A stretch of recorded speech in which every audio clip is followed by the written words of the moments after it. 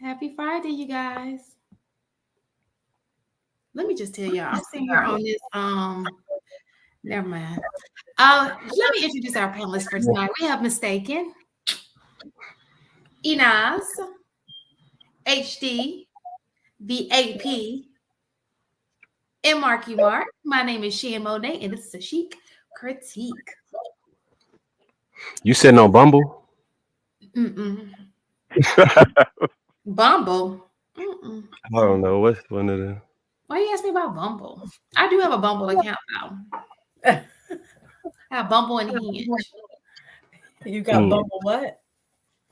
And Hinge. I was told I need to get matched. Even though I'm with somebody right now, but I'm just saying I do have an account. Do you suspend the account when you get with somebody? How do you do that? I don't know. I'm just curious. Like, is that a thing? I just ignore the account. Like I ignore everything else. What if you get like screenshot and even though you're not using it, it gets screenshot and it look away? Because I can see that happening. Like, What do you mean? Like, so you're not using the account to try and do nothing, but because it's out there, it'll come up like, I don't know, what's it, swipe or Tinder, right? Where you do the swiping. Mm-hmm. And you just on there and somebody screenshot you and like, look, here go your woman right here. Oh, he knows I have an account. We be talking about the people who be liking my stuff. Oh, so you opened it recently? Yeah, I just show him like, I haven't done it. No. So in the beginning, maybe like some months ago I did, but I haven't since then. So he knows there's an account. Okay. Yeah. It's not. I think you can't suspend it though. You might want to look into it. I really don't care. Look, I'm single until I am married. So is he watching? Listen, even though I don't look at the account, I just need everybody to know I'm single until I'm married. Even though I know I'm loyal, he don't gotta know I'm loyal. I gotta keep him. Watch the show. Do he watch? Right? You just told your own secret. No, he don't watch the show. Oh, he only watch it if I send the link. I don't know why. He's not a YouTuber like that. Nobody's a YouTuber like that until they're a YouTuber like that. Or until they get in a relationship and need to check on what you're talking about. Sure, yeah. Yeah, he's not. I mean, I've been in the show how many times since I've been with him? Like if I would be watching to see what the person else they say. I'm not gonna lie, because you just know you're gonna come up in a story somehow, some way. Like his ear probably itching right now. So what is he gonna hear me say? I'm loyal. And I don't look at my I'm just playing like I do. Like what? It's not. Yeah, absolutely. It ain't a bad thing, but I'm just saying he would hear it. My husband don't watch at all.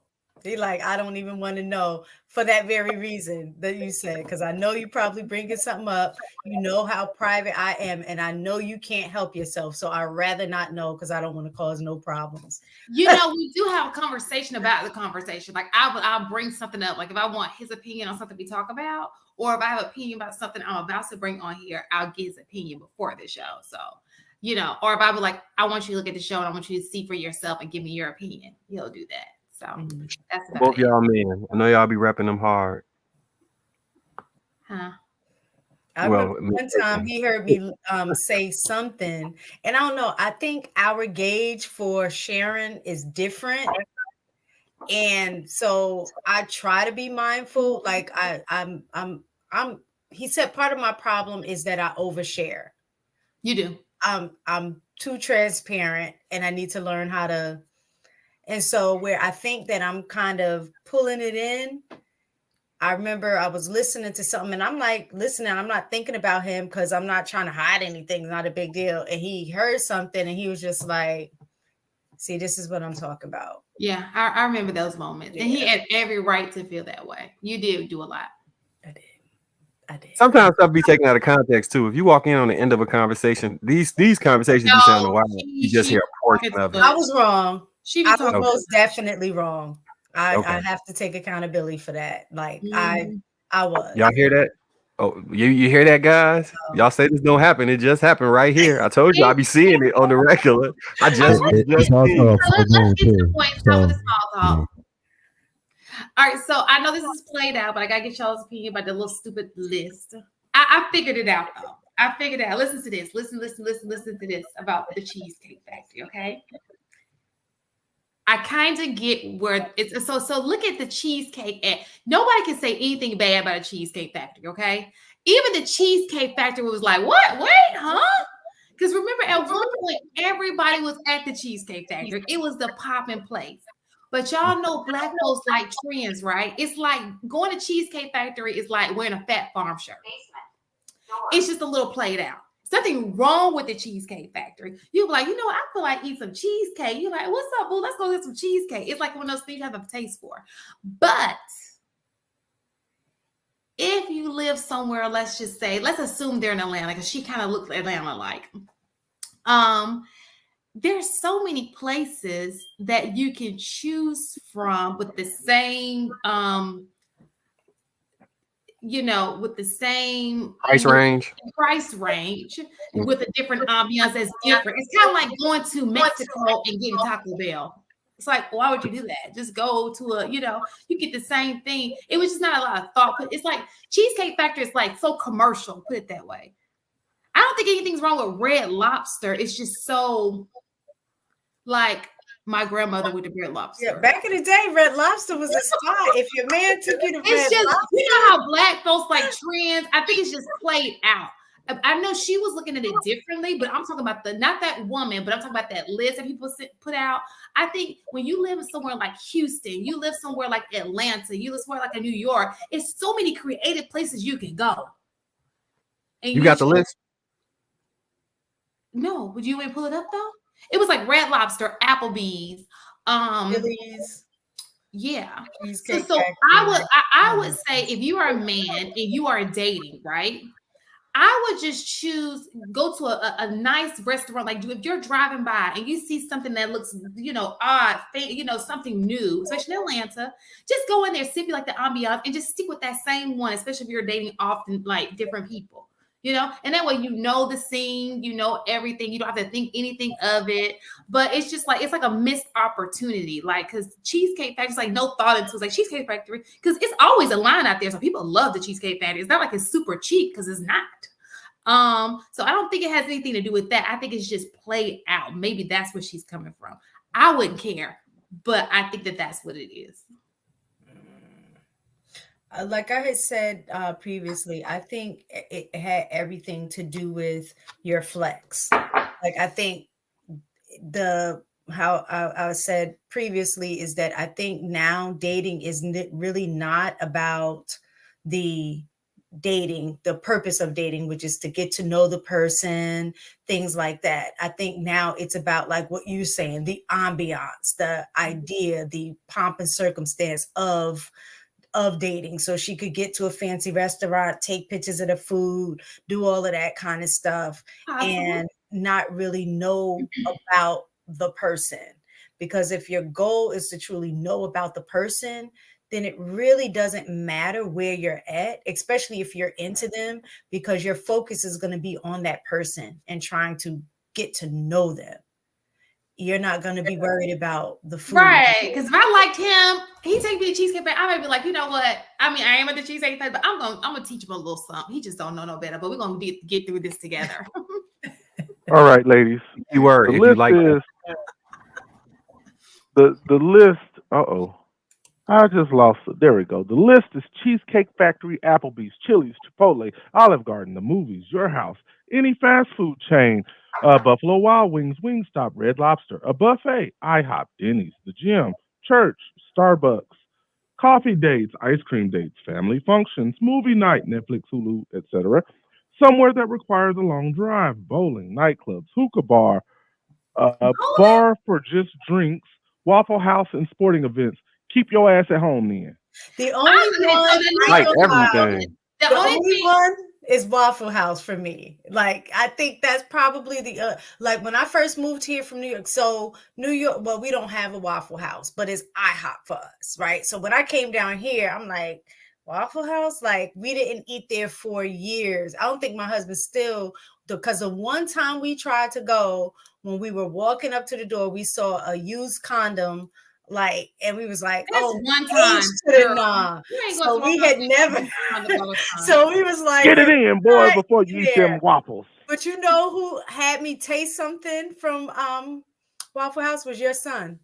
Jamal. Yep. Mhm. He had me taste something from Waffle House. We were sitting in the eye doctor's and we was there for a while. He was like, "Can I just go run and grab something to eat?" He came back with a Texas bacon cheese sandwich. I was like, "Break me off a piece of that." And ever since I tasted that, that was what sparked me to let me go to Waffle House. And that's the only thing I've ever ordered from Waffle House was that one thing. You know what's so funny? I think bowling is. I would love to go on a bowling date, but Me I'm too. also a coffee person. Like I'll just walk y'all. I'm gonna give y'all some great dating advice in a few seconds. Go ahead, Enos. I saw you take your mute off. Thanks. So on that list, there's really only 3 things that I like are a firm no-go for me. Mm-hmm. Your house, Mm-hmm. which is also like the Netflix and chill, right? We're going to categorize those 2 the same. Family functions, because I don't know you like that. And then fast food chains, like the McDonald's, Burger Kings, Chick-fil-A's, that kind of stuff. Now, unless we're taking that to go to a picnic, but to sit down and have our date there, it feels... I would rather you take me on a coffee date than a fast food joint. I don't know what it is about that ambiance that feels a little insulting. But if it's budget, coffee is cheaper and we'll have a better time. But the fast food, I don't know. I just have a really hard time with that. You can't knock the Dairy I agree. the what is it? The Dairy Queen ice cream though. Some Oh no, I'm No, okay they with hit ice cream. different. Ice cream is fine, but if Ice you cream is taking me great. to Where's there a McDonald's Dairy for a Queen? sit-down meal, I don't know. We have Dairy Queens here. Yo, just Somebody said ungrateful. movies is a Just hard ungrateful. no. I love the movie. I love the movie. I'm a movie, but I think it's just your taste. I like Okay. movies. Like if I tell you there's a movie I want to see, and you like, oh, let's go see it. I'm like, I'm down because this Yeah, is but you heard me say I wanted to do. yeah, I but was on a first date, Listen, but on a first date, listen. Okay, so yes, if I've already met him. Like, so first date could be different things. It could be I met a dude in a store and I've met him. We've talked on the phone, first date. Or now if it's our initial contact, I think I personally don't even think you should be sitting whining and dining with somebody. Because first of all, I'm not giving my nights up to nobody I don't know. I ain't never met before in person. What if I get there and I'm like, I'm stuck with this dude for 2 hours eating? No. This is not gonna happen. I'd rather meet you somehow, whether that be at a park, something.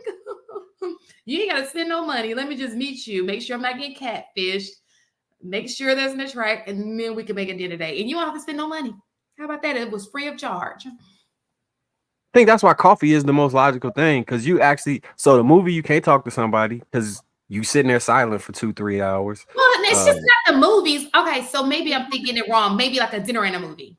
Okay, yeah, that's fine. Yeah, I'm just but saying, like, to y'all initial movie point. gives you something to talk about, especially if you're not needing something to talk about. So you watch the movie and then you talk about the movie, which can lead to a deeper Other things. conversation.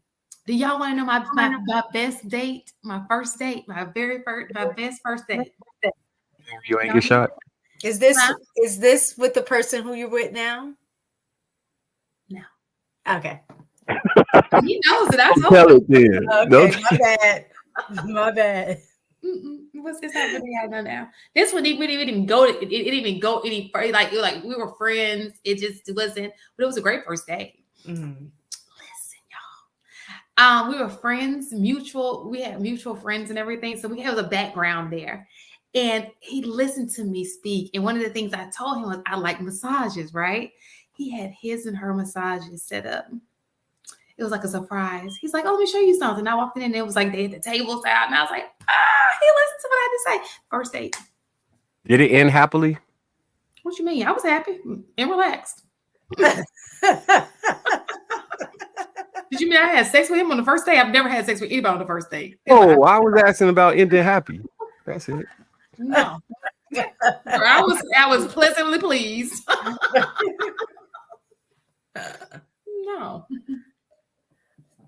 I'm feeling silly tonight, so I'm Are you implying that I should give it up for a massage? Stop. No. So the joke is a happy ending is when you go to a massage and then they get you off. So it was a joke about it. It wasn't that you was gonna give it up to him. It's about massaging. Mm. Oh, I get it. Okay. Yeah. But it was a Yeah, very I nice think the family function situation is probably the most squirrely. I think everything else is debatable. Mm. No, I Where the agree next with place you taking somebody on a Iman. date, AD? I agree with Oh, Inaz from the that's just perspective What? of a woman going to a man's house on the first date. It's very eerie situation, It's not a uncomfortable and date. unsafe.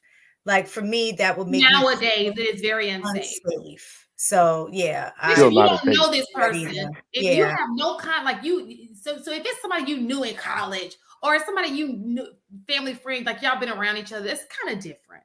But if Mhm. you just met a person on Bumble, Hinge, you got to think everybody's Jeffrey Dahmer. You got to think everybody is Ted Bundy. Ain't that his name? Ted. What's the? Mhm. You got to think everybody's that because it's some crazy people. Look, if Yeah, you meet at the crib on the first date, that shit is not a date. That's a booty call. Stop it. it's not. That's a I've had rape no setup. issue I mean, with any woman in that a came to woman's the house. mind, at least for me, that's a rape setup situation. And I I said, would not put myself You should in that definitely situation. not. You should I'm not proceed with caution. I'm gonna keep it real. So I'm not gonna grape anybody. But if the first time we're really having an encounter and I say, hey yo, come over, slide to the crib, I'm not trying to get to know you. So, Like so that. I think that's where the misconception is, AP, right? So that I think even women understand is not a date, but hey, listen, my finances are a little tight. Why don't you come over? I'll cook dinner for you. Hey, I have a little setup for you, whatever. Like you can still make a date at home. You can have And date nights in, but on a as a first, first date, yeah, people try it. like Especially, and especially the that's dudes who got nice cribs. They be trying to let you see their crib so they They can trying feel to like they been flex. here and you good over there. You like, you know what I'm saying? After a few days, you like, nah, I can see why you're trying to get me to your house. Like this is kind of popping, but I've seen Yeah, better. never had an issue with a woman coming to the house for a date. And I For the tell them first date. for for the the first first date, date. never had an issue. Oh. And the reason Never, why I never have an issue, they'd be like, "Hey, is your room down there?" I said, "Listen, if you ain't trying to have sex, don't talk about that room. Don't even be bothered. We gonna be out here in this area. We gonna be chilling. We gonna be relaxing. You know, I'm a cook. You know what I'm saying? We're gonna have a good time. We're gonna relax. But don't ask me about my bedroom. You'll be all right." You literally say that? Yeah. I said you have no reason to know what's in that bedroom if you're not trying to be in it. Mm. All right, you guys. So listen. I ain't saying it. So I found this. Come on down here. Hey, You know, yeah, you're let me go not. ahead and show We've you heard this your room. story. So I find this to be true. Read it for me, mistaken. If she likes you, she'll eat wherever you take her. If you like her, take her wherever she wants to eat. The end. Period. I think that's kind of true. Do we all agree with that? Let me see. No. If Nope. that girl like you, she'll be like, I could just teach him. I agree with part one of it. I agree with the first part. I do not agree with the second part. Like that second Back statement. up. Put it back up. Put it Okay. back up. Maybe I missed it. Let me see. If she likes you, she'll eat wherever you take her. Is that true or false? I believe that's True. true. If you like her, take her wherever she. Oh, I see what you're saying. Yeah, I get it now. Because if you like her and you just taking her wherever, you're gonna get used and abused because she might not actually like you. Right. Money. Was that your point, Inez? No, but kind of, right? Like it's within reason, right? Like sure she might go wherever you want to go, but if that's always the thing, she's going to get tired of it if that's not her taste as well, right? Same thing with him. Like it might not be as frequent as some women expected, right? It might be a once in a blue moon thing, a special occasions thing. I think sometimes with blanket statements, some people like to take it so far to the extreme that like the normal rationale no longer gets applied to it. So I agree with both the statements within reason. Like we're not pushing it to any extreme. So why do you think? Let me who pull put this up real quick. No, hold on. Let me pull this up real quick. Okay. So the Red Pill Ranger said, I laugh at the arrogance of every woman thinking they are someone a person wants to grade. Be humble. You ain't that desirable. That right there shows me how ignorant, and I'm going to call it as it is. That's ignorant speaking, because as a man, You you don't don't even understand that this is stuff that women have to worry about on a daily basis. It has nothing, rape has nothing to do with being desirable at all. It's about power and control. And so, as a woman, knowing that we cannot physically be a man, this is a threat for us. That's not something that as a man you would have to worry about. And so, your ignorance to that fact, and I don't mean like ignorant in terms of a negative, is ignorant in the fact that you would never know what it's like to be in that situation, because that's not something that you ever have to worry about at and the same you level that a woman would. and Pull it's up the so super funny chat. because The super chat. it be the same dudes that be saying when she get raped, well, she should have known better. It was her fault. She should have went over there. Mhm. Exactly. All right, Exactly. push it down. So, what was the super? Let me do this, y'all. I was in the middle of a conversation. We just snapped out. Okay, that's how I be getting ADD, and I don't be remember what I'm about to say.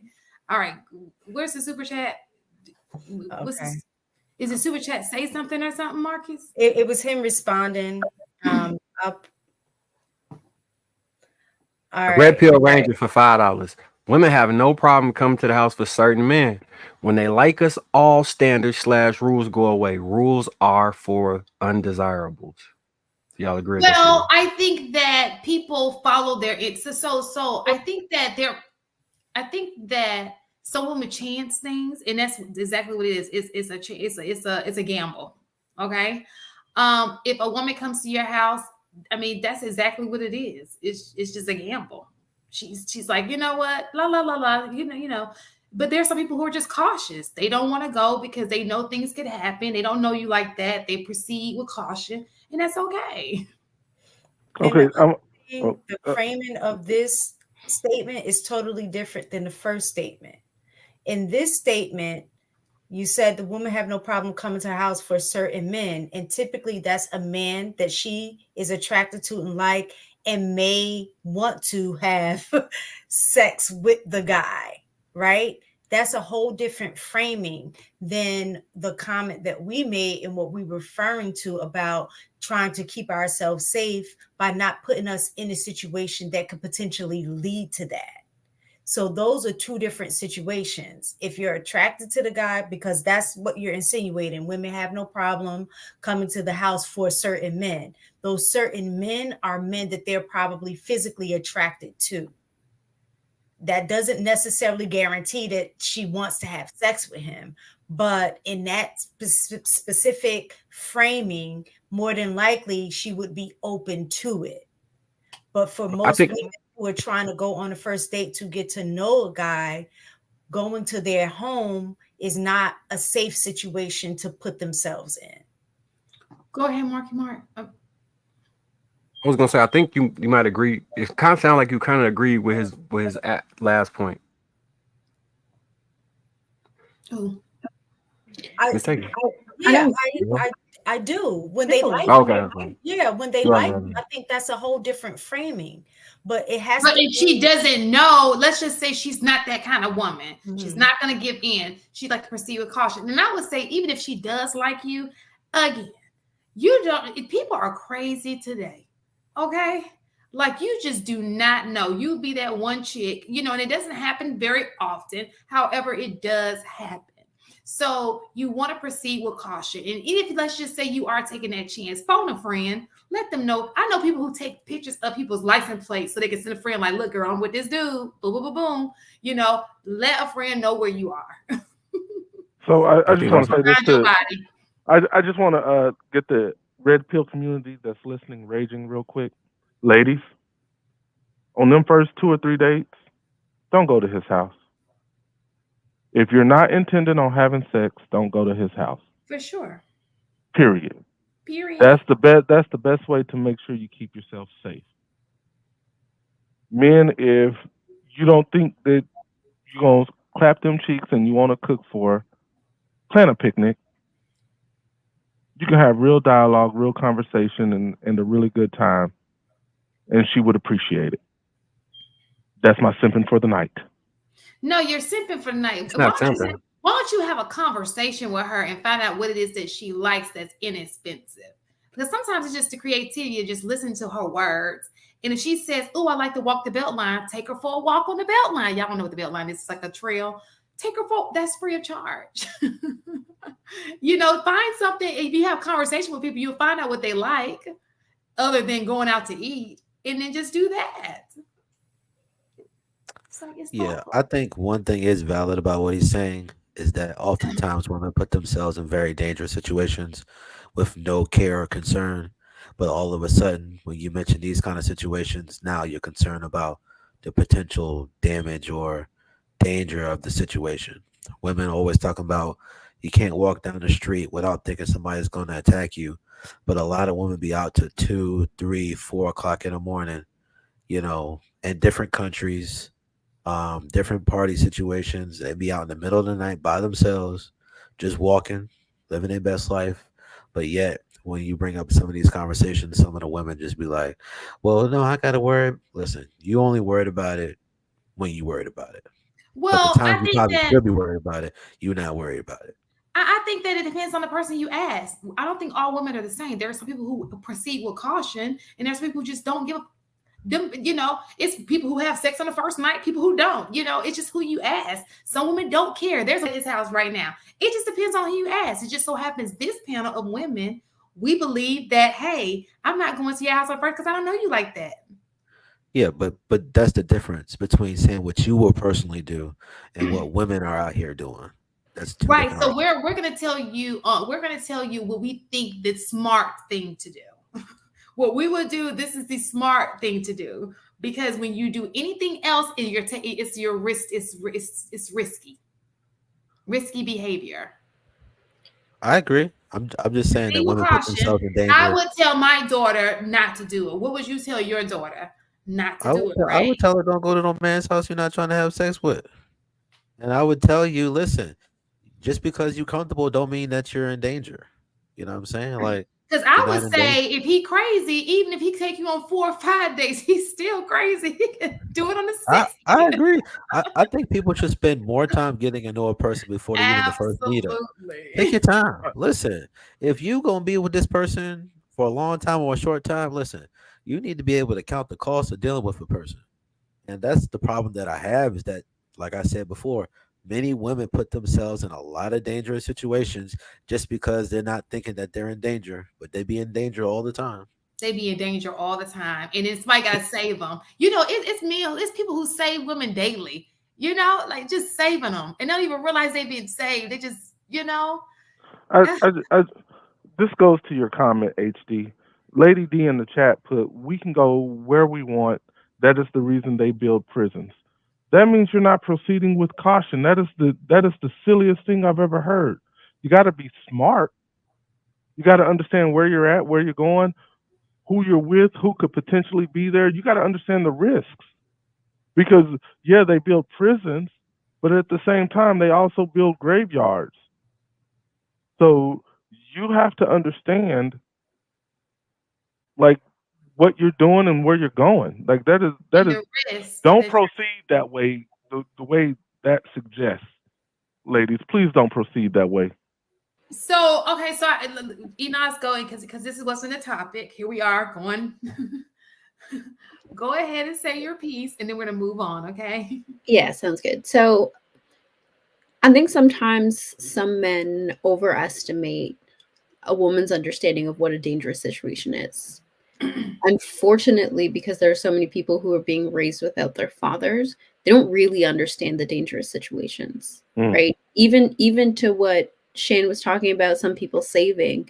There was a story that came out recently. What is it? The most southern point of the U.S.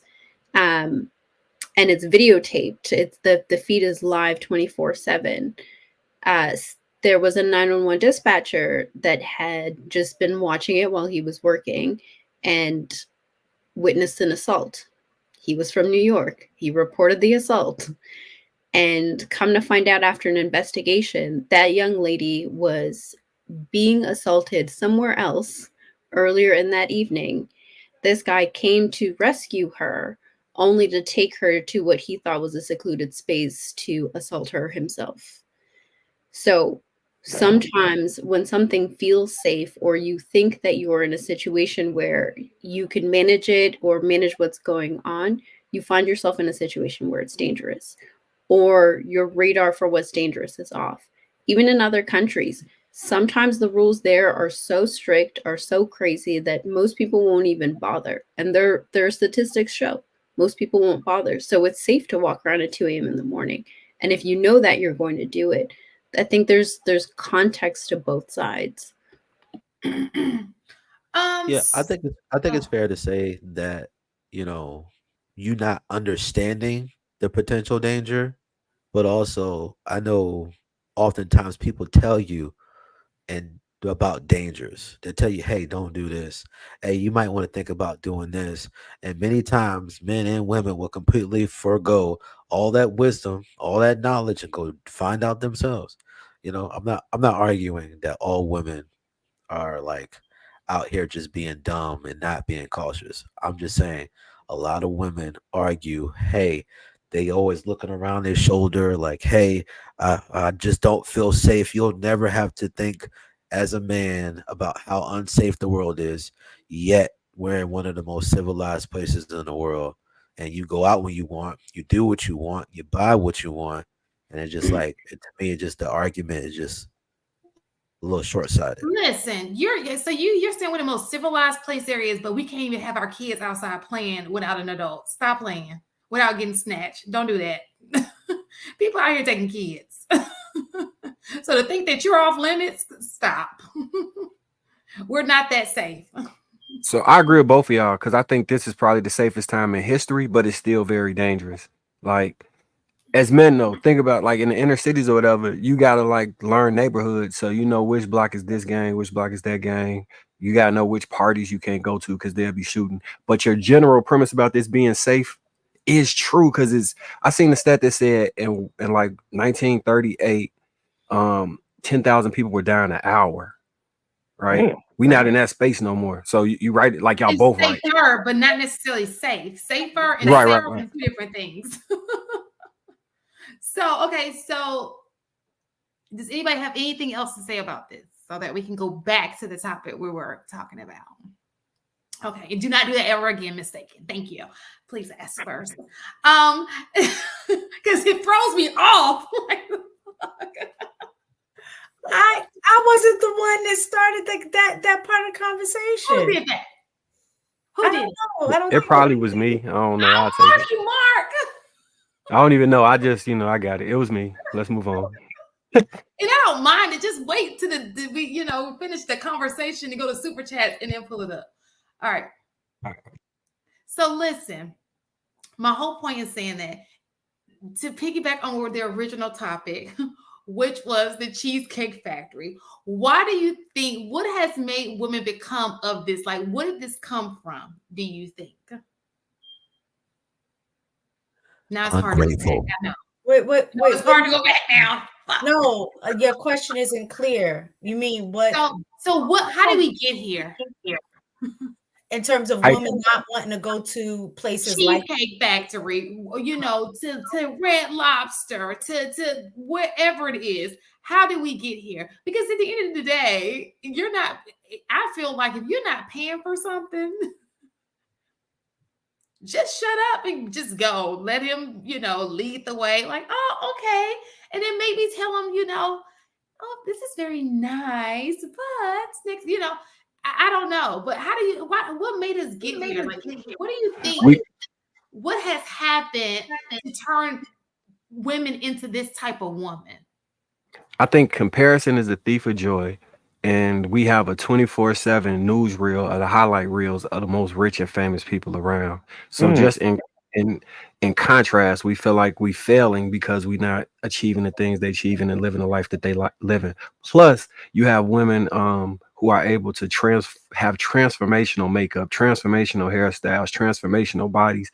So now they feel they may deserve something because they got a 70-inch weave and a BBL and no waistline, and they've seen other women on Instagram with those stats be able to live a life that's lifestyles of the rich and famous esque. And uh people have unrealistic expectations in mass, like just in mass. Men and women have extremely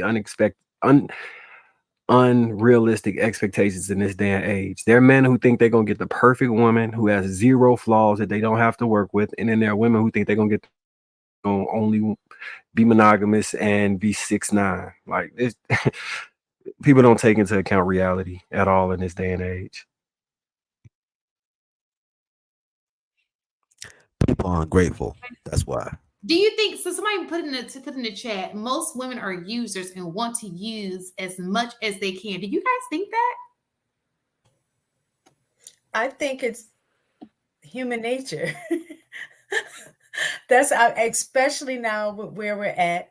Yes, I think that's a true statement, but I think that whoever made the statement is leaving off the part that men are too. I think men and women both use each other for whatever it is that they're after. For some women it may be, finance, it may be protection, it may be clout, it may be whatever it is, giving me access to other men that may have more than you. And for men it could be sex, it could be access as well, depending on the connection she may have.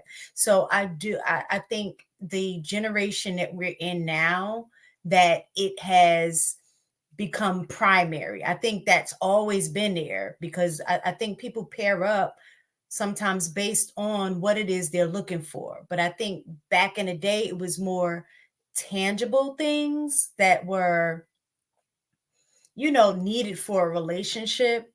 Whereas I think now it seems very much so materialistic, very superficial, not necessarily I need you for this or you need me for this, so we can build together because I'm lacking here and you're strong here, so I'm a pair with you so you can fill this void that I have, that I'm not so strong in, but then I also have something to offer because I'm strong in this area and you may not. I think now it's just so superficial across the board, where it's to the point that people are just getting together to see what they can get from the other person and use them. So there's this old adage of like, if you can't be used, then you're useless, right? Like the older generations used to say that. So I completely agree with you, Mistaken, that it's just human nature to use each other. It's our purpose. We're meant to be in community and go off of each other, right? I think furthermore to what you were saying, it's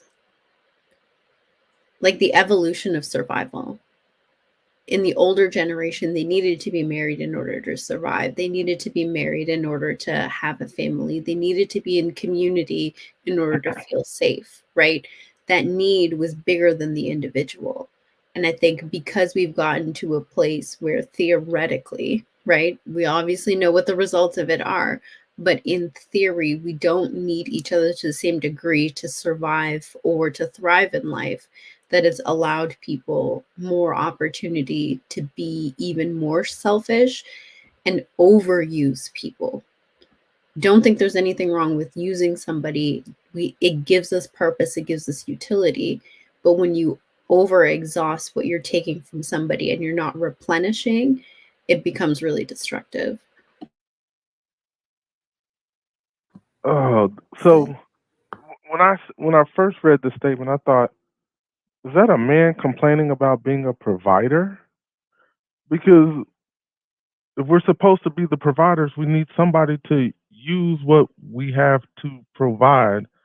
So essentially, yes, women are users if the men are the providers. But I feel like Inaz and Mistaken made a good point with overusing and over expecting, which is why I believe men should set the boundary and the standard for any relationship and any encounter so that when they recognize that they're being overused, they have to let them go. We got to be willing to say, you know what? I see what kind of game you're playing, and I'm not going to play that game. But I just think by the nature of us that if we're going to say we're the providers, we gotta have something to provide and somebody that's willing to use what we're providing. It's just pretty simple to me. Have most men y'all dated had a problem saying no to you? Out of curiosity.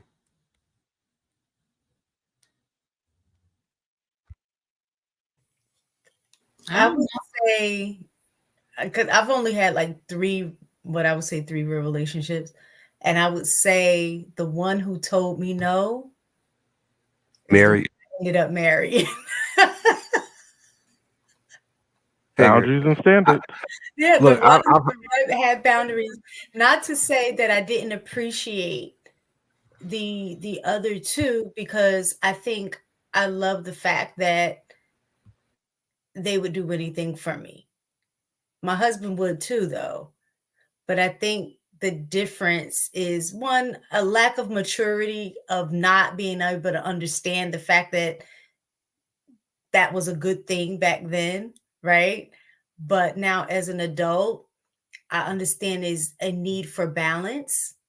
And I know I can get pretty much whatever I want from my husband, but I also know that there is a limit, that he's not afraid of the word no at all. You know what I'm so I saying? think yeah. I think that a lot of men today believe that the way to please a woman is to say yes and give her everything she wants, not realizing that that will backfire. And they believe that the men who are successful with women are saying yes to everything, and that's why they're successful. And that's absolutely not what's happening. But I think they because I seen a post that was saying, you want your woman to leave you, tell her no for a week straight, and she'll just get up and leave. And I'm like, that's not realistic. I mean, you shouldn't just be saying no to somebody just to say no. But if there's something you really want to say no about, you just need to say no and not feel afraid that she's gonna leave because you're saying no. Like they I think social media has painted relationships and interactions with women with such a broad brush that men are now tacking on um belief that this is actual reality and adding to it because you have to sensationalize things in this era to make them really like go viral. And the things we all see are the most sensational things. The problem with that is now people believe the most sensational stories are actual reality, and it keeps putting us back in this situation. Did you see that video where the guy was like, the math is if your woman is attractive, if she walk outside, 10 guys holler at her. So if 10 guys holler at her a day in a year, that's 3,650 guys. And if she only says yes to 10% of them, she still has sex with 365 dudes. So these women all out here is going, they all thoughts. I'm like, that's not really what's happening. But a lot of men believe that's exactly what's happening in this day and age. I Yeah, I know. think that came from the Big Bang Theory. Sheldon was talking about Penny, and he basically did the math of how to calculate how many people she's been with, and it was just a show. But I mean, I think that I don't think people think as much as we think. Online, people sound like they think all the time. They don't be doing all this thinking. They ain't calculating how many people she been with or how many people he been with. It literally just going on day to day, not thinking about nothing. And just when something finally shows up that they feel like is a problem, then they'll talk about it. But people ain't trying to calculate, use math. Nah, people ain't doing that. Wonder if we polled the chat how many men think that that number is accurate. And I think you might be surprised at the response. You said how many? It was like 300 something. So that they having sex with 10% of the men and they get hollered at by, yeah, so around three. Like I've been in groups like on panels where men have pretty much agreed with that without citing that reference, and they're using that as when they be like all these women is ran through. They're referencing something like that. Nah, there's no way the average woman has 300 bodies. At all. I might Sloan give them. 58 say it's what's happening. If somebody in the chat right now say it's what's happening. I just walk into what? Oh. No, it has happened, but it's not happening, meaning in a large number. Like The only women group be No, having I agree. five to 20 is porn I think is the average. I agree with you. I'm saying that men now believe that that's what's occurring and are addressing women from that lens. Oh, wait a minute. How did we get here? Am I missing something? I had to walk away for it to go. I heard something. So what? I was talking about that the amount of men that think that women are sleeping with a large amount of women nowadays based off of a sensationalized concept that they saw online. It's a real thing right now. Like they believe it. Like I've seen men I like think argue this that point back and forth. I think that what has happened is we have taken a group of girls who we would consider easy, and we've given them a platform, and we keep giving them the platform, and it seems like that's all women, and it's really just the easy women who would have been easy no matter what. Like they're just easy women, you know. And they're like the girls gone wild, as we would call them when back in the day. Now they have like a microphone, and people keep inviting them to these shows, and they keep talking. And that's not most women. It's just not. So I think the other part of that too is that what was that stat that like 80% of men are invisible to women? So like you have to factor that into the equation. Like it can't just be an equation of just addition and subtraction. Like this is an algorithm we're working with. If most women don't have most men on their actual radar, doesn't matter if that man's approaching or making a comment, she's not even in the realm of acknowledging its existence.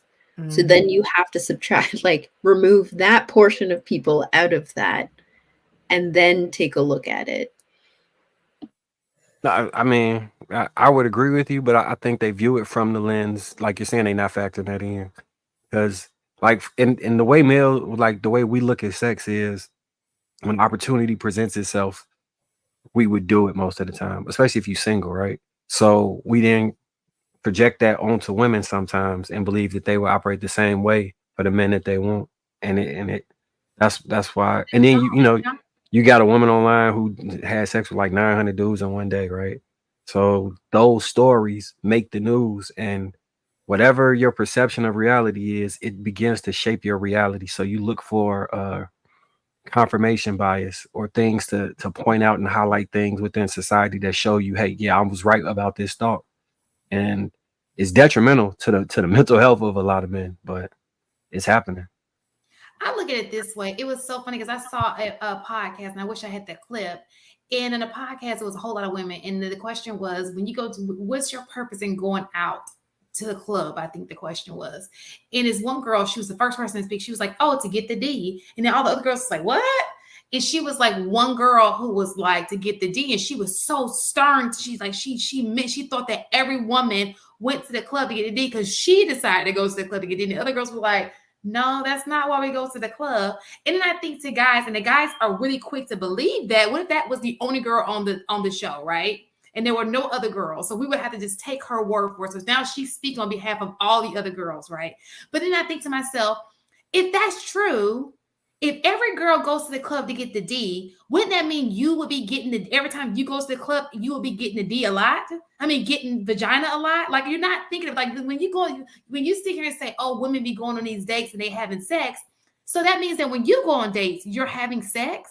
Like, these are the same women. Like, the odds are not like y'all think they are, because then you would be getting laid more often, would you not? It just doesn't make any sense. It's not adding up. So if you're walking away from the club and you're not having sex, you're walking away without having sex more often than you are, 9 out of 10, that's because women are just not sleeping with people that way. Because if it were the opposite, you will be getting laid more when you go to the club. Does that make sense? Yeah, I see what you're saying. Like, I think if I was to answer that question, then my number would be extremely biased. But I understand that it's biased. So Mark, mute the mic. The Give truth of the the matter mic. is, I do think for women, if they wanted to rack up that many bodies, They could, they but it's just absolutely have the access to do that. But because there's so many options, we don't have to. Like Inaz was saying, in terms of a lot of women don't even notice most men, right? So so in that regard, they're not racking up that type of number. I'm not saying that you have women that are not promiscuous and don't have not have sex with a lot of men. I'm not saying that. I'm saying to that degree, to think that the average is over it's 300 most bodies women. is crazy. It's crazy. Let me put things in perspective for you, okay? If there's a race outside and people are jogging and a dude comes up to me, he's drenched in sweat, I'd be like, so what makes you think that I want any other fluids on me and I don't know you? And I don't even want to hug you when you just ran a race for a great cause. Like, no, I'm okay with that. No. Some people don't care about stuff like that. I do. I don't see it. I'm sorry, but that's just me. And there are a lot of women out there like me.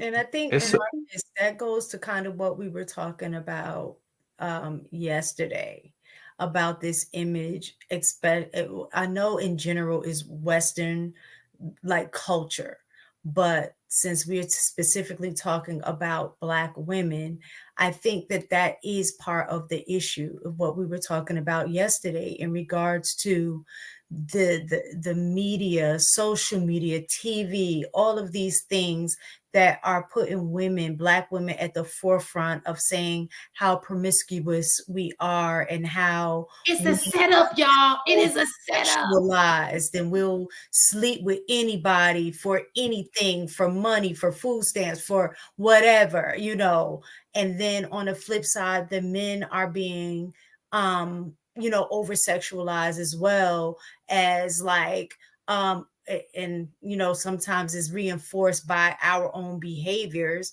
when we are seeing women that are half naked or dancing, got their legs spread wide open in a thong, like all of those. And then the men are like, oh, if she ain't sleeping with me on the first date or by the third day, I ain't spending money on, all of that. Like in some circles, that image is being reinforced, which then makes the person think that this is what's happening, across the board, where I would say the vast majority of women are not moving like that. But like you said, that confirmation bias, when you're seeing a few that are doing it in your mind, see, all women are doing that. But you're specifically looking for that thing, so you're gonna find it.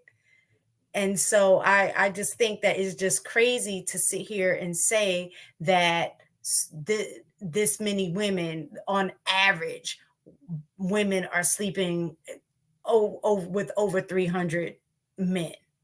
It just Mark, doesn't even make sense. It doesn't even sound right saying that. I'm not saying What 300 men are yeah. so, Do you even know so, 300 men? Like, listen, do so Marcus, I got. you even know I 300 don't even men? come across 300 men that I'm even attracted I don't to. even know 300 men.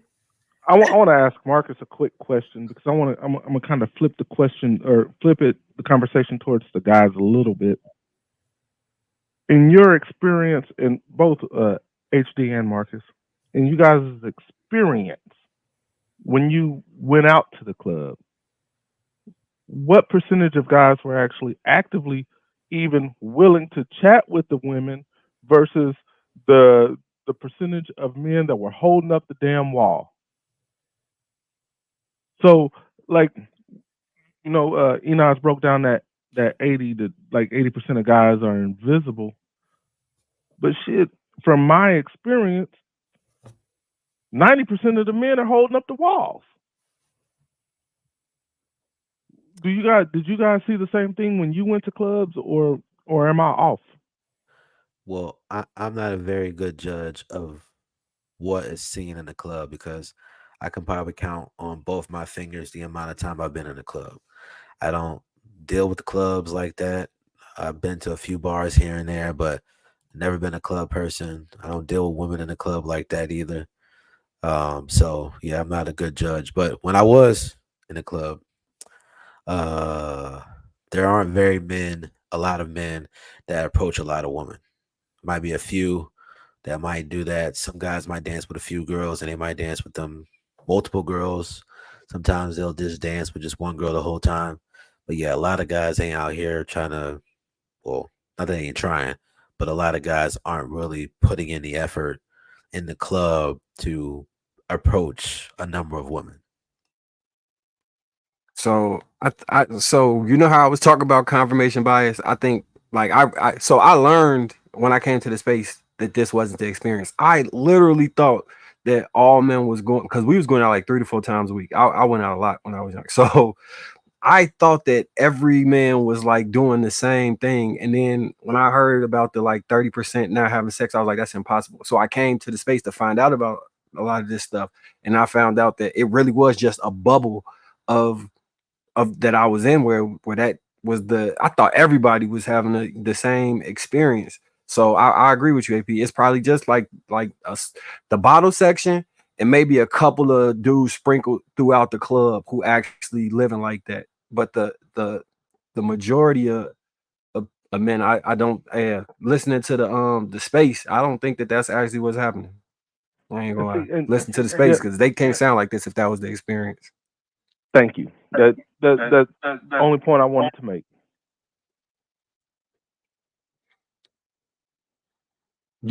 You on mute. You on mute. Anybody else wanted to add to that? We go to Super Chat. Okay. Oh, I already did that. My apologies. Go ahead.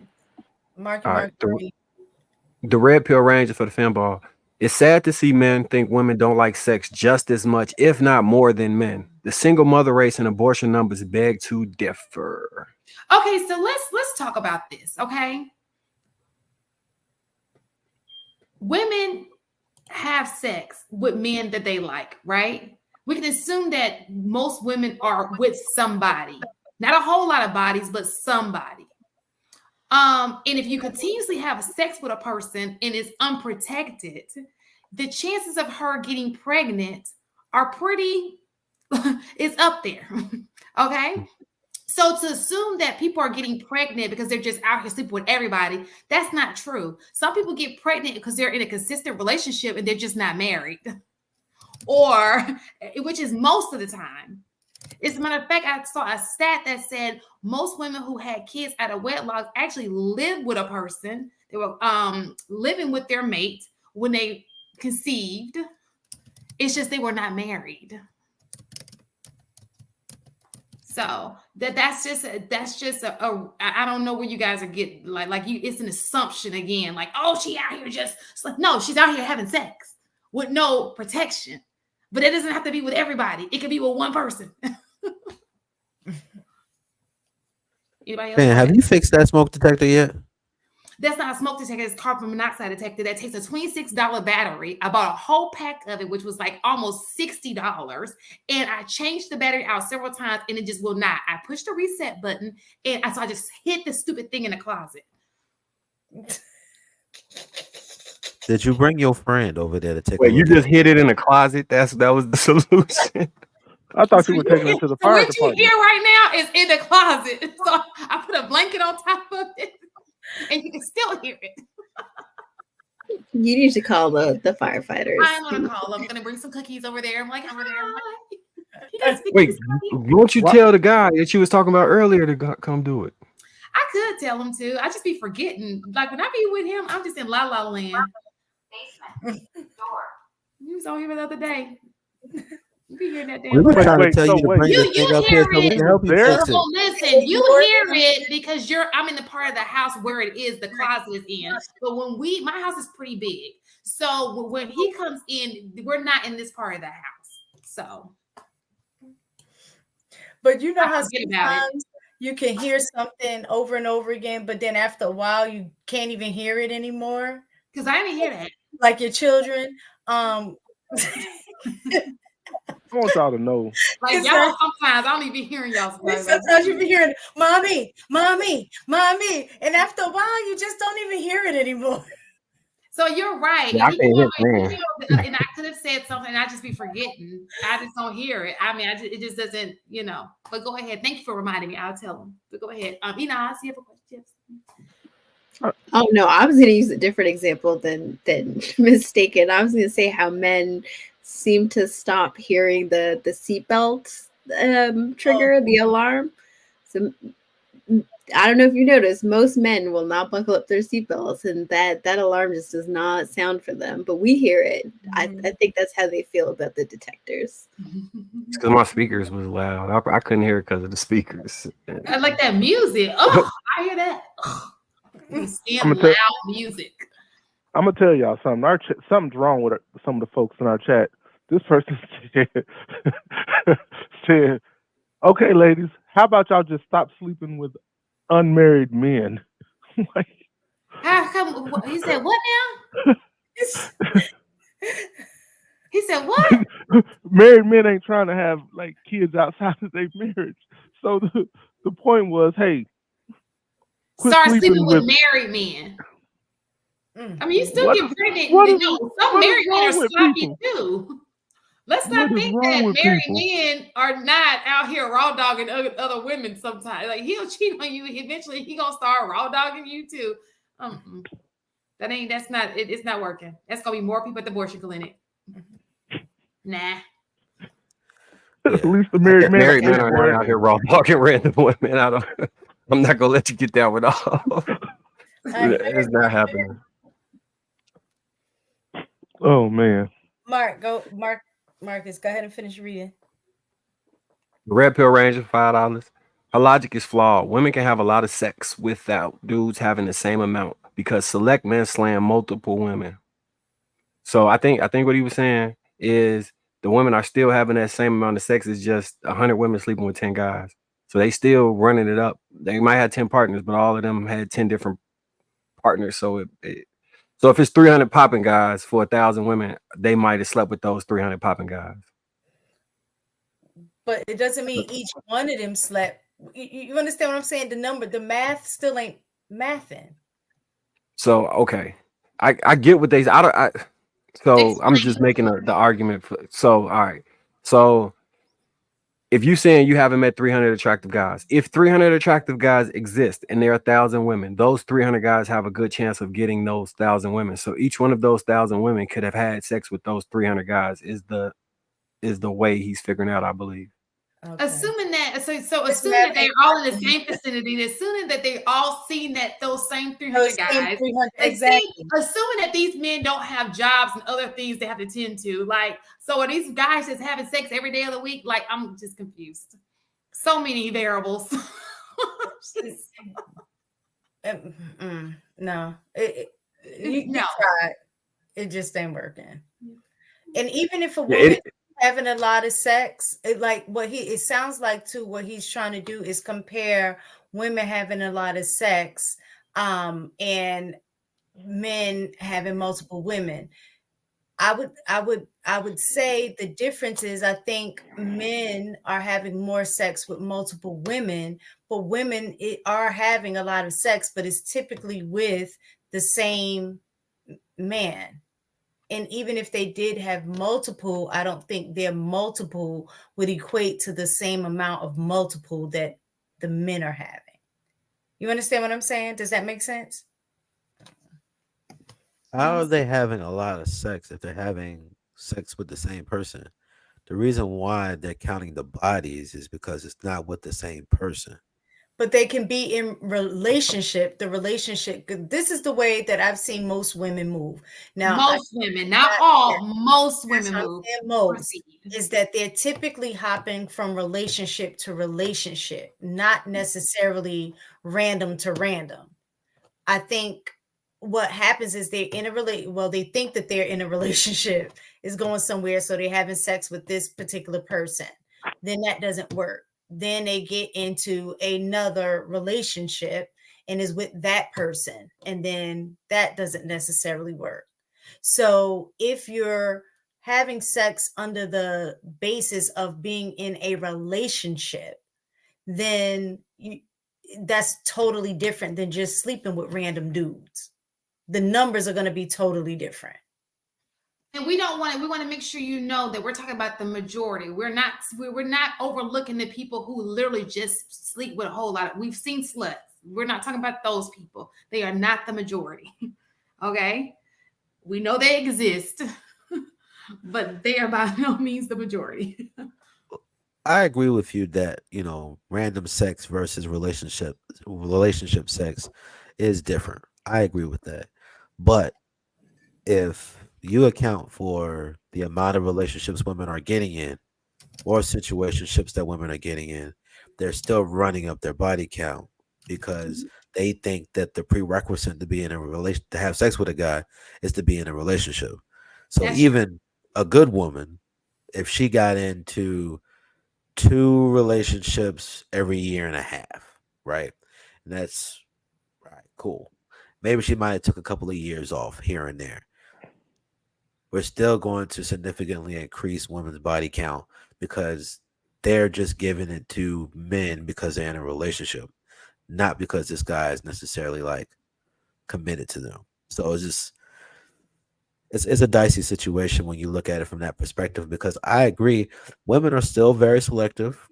A lot of women aren't sleeping with a bunch of guys, but the thing is just like our sexual habits really create a lot of the issues that we have in the future for generations to come. So I'm just really concerned about what's going on. Let me just tell you this. This is just it's no research. It's just what I've seen. There are women who have to have sex with men to get attention, and there are women who don't have to have sex with men to get attention. I find that even when on a high school level, when I look up, there are women who I guess they have low self-esteem. They feel that's the only way they're going to get a male, because women like attention. They like to be adored. And what moment are you most adored? When you sleep with a man, right? And so that women want that attention so much that they're just like, oh, and they can't get it any other way. So you do have women who have low self-esteem. They want to feel attractive. They want to feel desired by a man. And so they feel the only way they can get the desire is by sleeping with them. And so it's not the man, it's just the desire that they're after. And they're like, oh, but I want to be held. And they feel like by sleeping with a guy, and then they get held for it, and they don't realize it's just not working out for them. You understand what I'm saying? So there are women like that. I've noticed that the woman who sleeps around does not get the attention any other way. And that's the reason why she has gone for that, to be that type of person, because that's given her desired outcome, which is desirability. So go ahead. So Can I ask you a would question? Yes. Can I ask you a question? Do you think that women should stop having sex with men, like, yes, for like until they get into like a fiance situation or a marriage situation? Yes. Why is that? It is not getting us. So look, it goes back to why buy the cow when you get the milk free? At some point we got to realize it's just not working for us.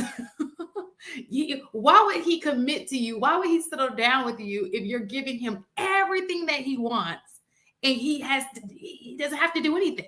You're not getting what you want, but he's getting what he wants. So if everybody would just close their legs, get you a little toy. What's that toy called, mistaken, that you were advertising to me? a rose probably. Wait, what? Hey, side note, have you seen the video with the new dog? Who was that? It was one. You guys were on the show, but it was somebody who used to be on the show. Her name was Juicy J, and she introduced us to the rose. And so, did you buy one? I didn't buy one, but I don't need no rose. Got that finger. Listen, stop. I'm concerned. Excuse me for that. Got it. But listen, what I was about to say was I think that every woman should close their legs. It'll help you make wiser decisions when it comes to love. And that's how you keep your power. At the end of the day, if he leaves you and you didn't have sex with him, you gave nothing but time. People feel used when they feel like they've given you their body and then you walk away. Like that's when you feel used. So I just feel like women should just close their legs. Just stop. Say no. Well, I mean, I would say that a number of brothers and women, they did get married even though they didn't hold out. Even I got married. But how long? Okay, so this is the interesting part. How long ago was it that you got married? I got married in 2015. Okay. So I think that pre-YouTube, a lot of social media, there was a lot more marriage people. Now people looking at YouTube like, nah, and it's going on. It's like trendy. I don't want to get married. I want to do this. I want to do that. People, we're very impressionable people. We just are. So we allow people to make decisions for us, people we don't even know. So I think these are the blocks that have come into play nowadays. Okay. So I think that you're right. If a man wants marriage, he's gonna get married. But research has shown that a lot of men are not trying to be married. They're trying to be in relationships. They're trying to get the wifely benefits, but they're not trying to be married. Or they say they are, but that's not how they're moving. Hello. Look at Chicago Rilla's. Just look at it. Just take a look at it. Just look at it. Thank you. Anybody else wanted to add to, maybe you guys have a different opinion? That argument may be used against you in the title of this what are black women to blame for low marriage rates? Absolutely. And yes, I do believe. I don't think it's black women. I think it's women in general. I don't think it has anything to do with black women. It's women, period. Because if black women close their legs and you just go to another woman because she opened her leg, it's not going to help anything. All women have to close their legs.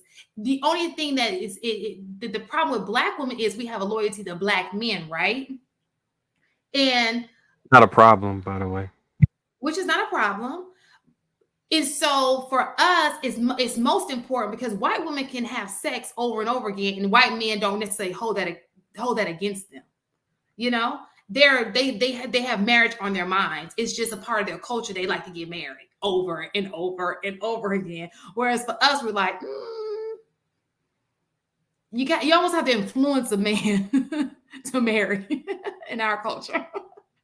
When it comes to sex, so this is kind of drawn out, but there was a time period where it was taboo for black women to give head. Like in the 90s, that was something that wasn't a big thing, right?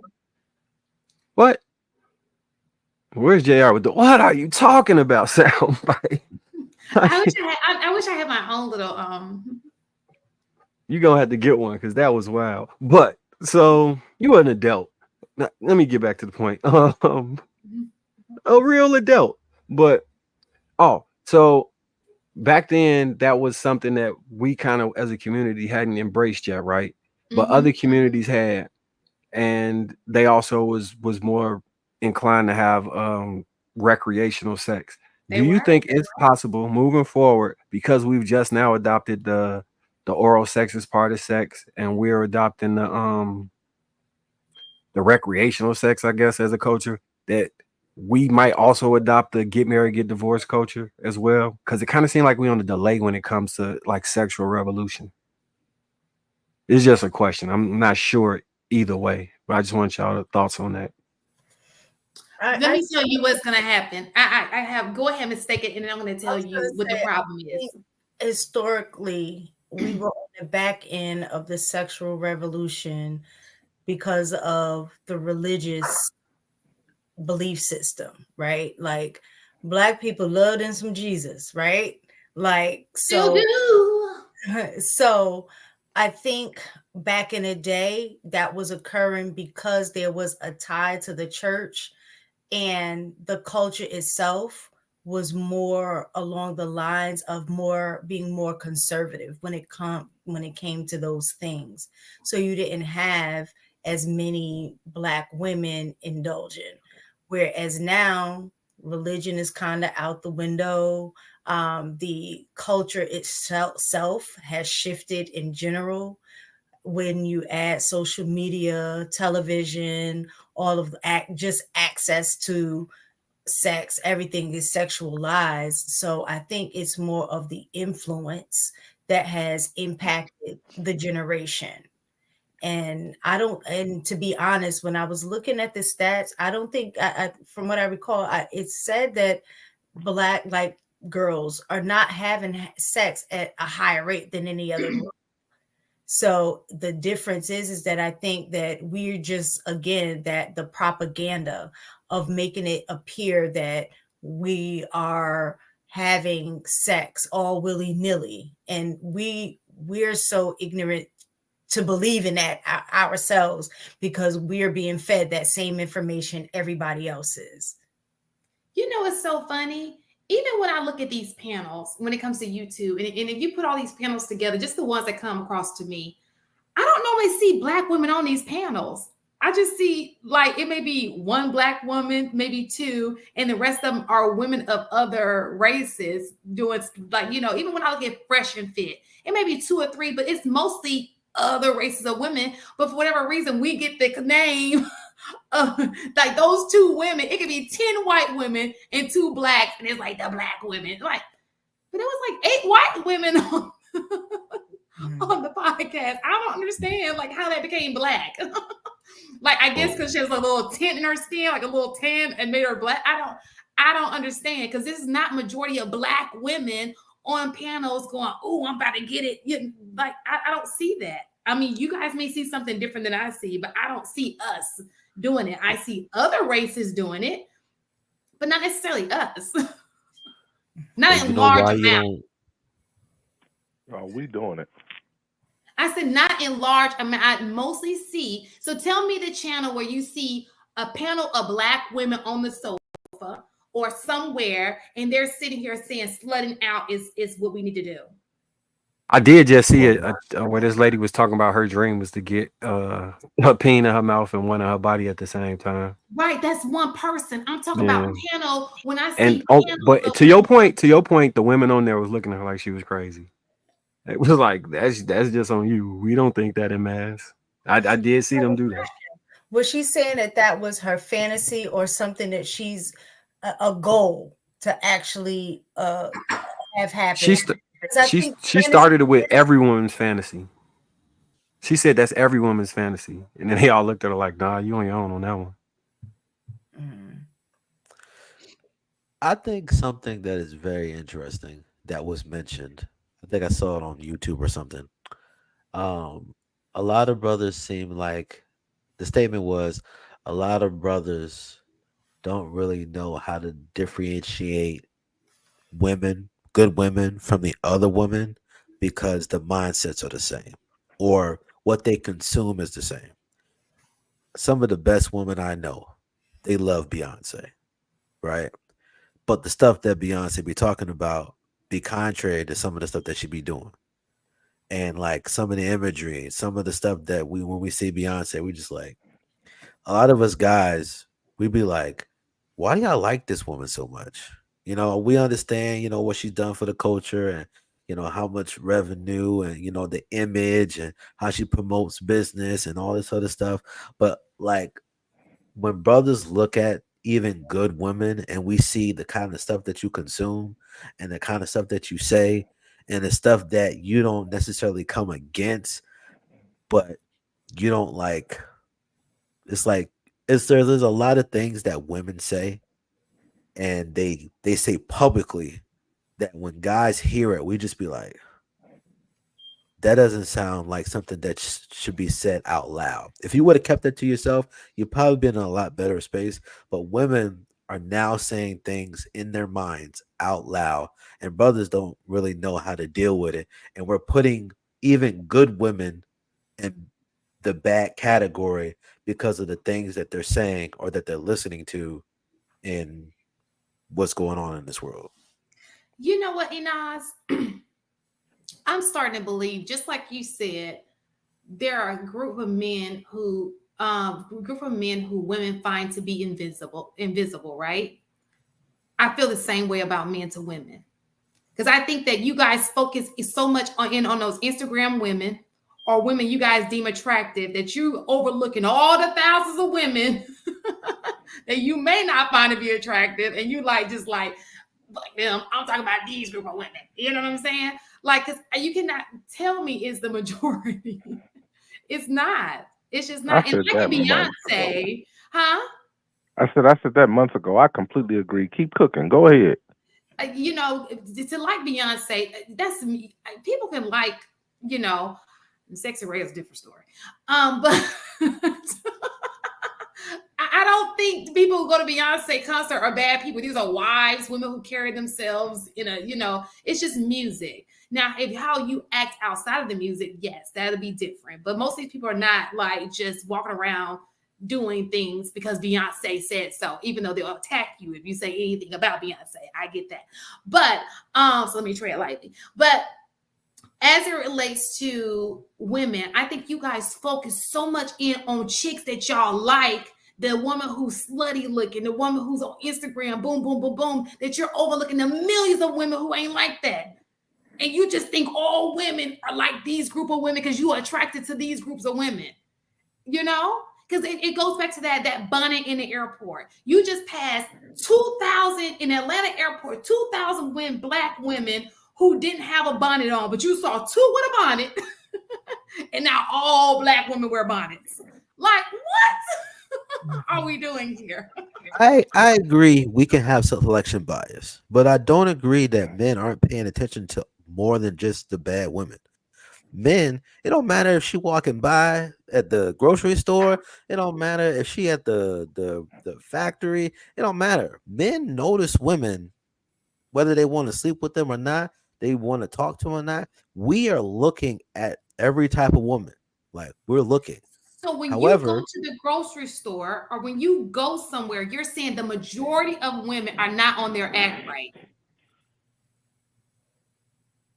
well, The I ones can't that say focus that. on the ones that we focus on and give attention to, like they have segments written about them, and it was back to the sensationalism I said earlier. We highlight the most sensationalized people because they bring clicks and views versus more moderate things, and the majority of people are somewhere within the moderate sphere of influence.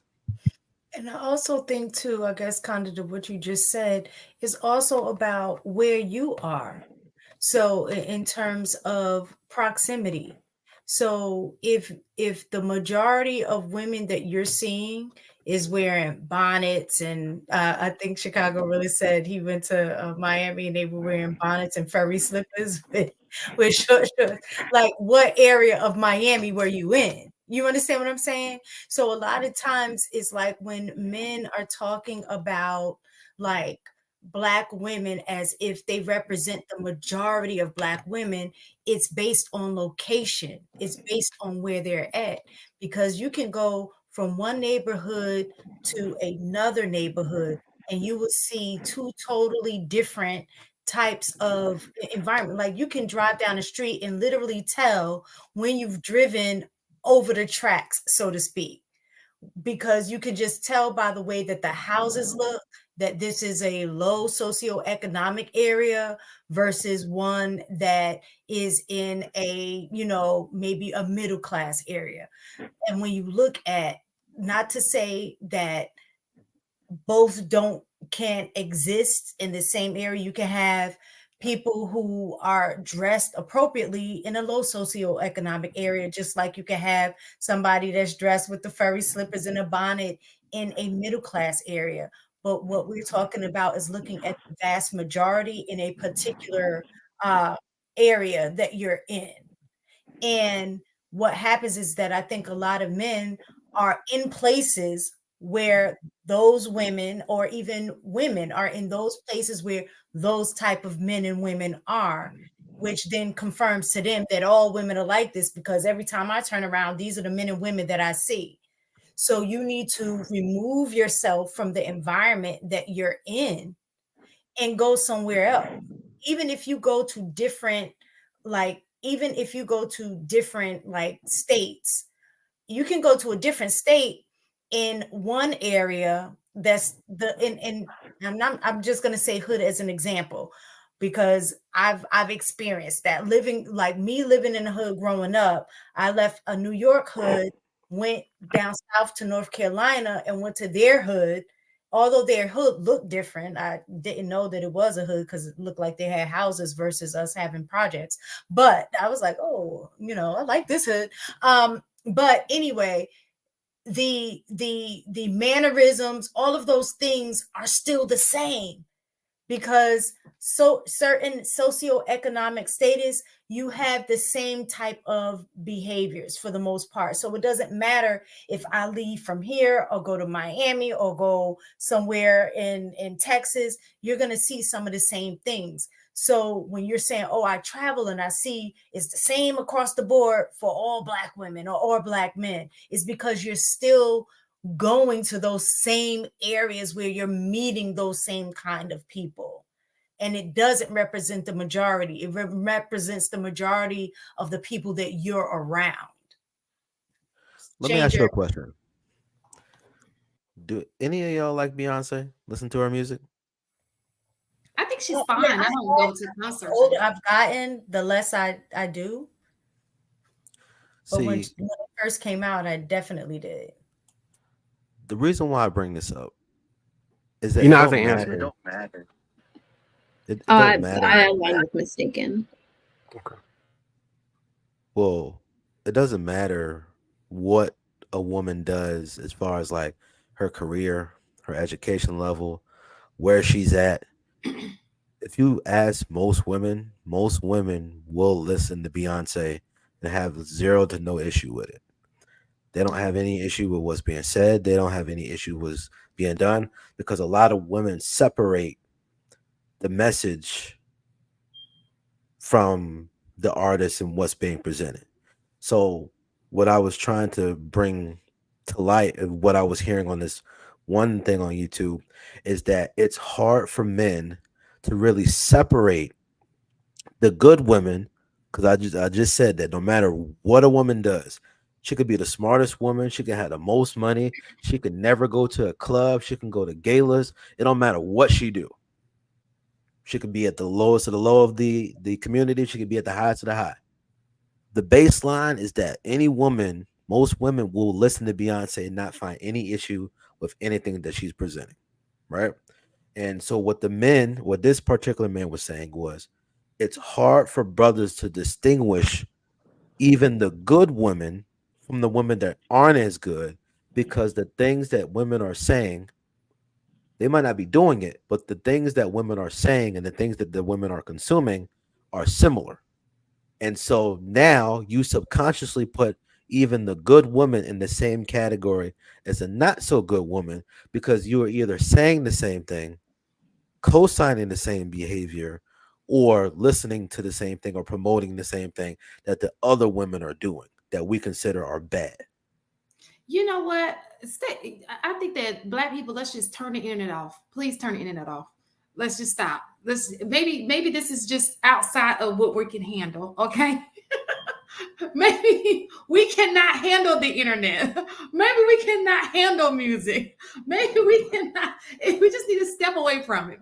Because what is happening is we're just like consuming things, and it's like taking over our brains, and it's just we can't think for ourselves. It's just whatever people say or whatever let's just step away from it.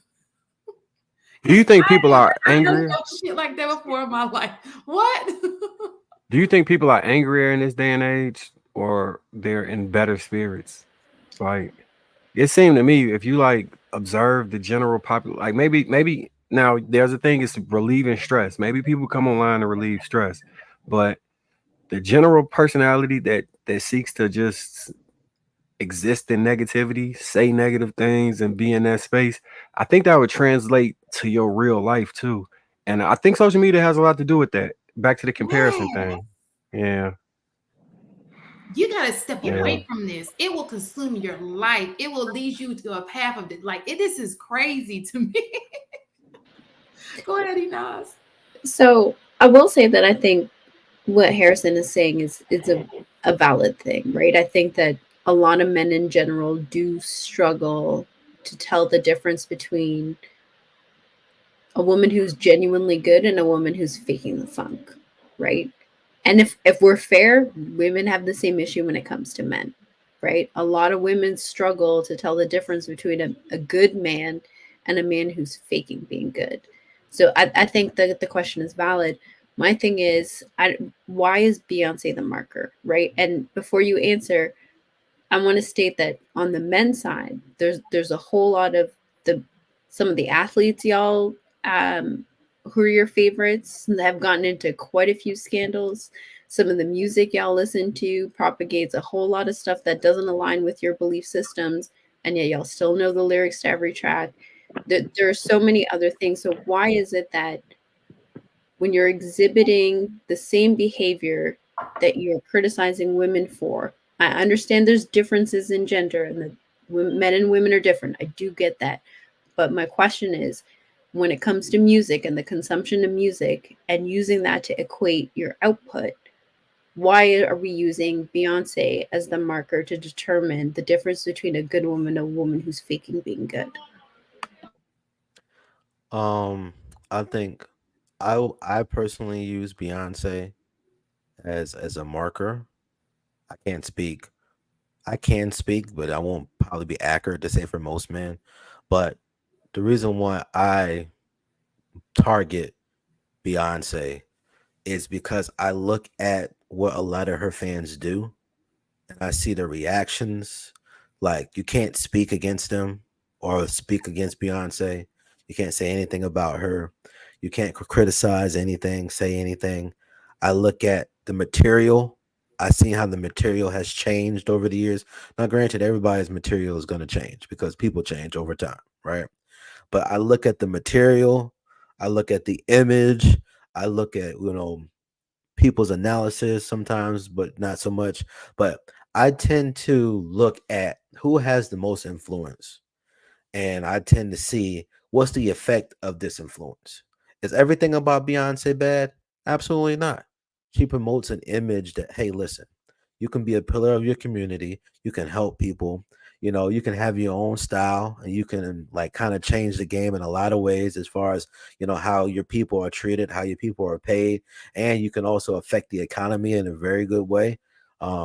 There's some positive to her, but to me there are some very strong things that I've seen and I've listened, and then I listen to the women talk about these things, and I'm just like, this ain't it.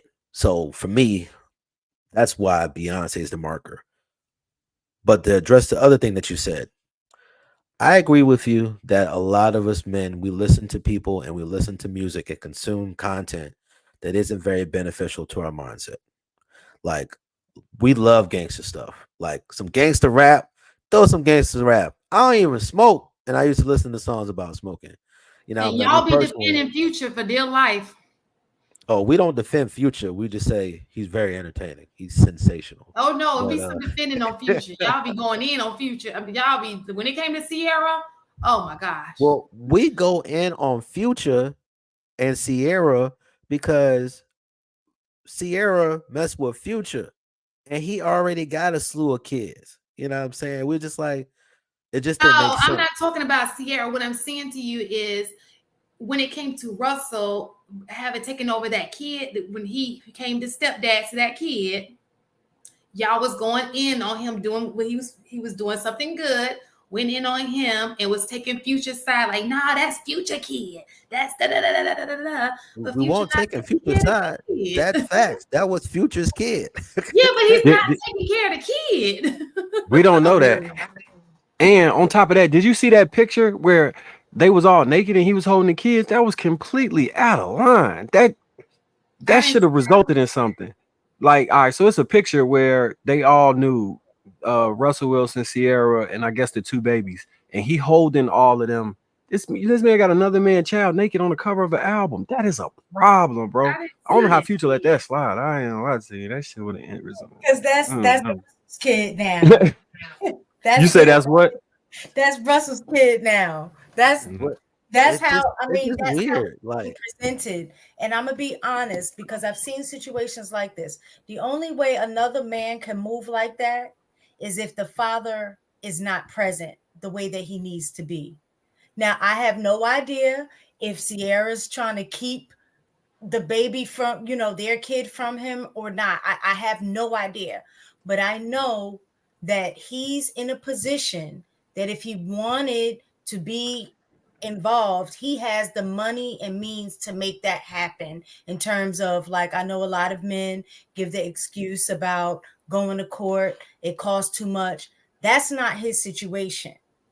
That's definitely not his situation. So if he needed to go to court to make sure that he can have access to his child the way that he needs to, he can do that. The thing is that I've seen firsthand men who are involved. Not to say that sometimes the women, some women act a certain way. I'm not saying that. For the vast majority of the men that I know who are involved in their kid's life, even though they're not with the mother, the mother, for the most part, don't overstep her bounds when it comes to that relationship because he's going to check it. That's just what I've seen. Let's not So go too deep into this, please. Please. all right, just two quick points. One, parental alienation is a term for a reason. Say that. Two, parental alienation is a term for a reason. The custodial parent usually has more say so than the parent who gets the child part time. 90 or 80% of the time, mothers are granted custodial custody. I believe that he is in the child's life. He's just not the custodial parent. And I talked about the example last week of a friend who was going through this with his ex-wife and mother of his child. And we just seen it play out again with Kanye as well, where she rather hire a manny than let him have his kids how he would like to. And he bought a house right next door. So we have seen in instances where people are bitter about breakups or unhappy with the father, where they will use the child as a pawn. Marcus, I'm gonna find this video and I'm gonna send I have to look for it again because I think I saved it. Shan, I think I had sent it to you. I specifically saved it because I wanted to go back and see if I can find the research that he said that he did in terms of the stats. I wanted to verify it, but he did talk about parental alienation. And he said, based on the stats, when they look at it in numbers, it appears that when the father is the one that has the custody, that typically, based on the rate, that fathers are the one that do the whole parental alienation. I promise you. But because I didn't believe that myself, I was like, you know what? I need to find the study. So I saved it so I can go back and look at all of the stats and information that he was saying in that specific clip, because a lot of stuff that I thought I knew or that aligned with what my beliefs were and what I assumed to be, that it wasn't. So I'm going to try to find it and I'm going to send it to you. Actually, I'm going to try to find it and see if I can send it in the back chat. But yeah, I would Verified And before I don't mean to be funny. Future doesn't seem like one to hold his mouth on things, right? So when we know if it was a situation where it's like, I'm trying to see my kid, and this woman won't let me see my kid. Like, I don't think I've ever heard him say that before. So No, we just saying he overstepping boundaries with his child. That was just a quick. Okay. So I think there was something mistaken said a little bit earlier about, like, when a father is involved, then typically the new man doesn't really do all this stuff. I think sometimes as women, we severely underestimate how petty some men can be. Even the ones who seem like good guys are capable of, like, extreme amounts of petty. So I wouldn't ever put it past Russell Wilson of exceeding boundaries because he feels like it, right? We saw it in like this one tweet Future had put up, and then the next thing you know, Russell Wilson had put up a picture of him and Future's son in a field, right? So I think some of it is trying to mark your territory. I think some of it is trying to, because Russell Wilson has that clean guy image, right? And Future has the hood dude image, right? So I think there's like an attempt to assert some level of dominance. I don't think it's as clean as we want.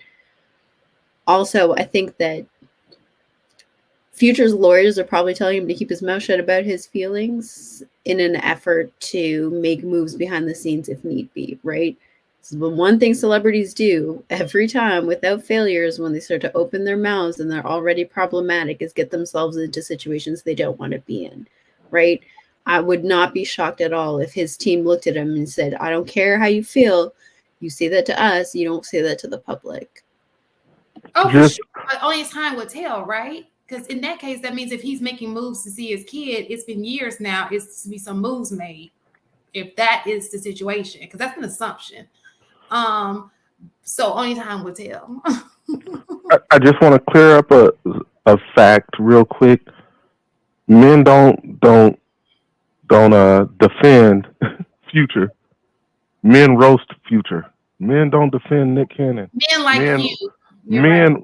No, you hear it all the time. They roast these dudes for moving the way they move.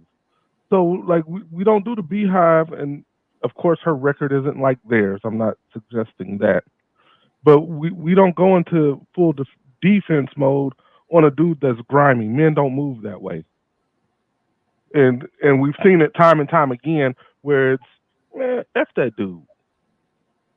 That dude's a grimy ass dude. We see it all over these panels and YouTube. I just wanted to clear that up. Y'all go ahead. Did anybody else want to add on to that? No.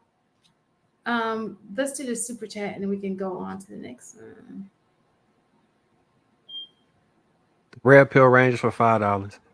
You only need a small percent of men to slay a large percent of women. That's why guys with the juice have multiple kids, 3 or 4s, i.e. Future and Nick. Got the juice. I haven't heard that in a long time. I say that all the time. Like, you got the juice. Shout out to Red Pill Ranger. I've heard that in so long. I don't know why it's so funny to me. I say that like 20 times a day. You ain't got the juice now. You got the juice.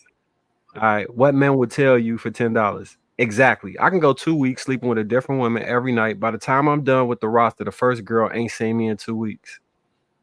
Right, but she's waiting for her time. Like I think that so men think that women are doing the same thing that they're doing. That's not true. Women can hold out 2 weeks to have sex. She doesn't know you're having sex with all these people. So in her mind, she's like, oh, he's just holding back.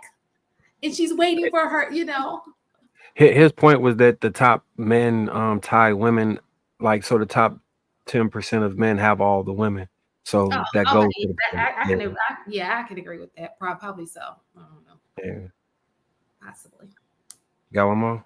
All right. I ain't going nowhere. $5. Let Go says women are children. This is why he's right. Placing a carbon monoxide detector in the closet is something a 12-year-old would do. You could die. Shaking my head. I have several carbon monoxide detectors in my house. And it can still detect carbon monoxide in that closet. So there's one in the basement.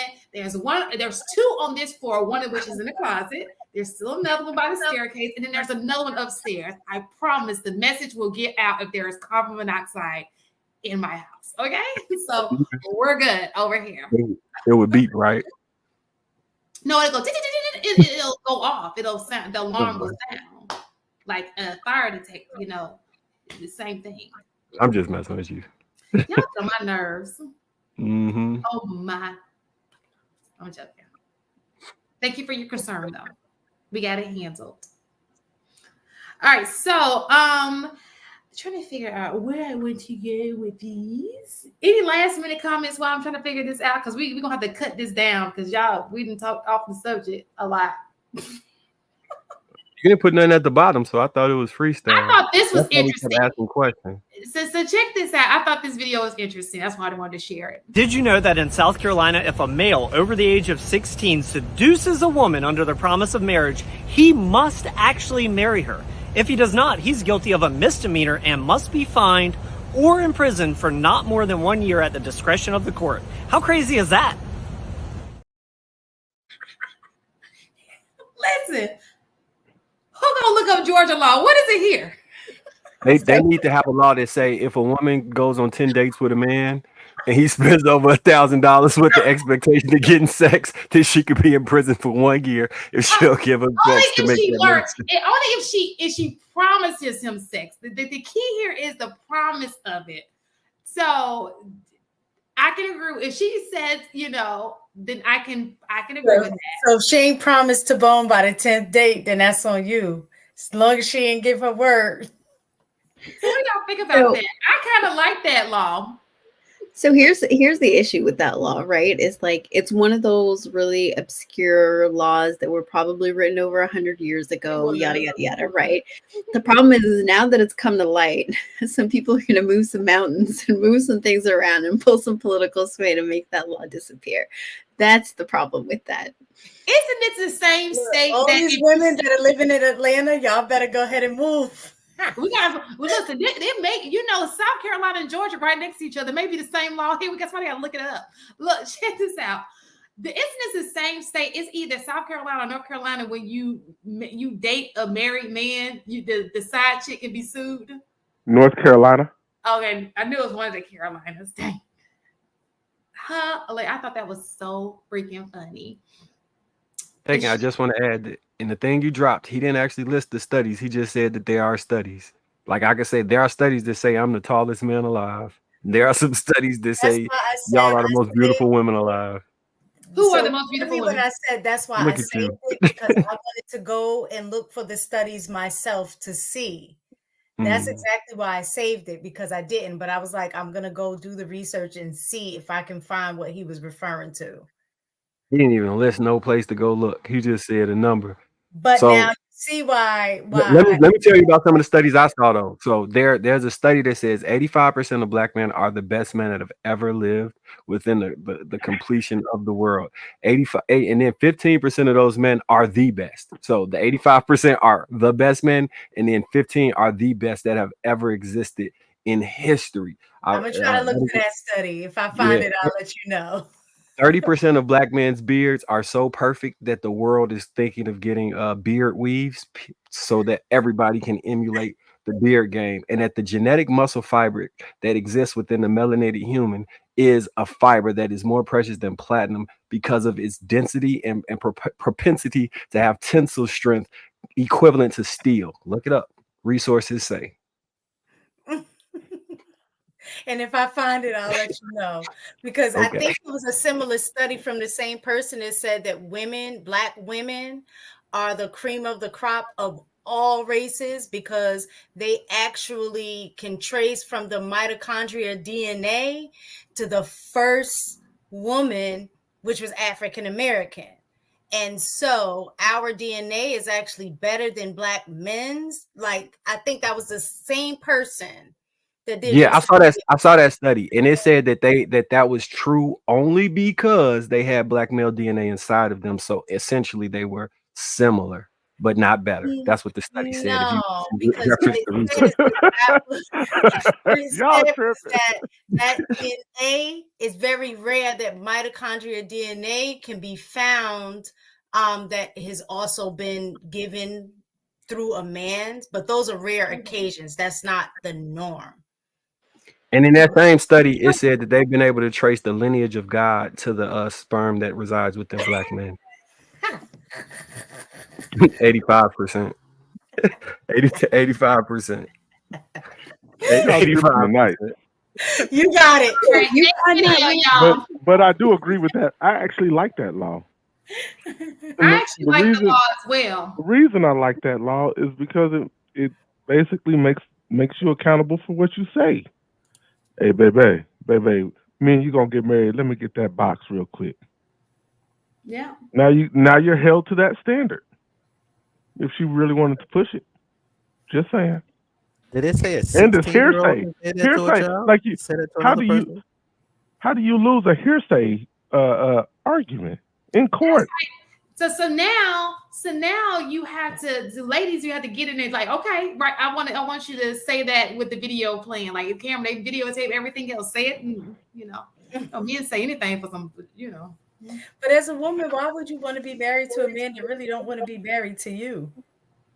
I agree, but what it does is it lets you know, like, is he serious or not? It's kind of like one of those boundaries. I mean, it's one of those things that just says, okay, I want to see how serious he is. Like, is he really serious? First of all, let's just stop telling women you're gonna marry them and you ain't got no intent to marry. Just shut up.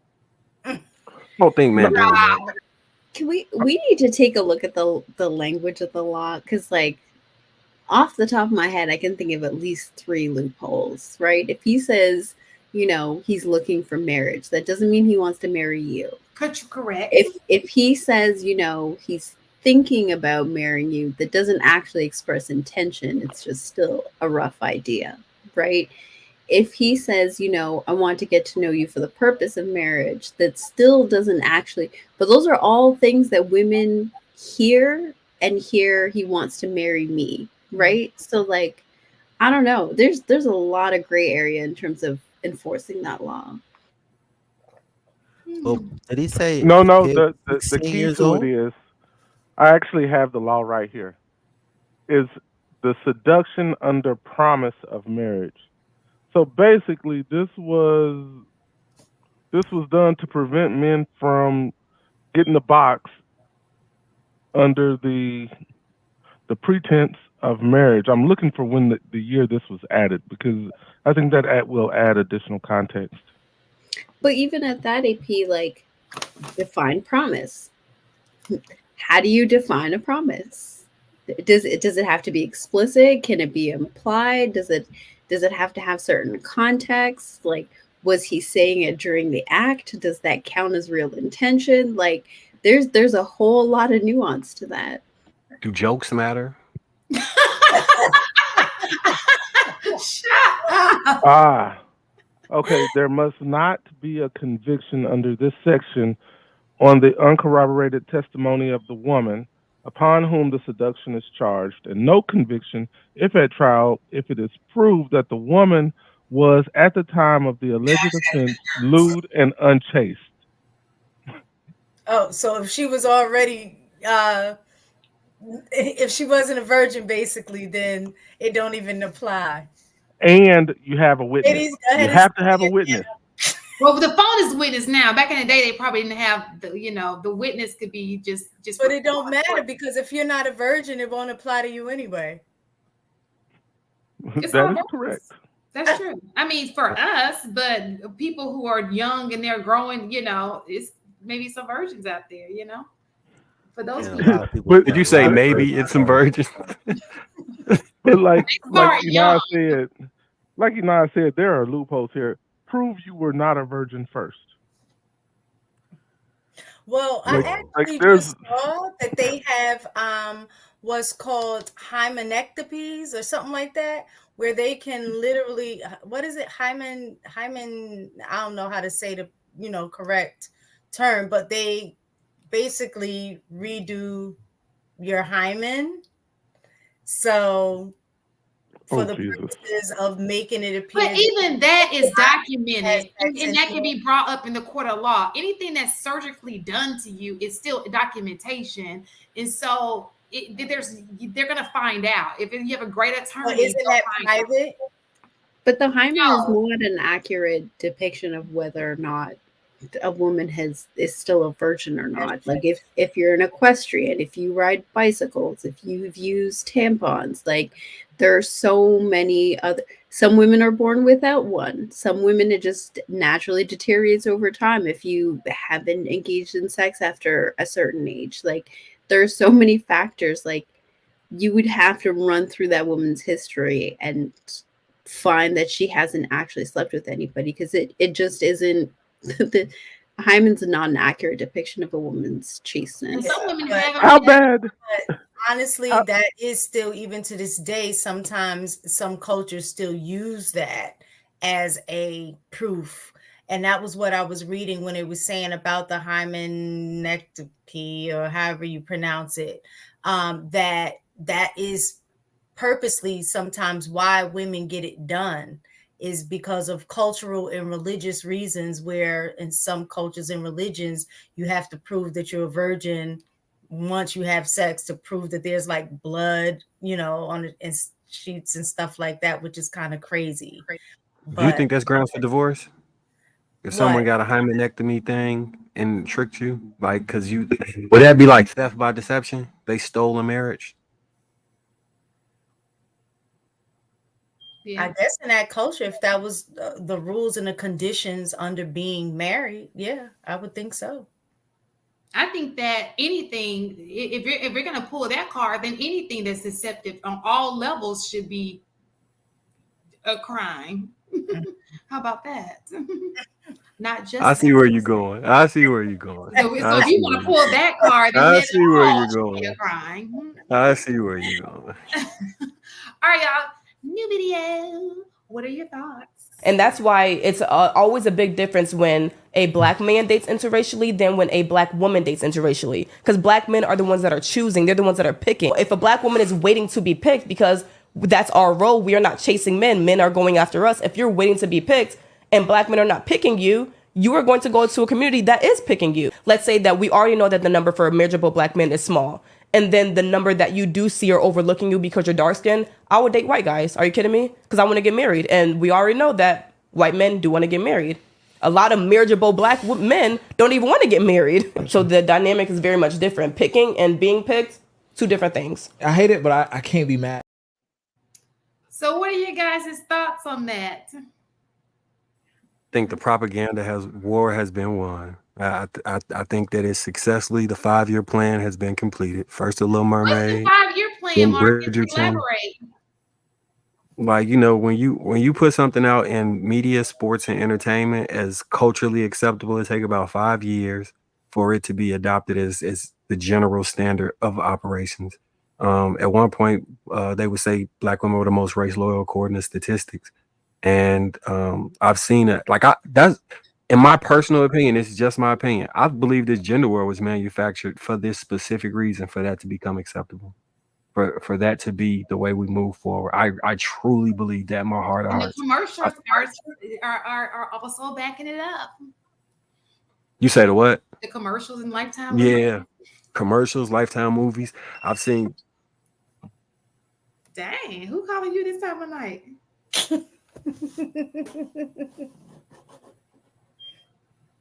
It's a booty call. I'm just like, I'm joking. Anybody else want to give their input on that?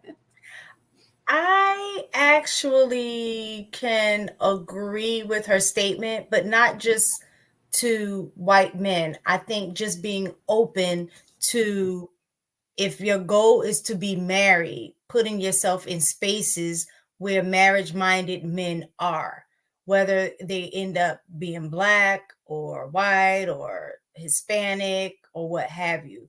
Because the truth of the matter is like we hear all the time in these spaces, that the men, the women outnumber the men. All women are not going to be able to, black women, I'm just saying specifically, that they are not going to be able to get married. So they're telling them to, and when I say settle, I don't mean settle in terms of lowering reasonable standards. That's not what I'm saying. I think that get mixed up when people saying they're settling, but the guy, like that video that showed that the guy meets 80% out of everything that they want, but they are still overlook the guy because he's not at 100. You know what I'm saying? I'm not talking about that. What I'm talking about is settling for a dude that don't even meet the minimum standard, right? But is being pushed that even if he doesn't meet the minimum standard, well, if you want to be married, you better just go ahead and take them. I don't think that in general, women or men for that matter should settle under those conditions. When there's options where you can do better to at least get your minimum met. And if the area that you're in or the spaces that you're in, that the men are not open to marriage, and you know you want marriage and family, it would only make sense to go to where that can happen. That's the bottom line. And so I agree with her statement. And I also think so. I've seen this thing in regards to it's this thing called looks maxing, height maxing, weight like race maxing. And they the white guys have said on this particular platform that um if you are so two equivalent men, a black man and a white man, same salary, income, same level of attractiveness, that across races that they gain an extra point just by being white. And I think a lot of the black guys who are have talked about this say that they feel that you don't have to be cool when you white as you would have to be if you was black. He wouldn't have to have the swag. He wouldn't have to all the characteristics and things that you would be held hostage by being a black man. They don't get held to that same standard. And I think that's part of propaganda, but Yeah, could be well, I just think me. the expectations are different. I think when you're looking, like, I just like for me is I think it's cultural. I'm not gonna look Mhm. for the same thing in a black man that I would in a white man, because I think culturally I wouldn't even expect him to have it. Like, I wouldn't expect, and I know this is stereotype, so I'm gonna just roll with the stereotype. I wouldn't expect a white man to be able to, let's say, dance on beat, right? You know what I'm saying? That's a stereotype. Is just a stereotype. So if I went to the club, I'm gonna overlook that because I already have the expectation that he's not gonna be able to do that. You understand what I'm saying? So when you already are dealing with certain expectations based on what you think certain races are, you are going to move different. So I'm going to hold you to a standard because we're of the same culture. So I know you should, at bare minimum, have some of the same cultural norms that I'm going to be looking for.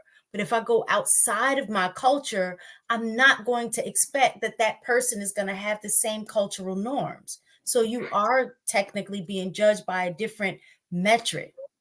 It doesn't mean it's unfair. It means actually, I think it's fair because I can't expect a white person to have the same cultural norms that a black person would. Are they cool? So, Are white boys, right? They're white boys with swag that exists, right? Yeah, but I don't think that they represent the vast majority. If a young if a dude that's black that's considered a nerd can't get a date, but and somebody else can get a date that's the same equivalent that's not cool because they not black, that's self-hate to me. In my personal opinion, I think that's self-hate. Not Well, from you. I'm saying the people that do, you know what I mean? Mm, I'm not talking so about you, mistaken. mm. I just want to touch on, like, I was listening because I agree and disagree with parts of what she said. I agree with the part when she said you must be picked, and I agree with the part when she said the finite amount of marriageable black men. But she made a statement that kind of stood out to me when she said you're not being picked because you're black. What what is the percentage of black men that aren't dating black women because they're black? I know that I'm not saying that that doesn't occur, but what is like She didn't say what is date. that She percentage? said That married. percentage, That's different.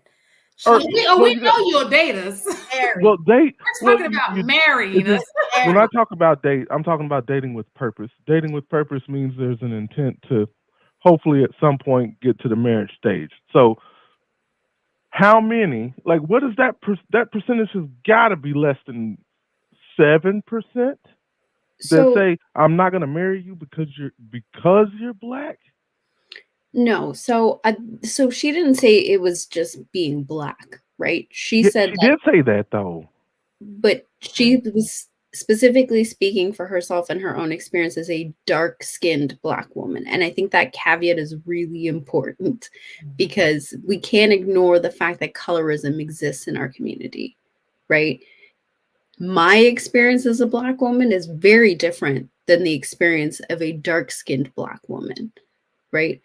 The amount of times that I've heard even towards myself, that comparison to dark-skinned Black women gives me the ick, right? And if I'm hearing that as somebody who is stereotypically considered more desirable, I can only imagine what's being said to young women that look like her.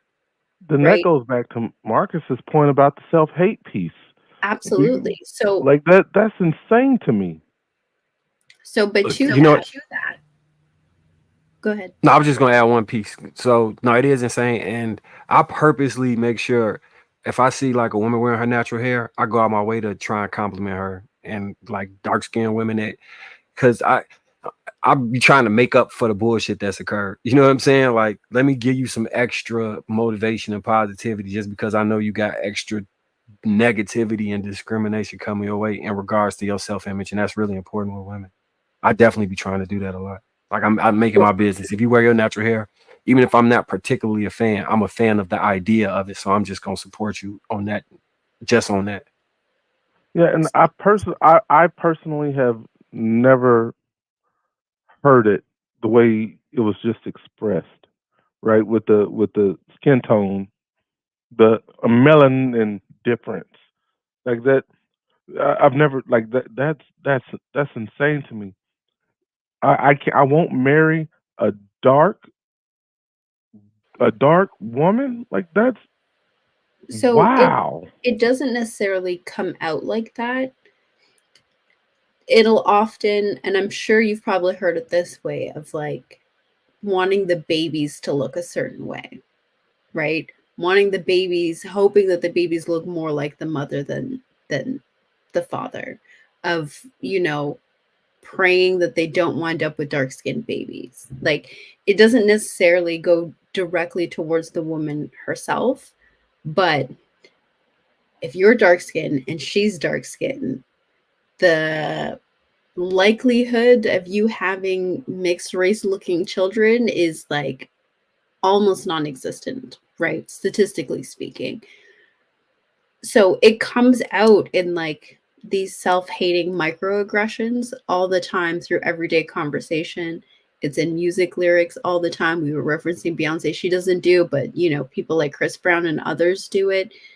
It comes out in so many different. So when you have a woman who's beautiful, right? And there's no question about that young lady was beautiful, who's desiring marriage, who's heard nothing but negative comments towards her because of her, like the amount of melanin in her skin. What are her options, right? She's saying the men that I want aren't choosing me because of what I look like. She's not an overweight woman. She's not a woman with bad skin. She seems to be very well spoken. I don't know who she is, so I don't know what her rhetoric is like. But she's saying she wants to be with a Black man, but she's not afforded the opportunity of marriage because of her skin tone. So what are her options if she wants to get married? Is it to stay single or is it to go outside? What's tricky about that comment? Because I've heard that argument made from a lot of women. The part that kind of is really really tricky is we not factoring in the delusion, right? Because she may get hit on by the men that are her equivalent. She just might feel she's much better than those men.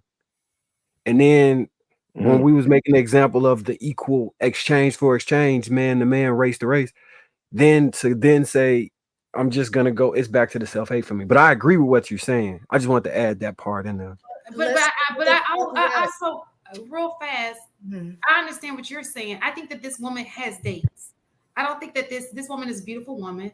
I think that she gets guys. Okay, I don't care what her complexion is. I can tell she probably gets guys.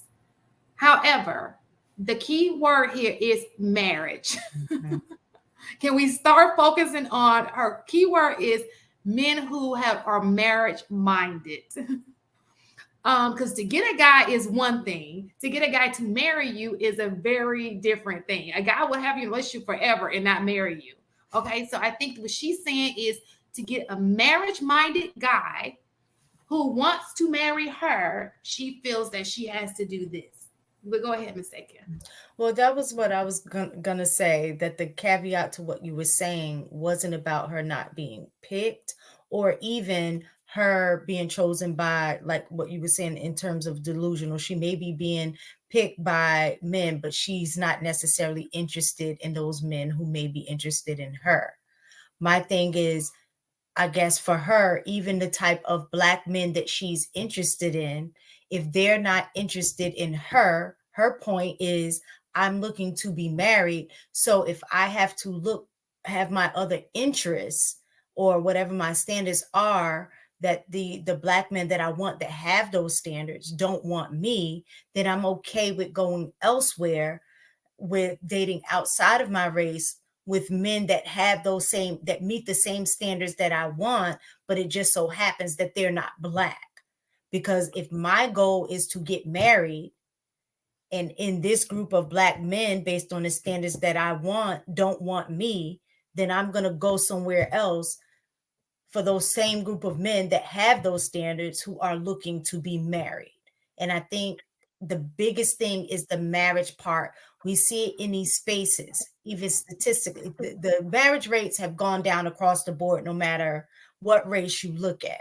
But in terms of getting married in general, Black people are at the bottom of the totem pole when it comes to that.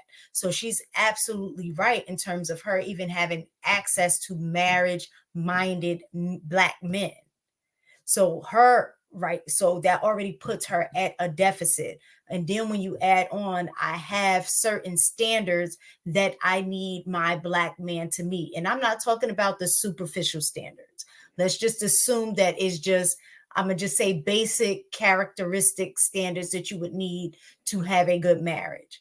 So then if you put those standards in place, that also knocks off a whole bunch of men off her, Black men off her list, because there are a lot of Black men who just don't want to be married. So she's left with a little pool of men, Black men, that she can choose from, while she's competing among a whole bunch of Black women that are also competing for that small group of men. So it would make sense to broaden her options by going outside of just this small group. See, I'm not suggesting that she does or does not, broaden her options. I'm trying to figure out how she came to the conclusion that it was her skin tone as to why she hasn't been picked for marriage through the marriageable guys that she's interested in, the marriage-minded guys that she's interested in. So, like, what man came out and said to her, "I want to get married. You're a cool chick, but I can't get married to you because you are too dark." Like that. So maybe, how do you draw that conclusion? Well, maybe it could be from an observation. It could be that the men that she's chosen or she's been with have left her for lighter skinned women. We don't know what her experience, how she came up with that conclusion. We can't knock the fact that even if people don't say we hate dark skinned women, we do praise light skinned women. We hear it all the time in music, like light skinned chick. Like you put it like it's a prize to have on your arm, that light skinned chick. So you don't directly say, I don't like dark skinned women, but you praise light skinned women too, over and over again, to the point where it's like, well damn. The blacker the berry, the sweeter the juice. The darker the flesh, the deeper the roots. And that was in the 90s. Absolutely. That came out in the 90s. Where's the 2000? I mean, we got decades of songs. Can we bring it back? No, I'm gonna be honest. From what I see, and this is a minor observation. I can't say that this is general, but for what I've seen, to be honest, when I've seen white men dating Black women, that's the woman that they have. The darker the berry, the sweeter the juice. They're getting the dark-skinned women. I rarely ever saw a white man that is dating a Black woman with a light-skinned woman versus looking. I see it. It's just not. Not as prevalent. And like I said, I know this. I can't speak for a entire group. That's why I prefaced it with the fact that from what I've seen, in terms of those interracial couples where the woman is Black and a man is white, usually have seen the darker woman with a white man, where I can say in a Black community, in my observation and looking at my family and stuff like that, that the way that they are paired off, Yeah, the men are typically, well, the men are darker and the women are lighter. Yeah, That's just what I've seen within my family, in other families. I got on because my husband is light too, and they're like, "Oh, Dad, you the only one to end up, with somebody that look like your color." And I said, "Well, he's a little darker, but that's my point. I was the anomaly in the situation." So I wanted to add too that that's not just a Black American thing. Like if you go to other countries, I've seen even with the passport bros, when the women are being interviewed from these other countries, the darker skinned Latinas or the women who are in other countries, they are also saying that the men are not choosing them. They are being chosen. The more white Latinas are being chosen over the brown Latinas. So that's not just an American thing. That is also taking place with the passport bros. So the passport bros got numerous videos because I think we talked about this on the passport video where I was saying the distinction was they said they were looking for Black women, and when they went to those countries, they were looking for the Black women of those countries. So what happens is a lot of people don't think that there are white people in Latin America. They think that they're just light skinned. Okay. And so they feel like, oh, I got the light skinned sister. And then you looking at like, no, that bitch just, I'm sorry. You tired. You let that slip. People like, no, she white. I mean, I guess she got a little bit of complexion to her, but she's white. And so the darker women who look more like the Afro, look more African than they do, those women. I'm telling you, because I've seen these videos with these women who are actually being interviewed and they are saying they are being overlooked. So I was trying to find this term earlier, and there's a famous art piece. I want to say it's from Puerto Rico or Dominican Republic. When it's a picture of a Black grandma, a Black daughter, a white husband, and a baby that looked white. And the joke in the picture was the grandma was smirking and the husband was smirking because the baby didn't come out Black. There's some like ideology that says like about purifying the race or something by getting closer to light skin. That's like a thing. I think there was even a government program to try and institute that. Like this stuff deep. So when people be like racism and stuff doesn't exist, I'm like, bro, you are existing in some type of bubble. And it can be as simple as a woman who is of darker shade knowing she's been treated a certain way, and she's like, I don't want my kid to have to go through that. Like I want my kid to have a privilege just like everybody else. So I'm gonna do this because I would never wish that on my child. So it's people who, it is unfortunate, but these are real situations that are taking place every single day, and we cannot ignore them because to do so is just, I don't know. But so when I made the statement earlier about I go out my way to compliment them, this is what I'm talking about. Why I would do that. You know what I'm saying? If I know that that's what you up against, and because that's just crazy. It's just crazy that it's come to this, right? I mean, it's getting better, but it is worse for us, and it's coming from, and it's us who are doing it. It's, you understand what I'm saying? For other people to do it, it's different. But for us to do it to ourselves, like we don't have a family member who is of darker shade. We don't have it. Like that's the crazy thing about it to me, because I've seen beautiful dark skinned women. I've seen, men, but I've seen beautiful dark skinned women, and it's just crazy that I've literally seen men who choose a woman just because she's light skinned and this one is beautiful, and I'm like, they don't even look.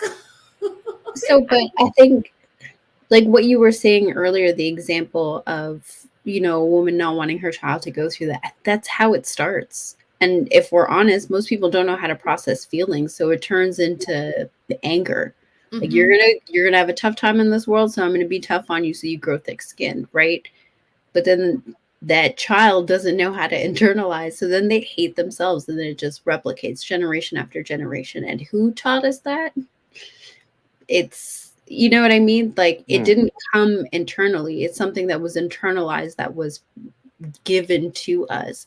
Because when you go back before contact, that it was quite the opposite, where it was the more melanated women who were more desirable. It was the more melanated men that were more desirable, right?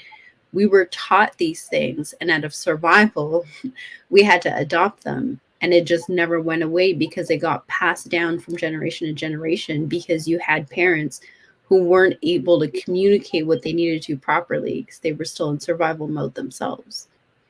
You know, I 100% agree. And to AP point earlier, I like to know how she came to the conclusion of that they were not dating her specifically because she dark skinned. Because maybe it's her attitude, right? Or maybe it's something else that's going on, right? It may. We all know that the dark skin thing exists, but I just was thinking about it. It might be something else with that particular person, and a lot of times people don't take self reflection. I don't But all think the it's stuff a we're dark talking about, skin real. thing. I think it's a black thing. I don't think that black people are getting married. And I had thought about that too, but I'm only going based on What she what said. said, because we can Yeah. make a lot of assumptions. So Yeah. It ain't a dark skin really thing. It's a basically black thing. what she said. But I have heard the same, like how Inaz was saying. I have heard the same thing. I don't think the whole colorism is a delusion. It isn't. It definitely isn't. Even for me, even though I guess on the winning side, so to speak. But even I experienced it growing up, and I was very insecure about my color growing up because I wasn't darker. And I used to try to sit in the sun so I can tan, like, because of being like I'm the lightest one in my family. And so I felt like the outcast. Or then if you're around other girls who were darker skinned, sometimes you became the target of the the bad behavior of like, who did think she is, did light skin, stuff like that. So the colorism thing really, it truly exists. And I do know on the other side of the being attractive aspect of being, oh, look at that red bone, even when you're around other groups of women that are darker skinned, you know what I'm saying, that it makes you feel uncomfortable. This is the thing right here. I think that black people have this obsession with other. For example, it's not just the skin too. Oh, your texture of hair. What are you mixed with? And you say, you got to be mixed with something to be, like, what is your obsession with that? Like, oh, you got this. It's like almost to the point where it's like the first thing that comes out of people's mouths. And it's like, what?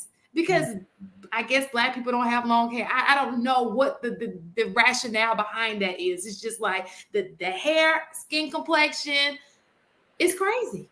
So that's not something that's like exclusive to black people, right? It's across all communities of color. You see it with the Hispanics, you see it with the Asians, like you see it in any community that has any amount of pigment.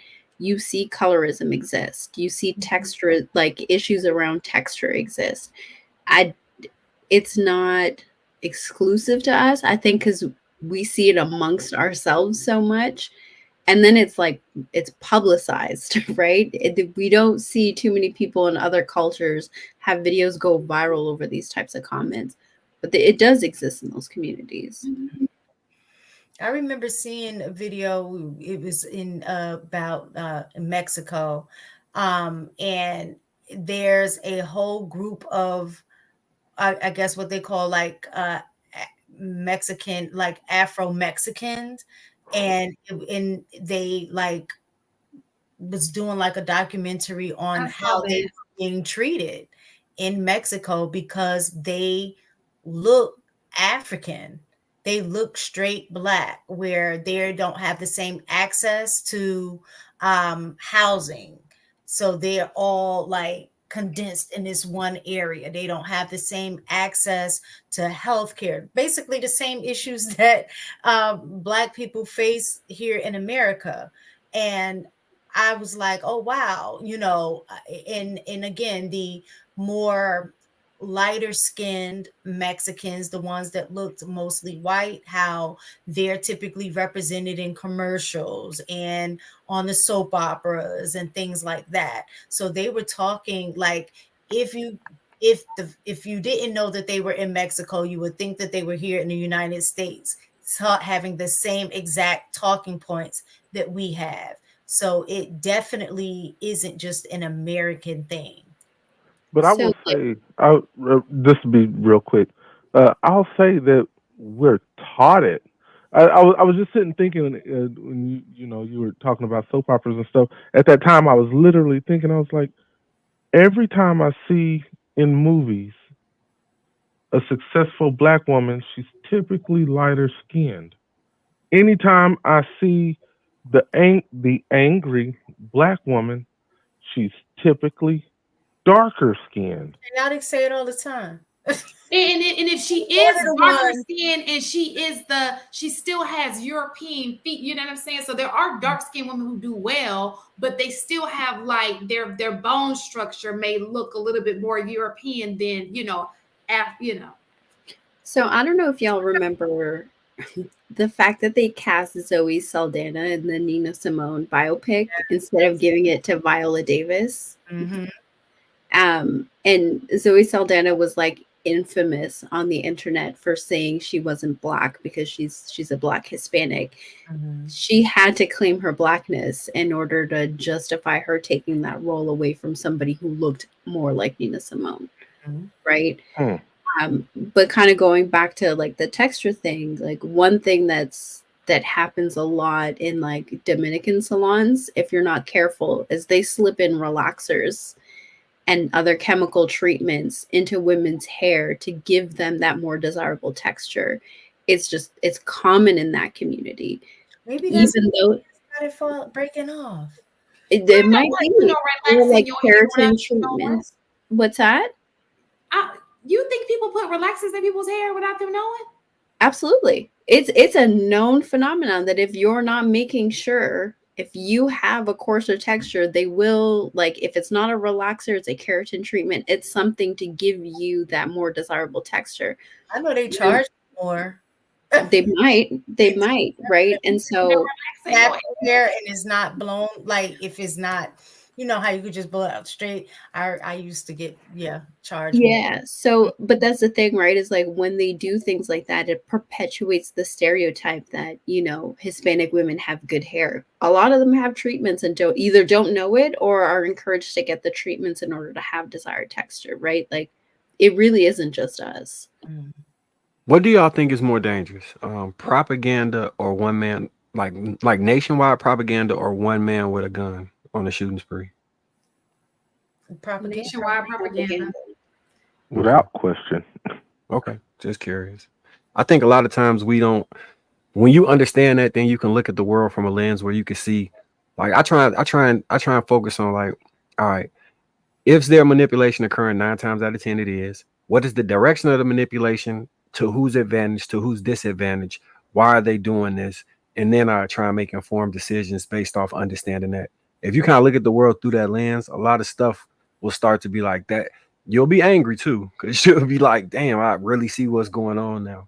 But all of this is propaganda. Like, that's why I say I feel like that gender war thing is manufactured.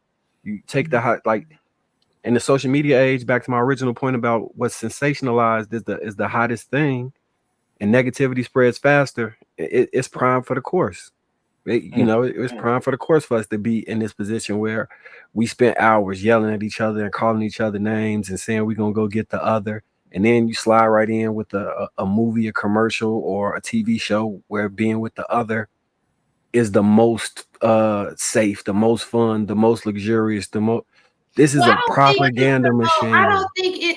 So the thing about it is, I don't think it's the most safe. I think that at the end of the day, if nobody wants to marry you, if you marriage is the end goal for you.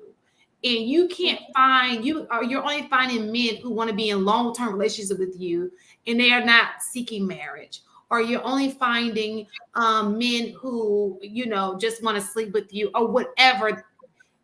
You have to go where people want the same thing you want. It's compatibility, right? Mm. So Even that, people don't like, so even men that want to be married, that the way we view women, right? So it's like the art created life, and then life imitates the art, right? So there was a era where when gangster rap first really started taking off, where women was talked about in a certain way, right? And then we started to view women like that, or they started to act like that. I can't really tell you which one came first, but that would remove the pool of marriage minded men through that narrative of propaganda by being pushed. Because at one point in time, it was all politically conscious, uplifting, like word from the street what was happening via the music. Then it turned into something else. And the thing that got picked up, pushed, and promoted was the something else. Especially when we're not the number one consumer base, so we can't even control the image at that point.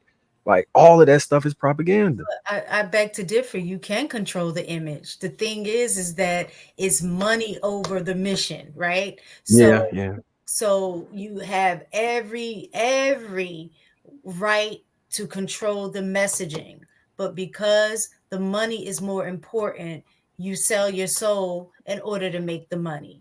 And I think that's the bigger issue. So we'll talk about, oh, it's the white people are buying the albums. Yes, they are, which also reinforces in their mind how we're pushing that narrative to them. They're consuming that music as well. The difference is they also have power behind that propaganda where we don't. And then the other thing is that we totally have the ability to change the direction and change the dynamic of what is being posted on social media, but we're playing into that ourselves. We're playing into that. So we can't blame the white man. We can't blame the man on our own choices of that type of behavior. For real. Now we can shut it down, and we've proven that in the 60s when we worked together as a collective to create a different change. But we're not willing to do that because we are easily bought. The hyper capitalistic state that we in is responsible for the downfall of the community. Because I would argue that, Absolutely. yeah, the materialism that is displayed from the men and the women, primarily, and at this point, what you have to have in order to get the women that you want has led us into a loop where to get off this wheel, it's going to require it's knowledge itself really is the answer, but we struggle with nuance. So like knowledge itself is a foreign concept when you can't even determine nuance between conversations. Like people, I would love to give people more credit than I actually think, but it's hard when you just listen to people speak, and it's like you're hearing something that wasn't said, so you can go in the direction you want to go. So if they push some propaganda and it's in the direction they want to go, they're gonna take that so far to the extreme that it's really no. It's sad, really. It's really sad. It's sad. It really is sad. And let me just tell y'all, like this is the comment that's happening now, but it's gonna be more women like that. It's gonna be a lot of Black women going that route. I can foresee it. It's the result of propaganda. That's what it's intended to do.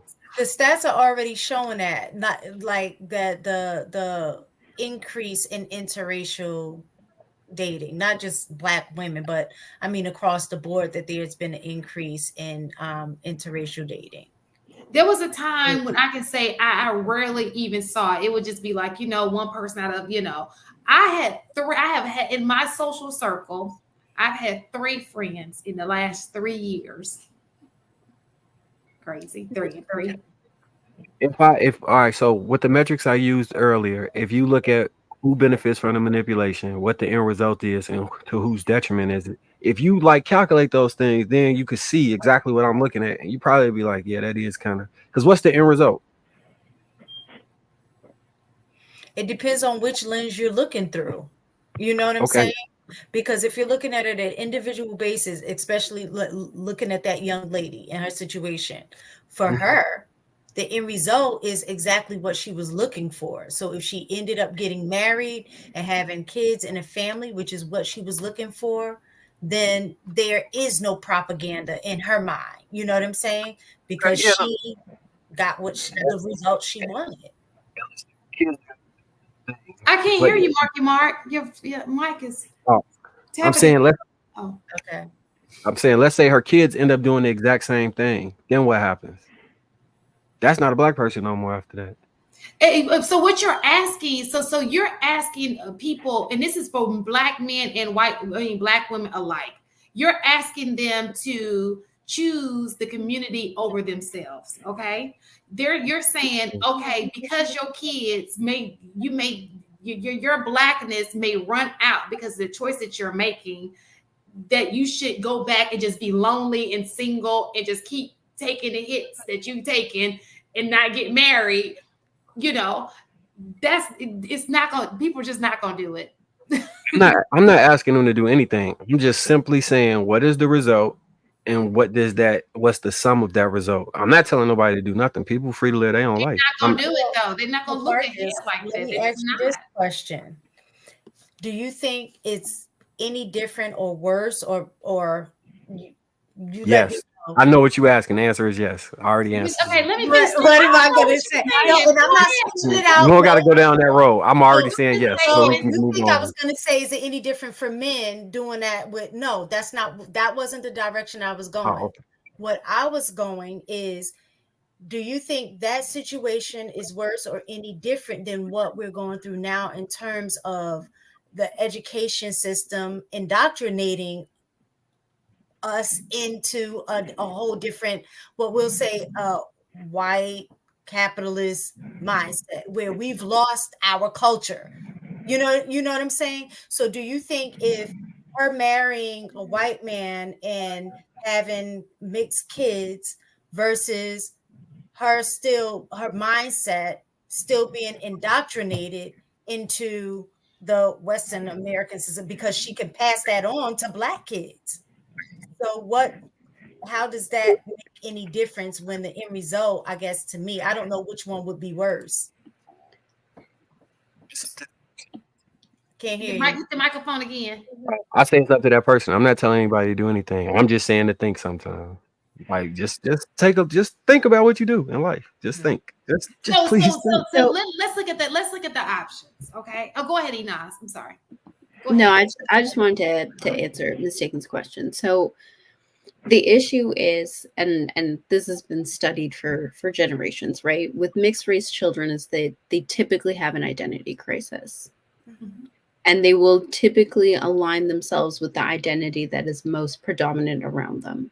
Mm-hmm. Right?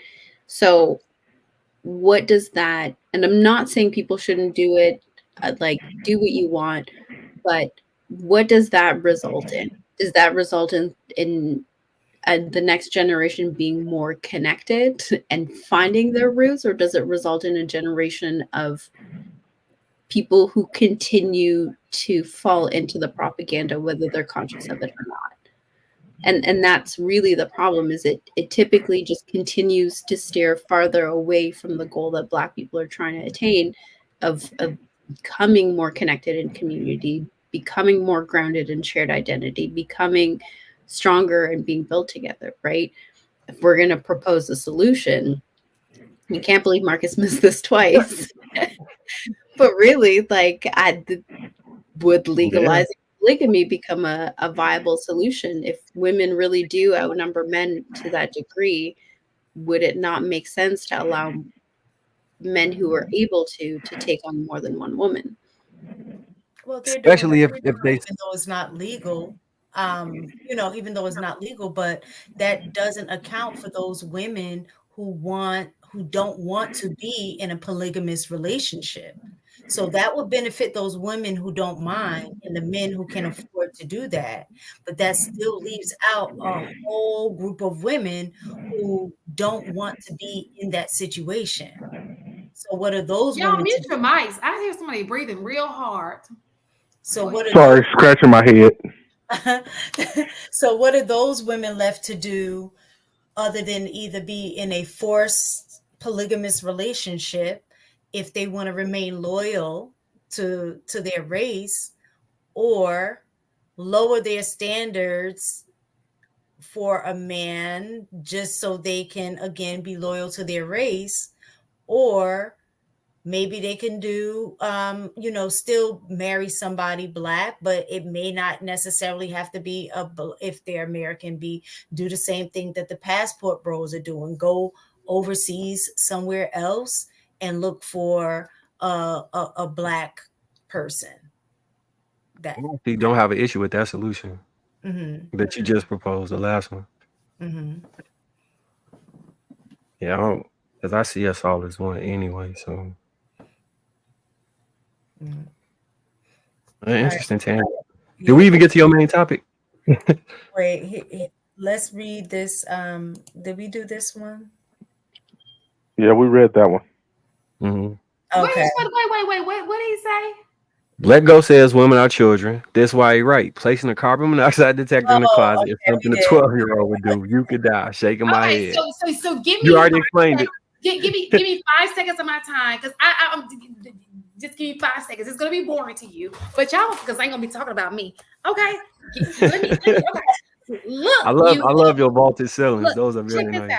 Check this out. Okay, this is where the carbon monoxide detector should be. Okay, right there. Mm-hmm. Okay. So, if you walk over here, all right, look at that. There goes another one. There's another one.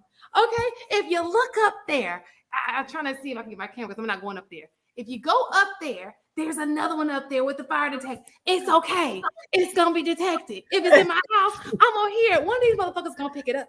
Okay? Where's the closet? Wait, where's the closet that is in the closet right there? Boom, with the little remote.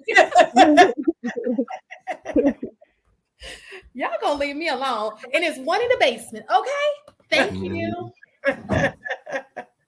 The men probably gonna super chat you walking around bouncing and stuff. They probably would appreciate it. Y'all get on my nerves. I can't do nothing right. All right, y'all. Y'all want to call it the night? Are y'all done? Well, what's the main?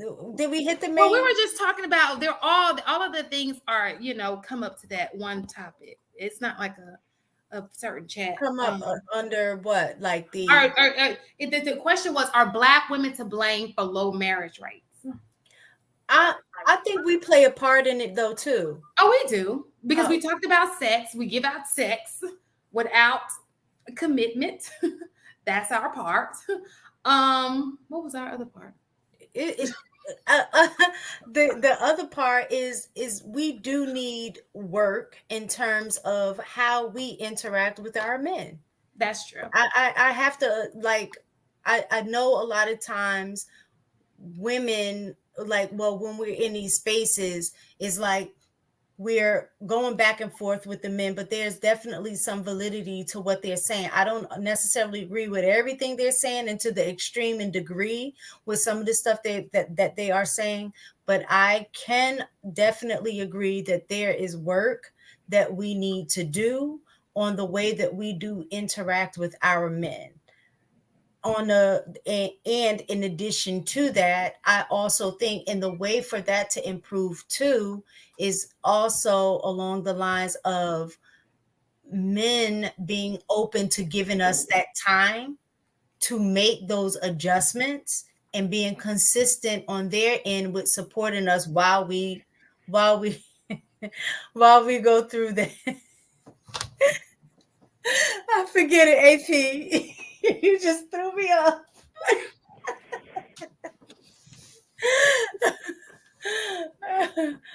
We're taking ultimate accountability too, right before. All right, the AP accountability partner with the 10 ball. Shan, can you bounce, walk for us one more time? Y'all get on my nerves. Put a one in the chat if that's what y'all want to. No, we don't. Don't put no ones in the chat. Because so this is what I think. And y'all jump in and tell me.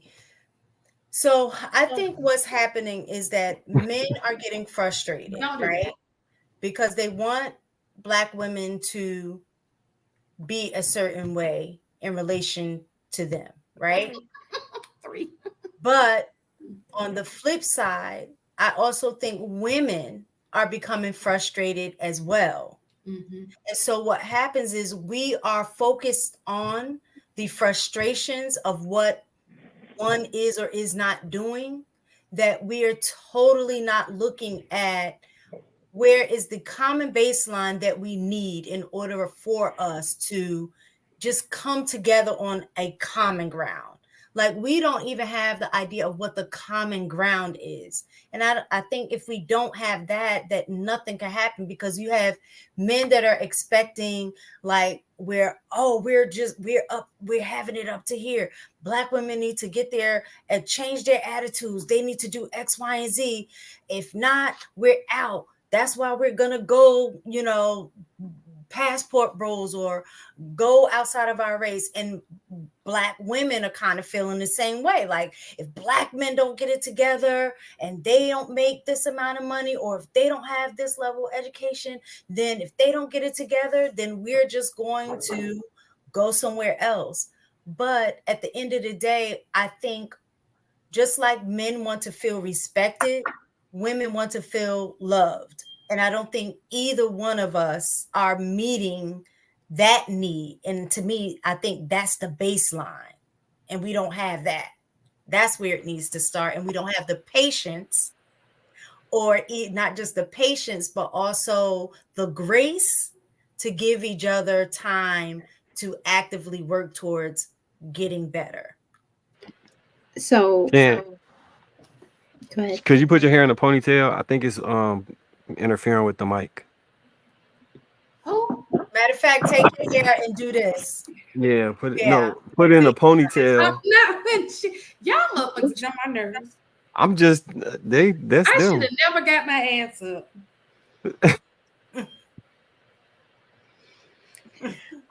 Trying to help with the production of the show. Don't blame me for being a perfectionist. My behind, potty mouth. I do apologize. So I agree with you, Mistaken. I think, to me, it boils down to two things, and Marcus touched on both of them a little bit earlier, right? One, I think, is mismanaged expectations. Women have these expectations, Black women have these expectations of Black men that just seem insurmountable at this point, right? And then Black men have these expectations of women that they should just come ready-made. You should be able to know what to do, how to do it, for me specifically, right out the womb, right? I think that's the point of frustration, is that we have these expectations that are unrealistic for each other, and we're frustrated with each other that we're not able to attain it without looking at things, to the second point, the level of introspection, to really determine whether or not these expectations make sense. Are they feasible? Are they likely? Is it going to take work to get there, right? We're not even looking at ourselves anymore, right? I know you just did, so kudos to you. But most people are not looking at themselves anymore to say, okay, listen, what do I need to change about myself in order to get the results that I need? It's so much about the other person that we start to project our own garbage onto other people and tell them that they stink, right? It's both those things in tandem that have created this rift that I think is fixable, right? But I don't know that most people are willing to put in that work, because it is work. It's not easy. It's challenging to go against the grain. It's challenging to look at yourself and be like, I'm not really good at this. And it doesn't feel good to say that. But that's the first step to fixing a problem, is acknowledging it, right? Instead of pointing towards each other. I think if people really looked at themselves a lot more, it would change the way that they looked at the world, which would also change the way they interact with other people. I just don't know how many people are up for that challenge. I go back to so this is where I jump back in with we have to set the tone for it, because when women follow you in the relationship and you create a rule of engagement as far as how we speak to one another, how we interact with one another, the way we express affection with one another, you can problem solve and create an environment where a lot of the interactions, the back and forth negative, that just doesn't happen. But we can't, as men, say, all right, I'm gonna match your energy as a woman. You yelling at me, I'm gonna yell at you. You got to tell her, hey, stop that, sit down. This is not how we going, this is not how we about to interact with each other. That's not acceptable. It's not okay. I don't know who you did that with, but I'm not him. We stopping this right now and stand on it and be willing to stand on it. And then it can, you know what I'm saying? It can go the right way. But as long as you, when you mirror feminine energy, it's feminine energy. Like you are mirroring feminine energy. And you just playing ping pong back and forth. We got to be the bigger people and just stop that shit in its tracks. Like, no, that's not how this thing go, baby. It don't work like that. This not gonna work this way, and move forward. So I think all three of you have actually touched on it with the expectations, while not being healed and complete ourselves. And until we address that part of it, all of the other conversations are kind of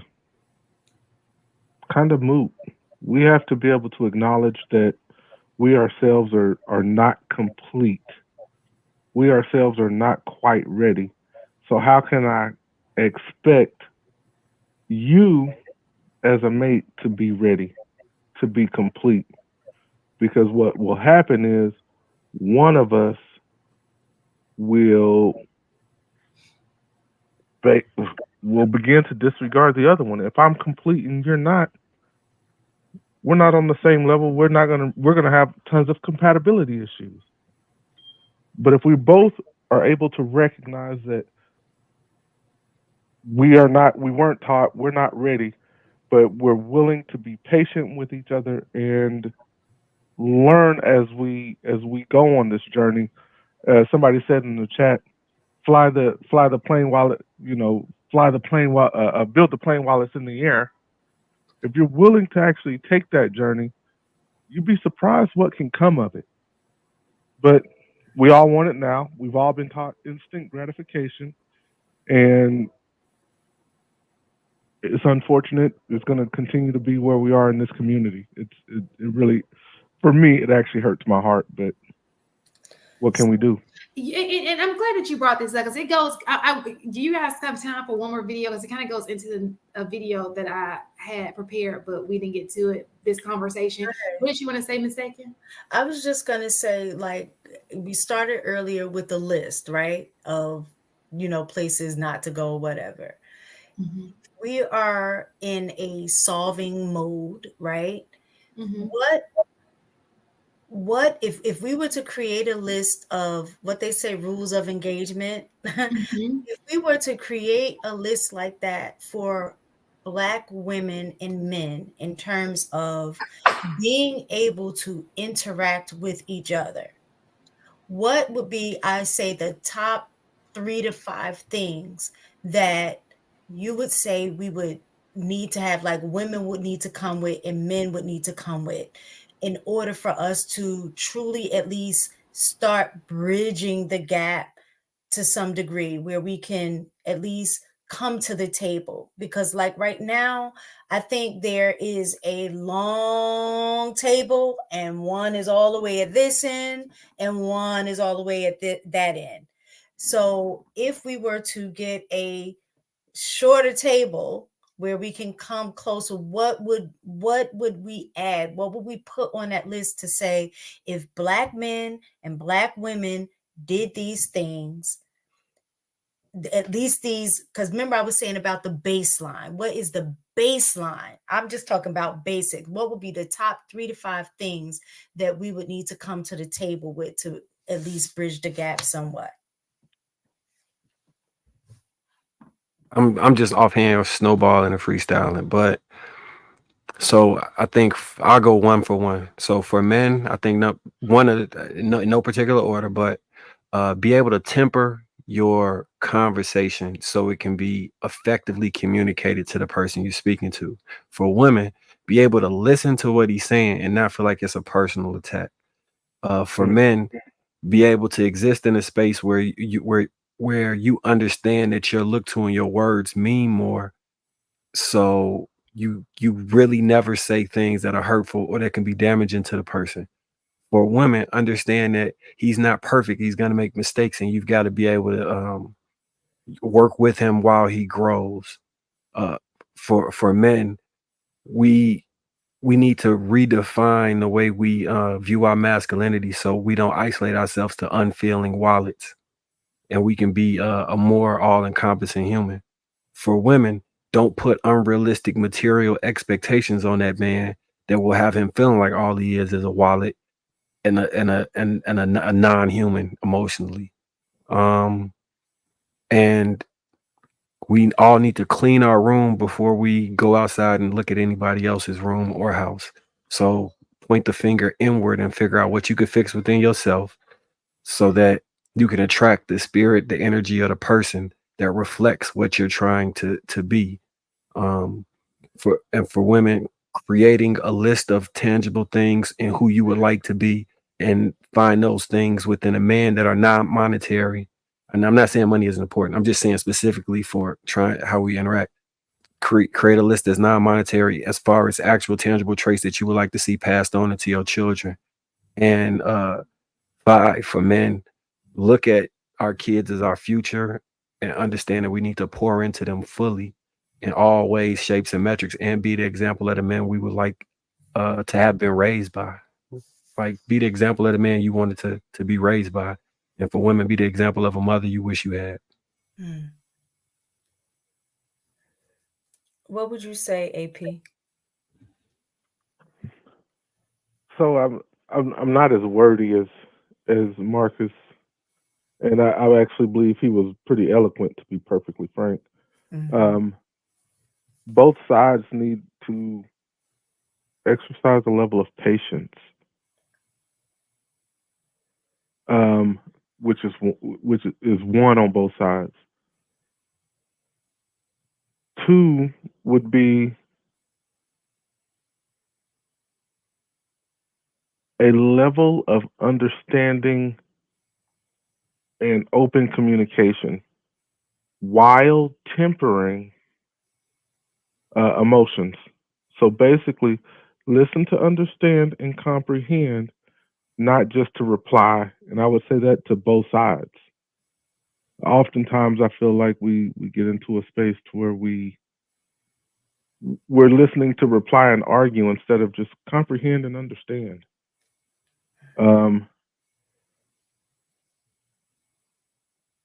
That's where I would start, because I believe those two things you'd be able to create the dialogue to build your list out. And don't be afraid to compromise. Like, right there, I think now you can say, okay, now we have a place where we can start and say, these are the additional things I'm looking for. These are the additional things that I'm looking for. And you've begun a structure to where you can have real dialogue and say, okay, and also then you can say, you know what's for you. Oh, that's the other part. Know yourself. Really, truly know yourself. Don't, Marcus has already said it. He said it very well. But if you're broken, know you're broken and understand you're broken, and be working to fix the broken parts of you, and not, what's the word? Deflect that onto the other person. Come to the table with that. We can build anything. But I thought Marcus said it so well, because every point I was thinking, he said, "Oh yeah, and." So Great minds think alike, man. Great minds think alike. I just think you did a pretty good job with that. I really do. Like, there's really not much that could be added, especially from a male's perspective. And that's why I wanted to hear Enos from a female perspective, Enos and Shan. Yeah, absolutely. I think the gentleman did a fantastic job. I think I just add a couple of things. One, I think so many people need therapy. And it doesn't have to just be talk therapy. There are other forms of therapy, but I think so many people have issues on top of issues on top of issues stacked on each other that I think a lot of people just need help kind of reorganizing things. The gentleman talked about emotionally tempering. I think both men and women alike need emotional regulation tools. I think tempering a conversation is incredibly efficient when you've mastered how to emotionally regulate. I think it would save so many relationships if people just held their tongues, cooled off, and just came with like a very clear mind in order to revisit the conversation instead of saying things that are hurtful and harmful to not just the other person, but to the relationship itself. Mm.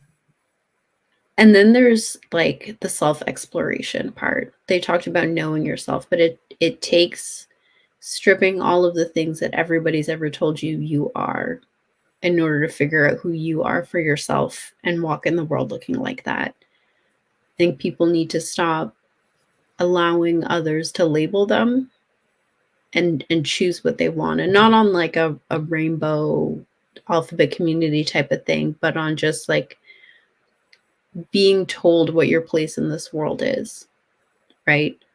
The moment people can decide that for themselves, they start to attract people who can see that in them and encourage that in them. Not just a romantic partner, but just a tribe around you of people who want to see you fulfill and grow into that person and will help give you the tools. So those are my three.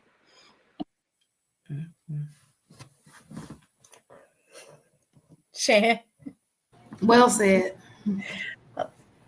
you're full of it. All right, go ahead, play your video. Okay.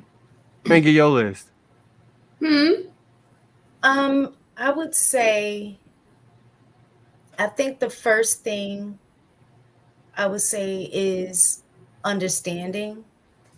I don't necessarily know how that would be expressed individually, but I personally feel that if your goal is to understand the other, that opens the door for for it opens the door for me or us to come to the table to at least start a conversation. If I know that we're walking into a situation where the goal is understanding, I think that can be one of the basic aspects. I think the other one is um, respect, for, in terms of the way we talk to each other, but not just that, but respect for oneself and respect for those that are around you. So I guess that falls into that whole like do unto others kind of mindset. um but I guess if like kind of what y'all was saying, if you don't know yourself or love yourself, then you're going to treat somebody like that the same way. But I mean, from a more healthy, understanding of self. So treating others the way you would want to be treated. And then the other one is acceptance. I think we spend so much time trying to change the other person or people into what we think they need to be, as opposed to allowing the person to be who they are and then support them in the growth that they need to have. And a lot of times in these spaces we hear the men saying the woman need to do X, Y, and Z. And then we hear the women say the men need to do X, Y, and Z, where we're just not looking at, by trying to change them, you're actually not allowing them to, I guess, express that, what's the word, like not je ne sais quoi, but like that that thing that makes them them, right? Essence. Yes, great word. Yes, the essence of who they are. So we're trying to change people so much to the point that we want everybody to be like little robots, as opposed to that thing, that essence that was given to us that made us special. So I think those are the three things: understanding, having respect for each other, and then acceptance. Those are my three.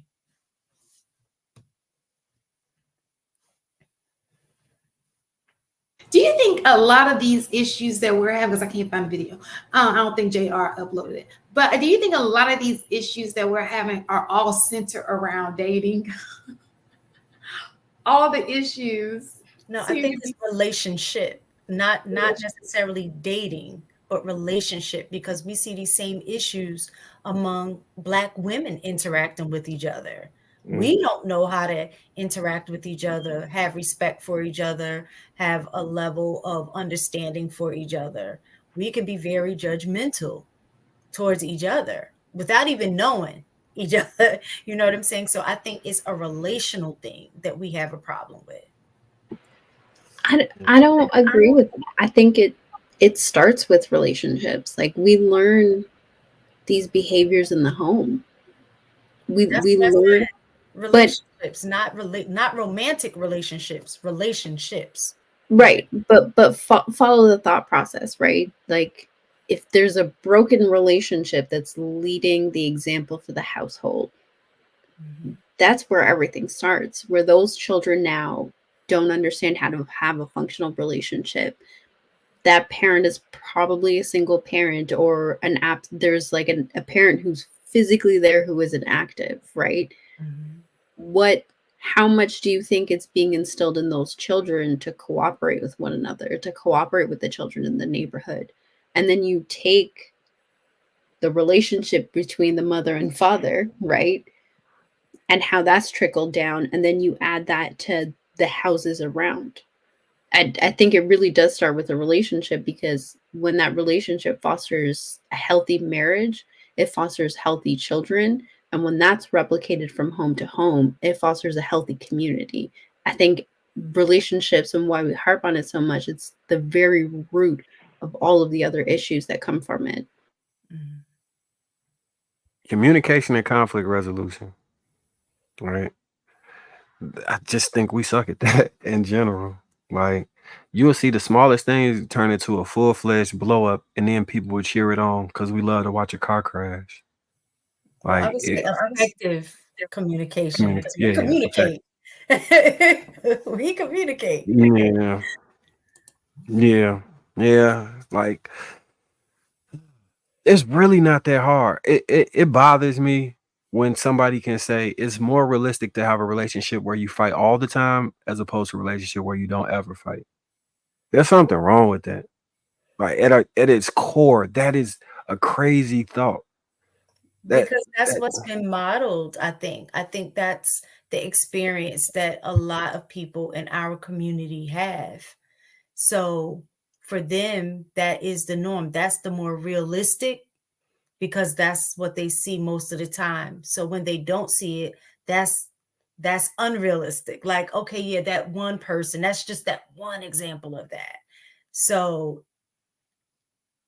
I guess that how do we, I guess in that regard, if it starts in a home and a home is broken, then the question is, do we ever really get to a point that we make necessary changes to get to the point where marriage becomes a goal for the community?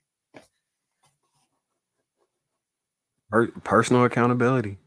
Like, we not gonna be able to fix people outside of ourselves. We just gotta fix ourselves.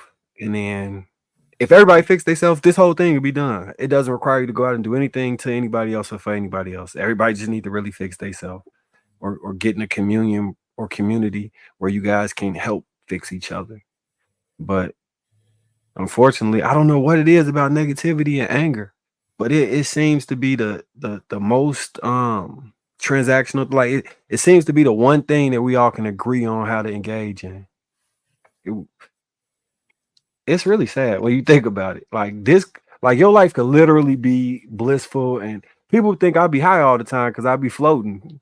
I'm happy in life. Things be going the way I want them to go, and it come from a mindset. And it's not exclusive to me, right? Self-esteem is something that you have the choice to give yourself. And I understand that there are barriers that prevent people, like maybe when they were younger, they weren't affirmed or told they was worthy or valuable or that they could feel good about themselves. But you might not be able to control your finances. You might not be able to control every sphere of everything that comes into your way. But if we're gonna be delusional, why don't we be delusional about being I'm a good person and I'm gonna operate from that. Even if you're the worst person, I'm a good person, I'm gonna operate from that. I'm not gonna go out here and slander other people. I'm not gonna attack people's happiness. I'm not going I'm not gonna see something someone else has and feel as though I should have that and become jealous. I'm not gonna exist in the jealousy plane. I'm not gonna just I'm not gonna find all the negative things in life, focus on them, and then internalize them and live a negative experience. We literally get to choose our life. If things aren't going your way, you can even choose how you view that, right? You could take a loss and view it as a lesson. And that lesson can be the thing that propels you forward. But if every loss is something to hold your head and sit down and soak in, you will be forever in that mode. And this life will seem miserable to you. Life is a gift. It's a great thing. At all times, you can experience joy whenever you choose to. Whenever you sort of a chemical imbalance or one of those actual clinical disease, right? You have a choice at all times. Why don't people just choose to see the glass as half full and not half empty? Why don't people choose to, like, I can find the type of women that I like. There are a lot of negative women out here. I don't have to talk to them. I could just talk to the type of women or people I like. Why don't people just make that choice? Why do we wallow in misery? Why is that so comfortable? Why do people gravitate to it? I just it baffles me, right? I don't know. Do you think people know if they have a choice? Like, you're speaking from a perspective of having that level of understanding, but what if you don't know that you have a choice, right? And I know that sounds crazy, but when you're in an environment and this is all you see, I don't think you think that it's a choice. I think you just move in the environment that you're in until you come to a point in which maybe you meet somebody or something happens that then puts you in a position to force change or know that now you do have an option or a choice. It was something that I was watching from I think it was Hardly Initiated. I can't remember who was on it, but it was some kind of a therapist. And this hit me so hard in a sense of recognizing she had made a point. I had wrote it down. She had said, healthy cannot live in a wounded environment. You can't nurture it. You can't get well in the same places that make you sick. And I think a lot of times that's exactly where our community is. We have a few that are healthy, but those few don't outnumber the ones that are sick. Like, how you go to a hospital, like when this whole COVID situation happened, you had way more sick patients than you had the doctors to fix them. And I think that's the state that we are in as a community. So how do, I guess, kind of what you're saying is having the choices. How do we change the narrative to put out there to allow more people to understand that they have choices to make different choices to have a better trajectory? Before you Hey, y'all answer, doing? Marcus, real quick before you answer, because I kind of want to add on to what Mistaken was saying. Everything that you said is spot on, but it requires self-reflection. And in order to look at yourself and acknowledge that you yourself are not whole, you have to know that you're not whole. So, and this just goes back to Mistaken's question: How do you know that you're not whole when everything in your environment tells you that you're just like everybody else because that's your environment? You know, it's so funny that never mind. I was gonna be off topic. Never mind. Go ahead. No, I was just gonna say, I know like it's a taboo subject and I bring it up a lot, but that's one of the bases of where I get that beliefs from. Replicating when you're saying there's more patients than doctors, right? That's kind of how I view the dating thing. There are good people that need to replicate, but it's not enough of them. How do you do that? It's literally like, how do you replicate the few into the? You have to. Y'all know. I don't even want to say it, but y'all know. You absolutely know. But Marcus, do you think most men, No, that's my point, is but that that's the reason. even though that's a solution, that may be a viable solution, I don't think most men are operating from the mindset of what true polygamy is supposed to be. No, I agree. No, I agree. But that's why. But when I said I think this is how I view it. Like if it's 10 people, 9 of the people, like say it's 10 men, 9 of them aren't ideally in the right headspace, and one is. If that one man had 10 people, the next generation could be fixed. That's why I think about it like that. Like, I watched that show, the polygamy show. that's them. That's them. That don't mean he was good just because. Yeah, that's them. That I'm was saying, how do you self-replicate a winning thing? You have to scale it. You can't keep it. You have to scale things that are positive, right? So I'm not advocate like, because here's the thing, that the downside of that could be somebody could negatively scale it and create worse people, right? But you can scale it was my whole premise. So, but to the point you were making earlier about people's attraction to negativity, I will say that like there are so many negative examples of polygamy, and people get attracted to it because they get attracted to that negativity. Whereas like people who are happily living in polygamy, live in their quiet little bubble, segregated away from all of the negativity that exists outside, right? And so it's not sensationalized to the same way. And same thing with people who happy in monogamy. They in the bubble too. It's like we isolate ourselves so we don't get tainted by the other stuff. But sometimes so that when you walk outside, it's not as bad. You have to expose yourself so that other people can see that there's another way. Is People have to be able to identify that this is not the only way, to your point earlier. Because what do you do when you don't know any better? And your environment just this is all it shows you. You have to have an example of the things that you want to emulate. If you don't have the answers innately. So, but to that point, like if you're unwell, you still know that you're unwell. You might not know what it is exactly, right? And so I don't know that just because like trauma, hurt, or like people who aren't whole has been normalized means that people don't feel that they're not whole. Because if they did feel whole, then they would move differently as a collective, right? I think we've just normalized not being whole. Does that make sense?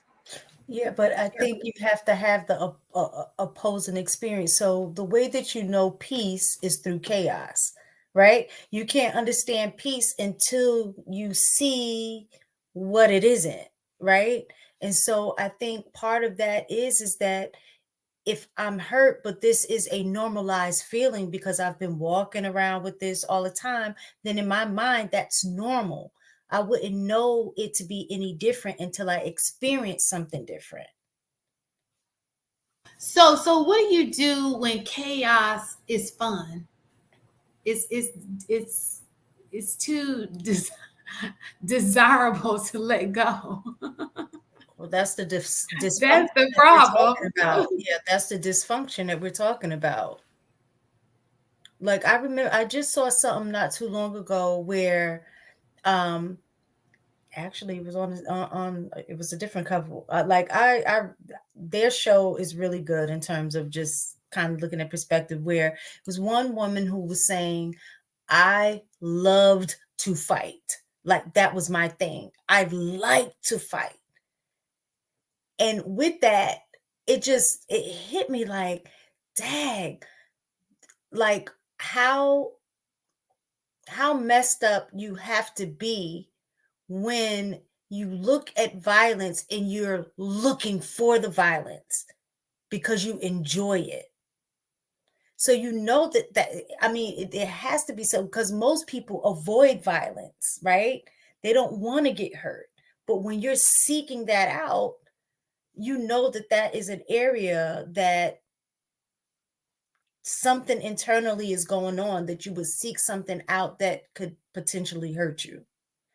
And I think that's what, as a community, I think that's what we do, or appear. That's what it appears like, that we are seeking out the hurt intentionally, which I know we're not. I think that comes from a deeper issue, but it that's the way it looks like. The frustration, the anger, you know, a lot of times anger masks what is really fear, things like that. But we don't, because we don't have the emotional ability Range. and the range, yeah, all of those things, to recognize what that is, and then go somewhere to get help so we can be able to identify and learn to regulate those things and learn tools to address it. Like, you know, it takes, like, I guess, like how Marcus was saying, I mean, he was using it on a polygamous aspect to replicate it, but sometimes it just takes one person in your family to be that change. So if just imagine if each family member, just one person in that family, they can create, not to say that they would end up being able to change everybody, but they could potentially change a household. And then that group then affects the community, because then they have friends, you know, they have other people that they deal with, that those things will also rub off on them as well. So we just need to reach one. When we look at it that way, to me, that seems feasible. Mistaken, you reminded me of a joke. I believe it was Steve Harvey. He said that that white people hope, black people wish.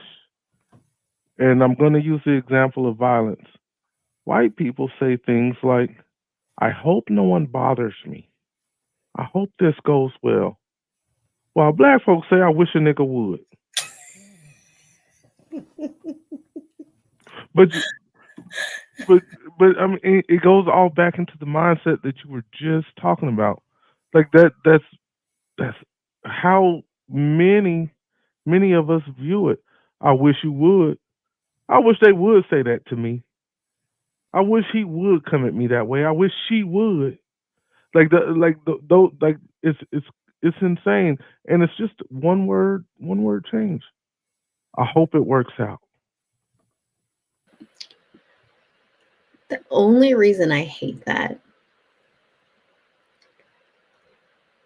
is that was taught to Black people and then told that is a characteristic of Black people, because the amount of violence, chaos, trauma that was inflicted into bringing Black people into this position in the first place, and then being told, don't be violent, don't enjoy chaos, don't be so traumatized, like as if it just appeared out of nowhere. It feels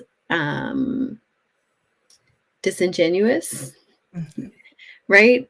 Like, you did this with the very means that you're now demonizing, and you taught this and you're still demonizing it as if you had nothing to do with it. And so, like, I think the joke is funny. It's very funny, but I think that comparison of white people to Black people feels almost comical at this point, because Black people aren't actually naturally like that. It's a product of slavery. So we have to retrain ourselves to get back to our natural self, our natural selves. That come through knowledge itself. Incentive, because that's really what it is. We move when things are incentivized, like the behavior that we see in social media is being incentivized, whether it's through attention, whether it's through monetary gain, things like that. And I think in order for it to work, it has to be incentivized. It has to be some kind of reward that people see in order for them to move in a different way. And that reward has to be something that they want. So it's like in ABA, like therapy, like that's one of the things, like, well, just behavior therapy in general, is that you have to find out what that person is willing to work for in order to create the change that they need. And so if we're saying, oh, community is great, marriage is great, having children is great. If I don't see it, if I'm living in a community where I don't see it, I see broken families, I see, education not really changing anything. When I see that I'm struggling trying to get food on the table, and I see all of these things, but you're saying if you just do these things, it'll change. What is the incentive when I have needs now? Because the smash and grab, there's an incentive, even though it's bad behavior, there's an incentive there if I don't get caught. But I'm willing to take the risk because the reward is greater than the risk. So how do we make that? How do we incentivize a changed mindset? And I think this might be why we talk about celebrities so often, right? Because in order to change, you have to adjust the propaganda. We're back at that word. You- So what we see far too often are all of these negative stereotypes that, in my opinion, don't have a real foundation, but we adopt this foolishness because we're fed it. We honestly need the media classes help in order to reach the masses. And I know we talk about social media and all of these things, and you don't necessarily need the media class anymore. I just disagree because they set the tone and the temperature for the room that creates the environments inside of social media. And until we can get more black actors and actresses to turn down these ridiculous roles to help keep our mindsets in these same places, we're basically foot soldiers trying to change the world when we can simply be silenced. That's really one of my takes on it. But wouldn't, so I think that everybody's exposed to the same thing that we're exposed to, right?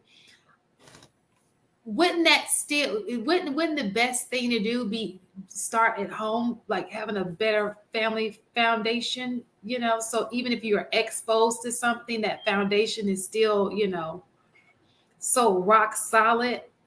I agree. I agree, yes, but I think Ms. Taken made a very valid point when she was talking about the incentivizations. There's no incentive for the nuclear, like there's no incentive that's sold to us, that's propaganded to us to have a nuclear family. So as long as there are other incentives that are available outside of having a nuclear family, you we can't start there because shit, nobody's married, nobody's nuclear anymore. And that's the foundation of the whole community. So I think the problem is like most people have become dopamine addicts, right?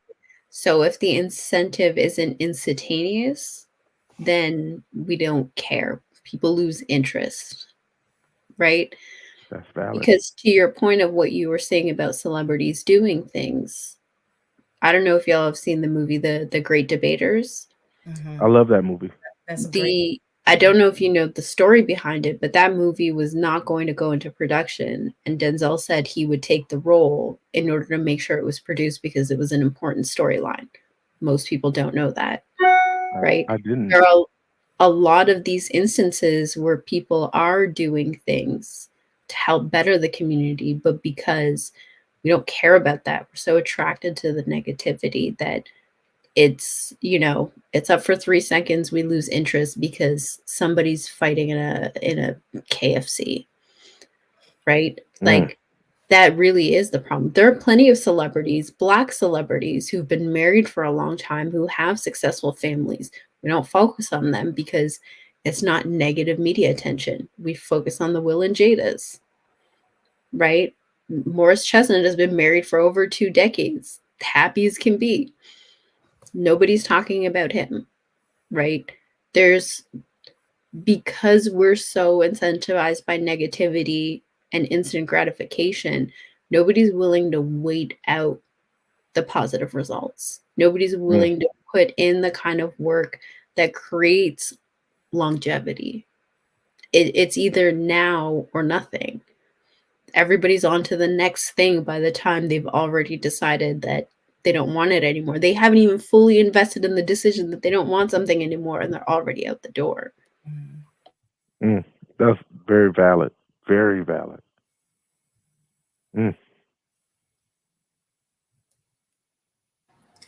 Anybody else want to add something? I think. Did you read the super chats? It ain't no but AP messing with people. We're gonna Money counts. His money matters. Oh my gosh! Thank you, AP. We see them all. The AP accountability partner, $10. Hey Shan, can you bounce and walk for us one more time? Not gonna happen. Okay. AP accountability partner, $5. That's the one from Isaiah also, though. That's it. If you talking about Isaiah, I'm surprised. Isaiah, oh Lord. AP accountability partner, $5. Oh, sorry. I can be thirsty if I want to. There's at least 5 ones in the chat. Sham Monet, Sham, formerly Shantae, Roxanne.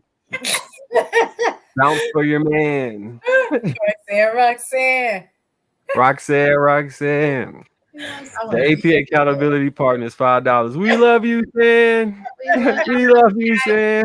You're hilarious, AP. Okay.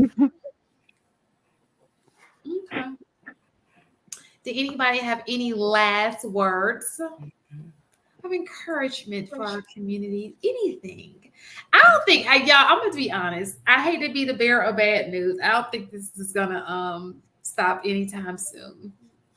I think it's going to get worse before it gets better. It always has to. Can we come up with so y'all have the list going on? We need to come up with a list of our own. Of what? And post that on social media. The list for what? A list of kind of like what we were talking about, just in terms of relationship or bringing the community together, or men and women, black men and women being able to interact. Like they're talking about dating. That was what those lists were. Don't take a woman out on a date.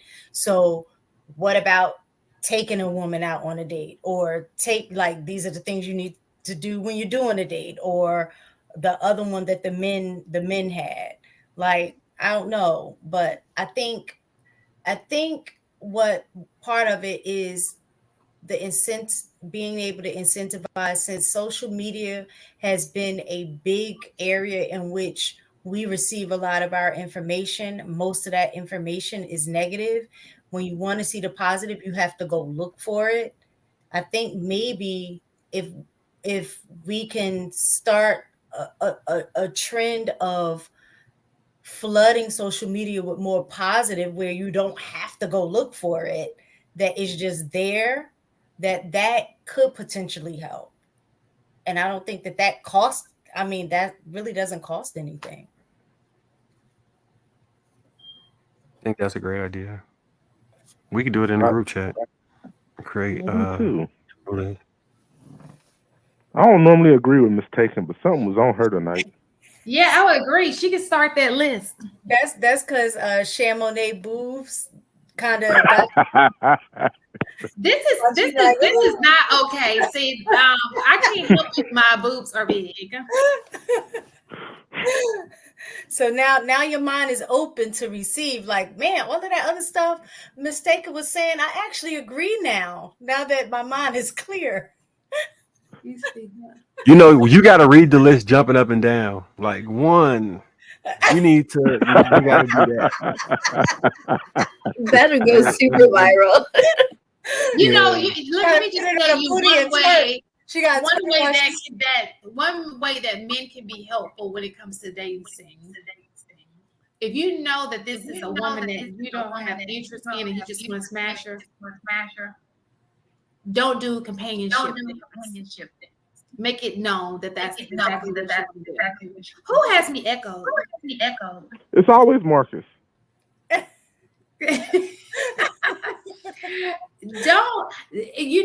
Don't be cuddling. Don't be spooning. Don't spend the night. And let her feel it. And it'll stop. What do you mean let her feel it? Hold on, yeah, you got to say that all up. Say that again, because Marcus had you on echo. So, if you know this is a girl that you're just trying to smash, okay? You got to move your hair. The mic, we can't hear you. What is happening is, just like you guys are saying, we're confused about who the women are. The women are confused too. Women are confused on whether they are in the spot for to be married or they're just in the smash spot because you treat them the same. You're whining and dining them. You're spooning them at night. You're spending the night. You probably call them. You probably do all the same things that you do with a person that you are serious about. And at the end of the day, neither one of them leading to marriage. So it's hard to distinguish the two. So if you want to stop women from being in the streets, make there be a line, a true line and show like, no, this is how I see you and nothing else. You understand what I'm saying? Like if you're about that life, treat her that way. So said move your hair, we can't hear you. Yeah, I just want to point out the chat did confirm that they can't hear you because of your hair. Just kind of throw it back. But this is what I do want to say to the men tonight. You're gonna shoot 30% no matter what happens. You might as well tell them exactly what you want right out the gate. Your percentage is not going to change. What does change is the kind of woman that you get and the way she responds to you. If you give them the choice, either they're going to choose, no, I'm not with that tonight, or they're going to say, hell yeah, that's exactly what I was looking for tonight. So you might as well keep it 100. Your shooting percentage will not change. Do it tactfully, though. Don't. Oh yeah, a lot of people think telling the truth is offending somebody. You can tell somebody the truth without offending them, and get what you want. And that person might not. Great distinguish. I do want marriage, but for you, I think I kind of want something casual because you're such an attractive person. But it's just casual for me. But you're the one right now. Yes. No, don't say that. Yeah, no, say it. Nobody can ever get mad at you for being honest. No, the reason I said that because it was similar to like one of those like IG things. Like, imagine if we were really honest from the beginning about what it is. I love those. So that's where that was from. Like, imagine which one is worse? You saying, hey, I'm gonna be honest with you. I do want a casual relationship with you, but I really don't see you as being my future wife. Or I'll just string you along and make you think, waste 5, 6, 7 years of your life. Gentlemen, don't do either. Gentlemen, don't say either one of those. Don't string them along I advocate We for are being doing honest. either or. But as Marcus White just so eloquently stated, be tactful. Be honest. You know Like, what? yeah, you Honestly can be tactful. tactfully honest.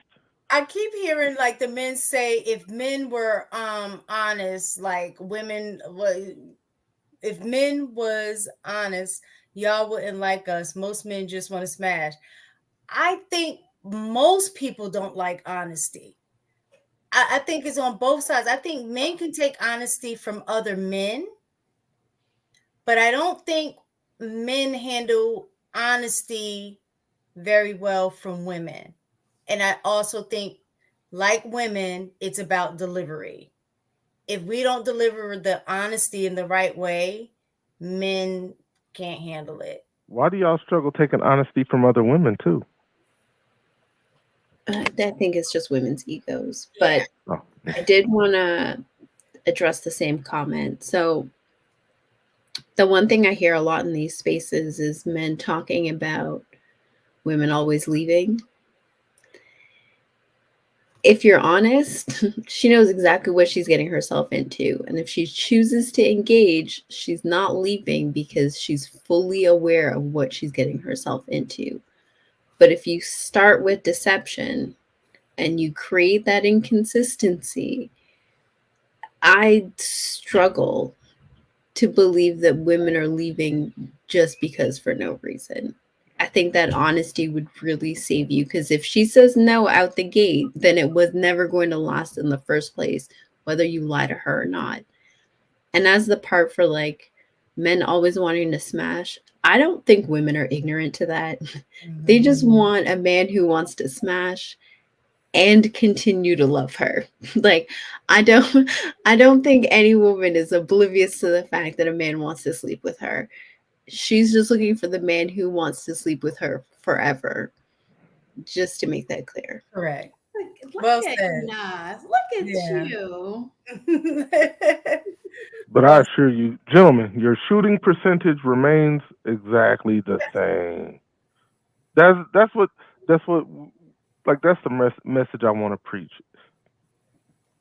If you're shooting 30%, you're always going to shoot 30%. Just do it honestly. That's it. That's all y'all ask. That's really what women ask. Just be honest. If you're honest, I get the choice and I can make it work or I won't make it work. But when I strip you of choice and you're under a delusion or illusion, then you feel more hurt and more broken because we broke that trust. So I might as well be honest. You know what's so funny? Somebody just said post nut clarity. And let me just tell y'all, post marriage clarity really is a thing. You know what I'm saying? So you can't pray, you can't say, oh, one is okay and the other one is not, okay? They both exist. You got me this happy that I got everything I want. For being honest, I will say that. So I wanna ask the gentleman on the panel, because I've heard the whole post nut clarity thing, and then I've heard another side to it, and I want y'all to clarify it if you can. Now, I was put under the impression by a man that post nut clarity only exists if the woman either has sex quickly or there just isn't any real substance attachment to the relationship. So if a woman keeps her knees together for a decent amount of time and there's an actual bond that's created between the two of them, post-nut clarity is not a real thing. Before Marcus goes, I'm going to go ahead and say out loud, I've never had post-nut clarity. I always knew going into the sexual interaction exactly what I was getting into and exactly what I wanted. So there's nothing to be clear on. I already knew going into it. So how would I have be more clear after I'm done with it? So I've never had it. Like I'm that's me being honest. So this is a question maybe better fit for Marcus, but I've never had anything like that. I'm like I brought this ugly chick in because I was dry. I knew that already. You know what I'm saying? Like, no, I don't want you to. I don't want you to get up and cook me anything. I want you to leave. I knew that going in. I was going to ask you to leave when you came in. But why not just be honest about that up front? I was. That's why they leave. That's why I don't have them issues right now. No, you said you knew. That don't mean she knew. No, I mean, so I don't know if y'all remember back in November when I first started on this panel. My whole thing was be honest, be upfront. This is a lesson that I've learned. When I started being honest and upfront, my shooting percentage remained the same, and there was no misinterpretation of why you were there for that moment or the direction that we're headed. And now today, of course, you know, I got my trusted just sitting on the table. Like, what's sitting on the I table? was very clear. Congratulations again. I was What's sitting on very the clear. table? Thank you. I was very, very clear. So going into every single relationship, this is what I want. Or going into that night, this is all you're here for. There was never Did a you say miscommunication, so I didn't need. Yeah. and you still got some? Yes. Oh. I'm shooting 30%. That means I'm making 3 out of 10. My percentage ain't changing. I can't And say it. once you Shan, learn move your that, hair so he. once oh my what? Once I can't say once you Shan, move learn your hair that, so I can tell you what post nut clarity is. yeah, you might have to explain it, but once you remove that and you're clear going in, you're clear coming out. But go ahead. Marcus, can you read that super chat, Shan? Tell Shan. I was listening to. I thought I was on mute. Oh, My apologies. he's about to read the super chat. Hey, tell Shan to move her hair, and I'll tell you exactly what post nut clarity is. They skeeting on the wall. But explain it So, to me, Marcus. AP, I had a whole lot of post nut clarity. I'm not gonna lie. We know, Marcus. We know. I was saying that. Mhm. So, but I think it's something to that, right? That if you build a connection after you have sex with them, then you can continue to have a connection. But I don't think you know exactly how deep that connection is unless you like in love or something before the nut. After the nut come, if you still feel like you want to be around that person, then you can really tell. But I know what you're saying, AP, about you knew beforehand, because I kind of did too, right? But because I wasn't investing trying to get to know the person to even know if you know what I'm saying. So I get what you're saying, but I think post nut clarity work best before a date. Like if you do it before the date and then go out with them, if you still want to get in your car and go on the date. Yeah. So post nut I clarity. might not even go on a date then. I think Right. If you don't want to go on a date still, yeah. I see what. post nut clarity means. You know, I still wanted to go on a date because either way, I was. Never mind. Wait, pre-nut. Okay, so you got post-nut. Let's say pre-nut. So the pre-nut clarity is, I think I like her. You're not really sure. So you're thinking that you feeling her.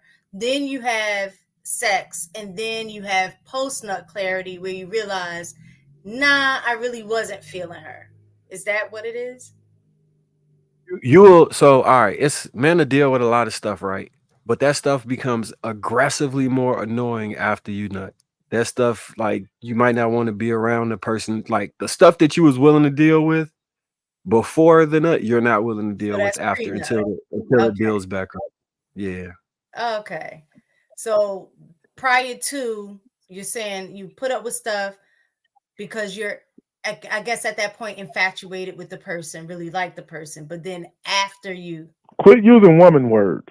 don't have to like her. Want to sleep with them. That's the only thing you know. Oh, okay. So you really want to, so then there is no clarity. Like, I guess what AP was saying. There is no post-nut clarity because you know that your goal is that you just want to sleep with her. So where's the post-nut clarity? I thought that means After you, it's confusion. after you nut, if you give her the opportunity, because a lot of times people don't get them the opportunity after that, it'd be so what you about to do? That's when people get hit with, so what you about to do after this? Just to like hint that you probably should go, whatever. But I think afterwards, you get to assess that person the same way you was assessing them before. So pre-nut, some of the things you might not like, or some of the things you like post-nut, if you still like those things, you really, really like those things. Okay. You get what I'm saying? It changes. It's like being high. Like you go from being high and the food is good to not being high. Is the food still good? Mm-hmm. Gotcha. Yeah. I think Okay. that's a good example. Okay. What if I don't get high? You got to do a better job of explaining. I'm just messing with you, Mark. I don't get high, but I'm not. But so if you're starving and the food tastes good, and then if you're not starving, does the food still taste good? Mm-hmm. It's like going to a grocery store hungry. That's a great example. Mm-hmm. Like you gonna buy everything when you're hungry and you walk in the grocery store, but after you eat and go in there, you shop differently. So it's the same thing. After you nut, you shop differently. Oh shoot! Oh.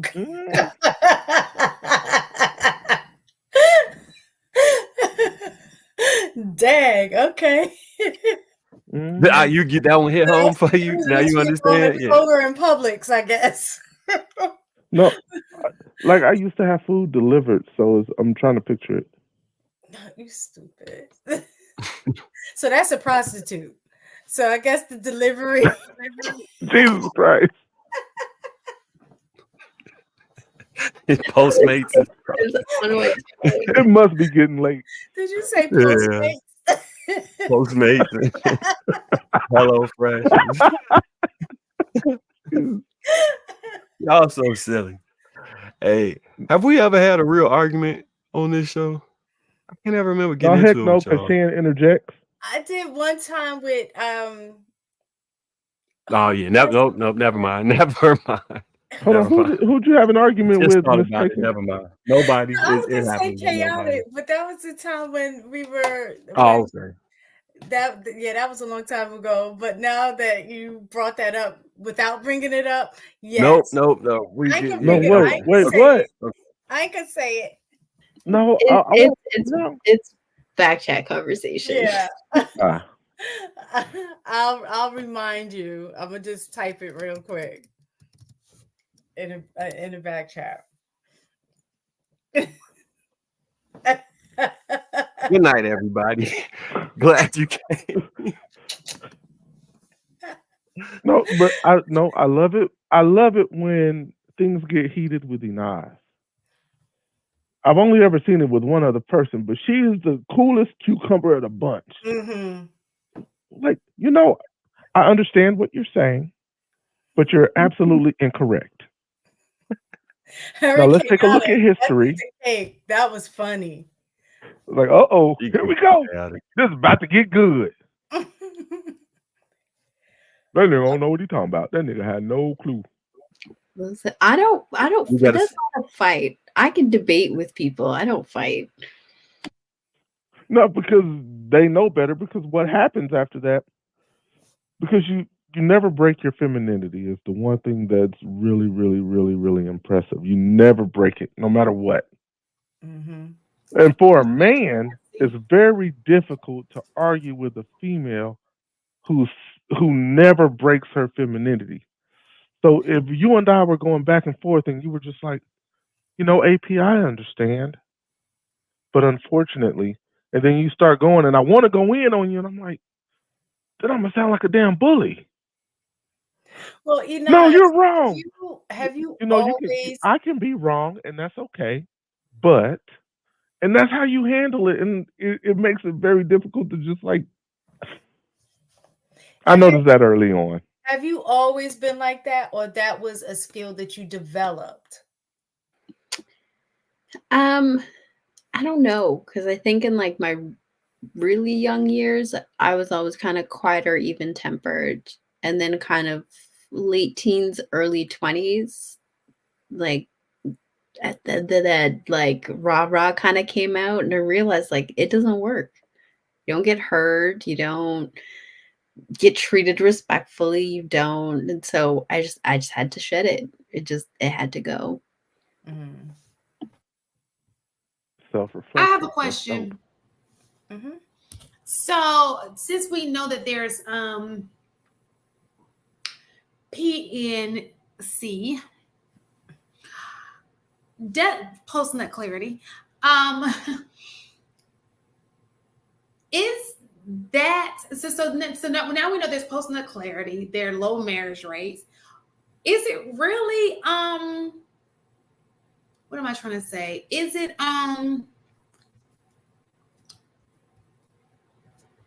well, I'm trying to figure out the word. It's just one word I'm missing. Is it really not so smart or smart? I don't know which one. Put it in where it goes because I'm tired. But do you think that's the reason why women are requiring so much up front as far as dating is concerned? They're requiring so much up front because they're giving so much up front. That's the honest truth. If you're going to give me, because if I think about it, if I go along and let's just say I'm into this guy, right? And I end up sleeping with him. It's hypothetical. I end up sleeping with him a month or two, and he's like, "Oh, post-nut clarity." I'm gonna be hurt, but then I think like, well, it did. I mean, you know, at least I just didn't give it up for the Waffle House, or at least, you know, you even though it's gonna hurt you regardless, you'll start thinking, well, at least I made him, you know, taking me out a couple of times, you know, trying to make you feel a little bit better about the fact that he just literally walked out of your life after he got a nut. Yeah, there's a profession for that and a solution for that. It's called prostitution. And the men have been saying, because Right. I mean, why get some random meals if somebody, not you, but if somebody was gonna make sure they got what they wanted out the deal because they didn't feel they was gonna enjoy themselves sexually and they was trying to make it transactional. They should.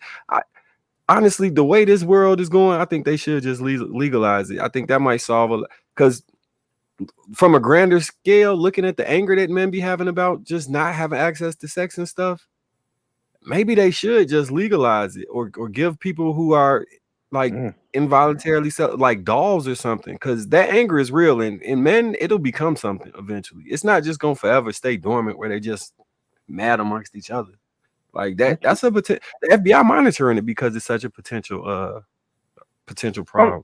I'm curious, and this is kind of open to the panel. So how are men involuntarily celibate? Is it when we're grossly outnumbered by women, and there's like everywhere you blink, there's a woman that would be more than happy to throw it at you. If you say the right words. I don't understand. You have to have social skills in order to even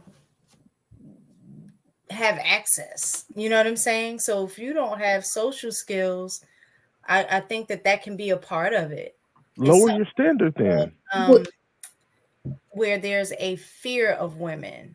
I can't remember what it's called, but I had just saw that the other day, that it was a guy who stayed in his house. You saw that? He stayed in his house. I can't remember what it's called, but because he feared. Oh, the African guy. Yeah, because he feared women. And I do think there are men that are like, maybe not to that degree, but I think where they may get anxiety and things like that when trying to interact with women.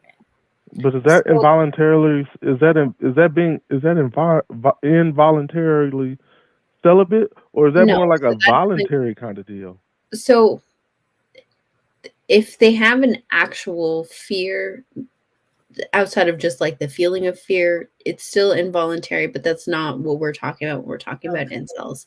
When we're talking about incels, we're talking about men who desire to be with a woman and for a like myriad of reasons are not able to get what they want out of a woman, right? There are some factors to it. Social skills is one. The other part I alluded to the other day is that the majority of women aren't actually registering the majority of men that exist in the world. They don't show up in their peripheral. It's almost like an object just kind of off to the side of your vision. They're not registered as human beings. I think that can create a lot of frustration. I think the other part is that, like, some women now with social media are over evaluating themselves. And so the men that they would traditionally pair up with, they now feel better than, right? Mhm. Sex work is also illegal, right? That has an aspect to it, right? I think that these robots are going to be really interesting because theoretically you could open up a business out of it, right? Um, but there's so many factors to it. So you also have trauma. You also have this. I think we talked about it on the show a couple of times about this idea of what a good guy is, a good man is, right? Some people self-proclaim that without having that label attributed to them. And so they find no fault in what they're doing when really their behavior is socially unacceptable, right? Women do it too, but we're talking about incels and not femcells right now. So there's a whole lot of reasons. Some of them are self-inflicted, some of them not so much, right? So traditionally, before the numbers started to rise, you'd find people with disabilities to find themselves as like people who are incels.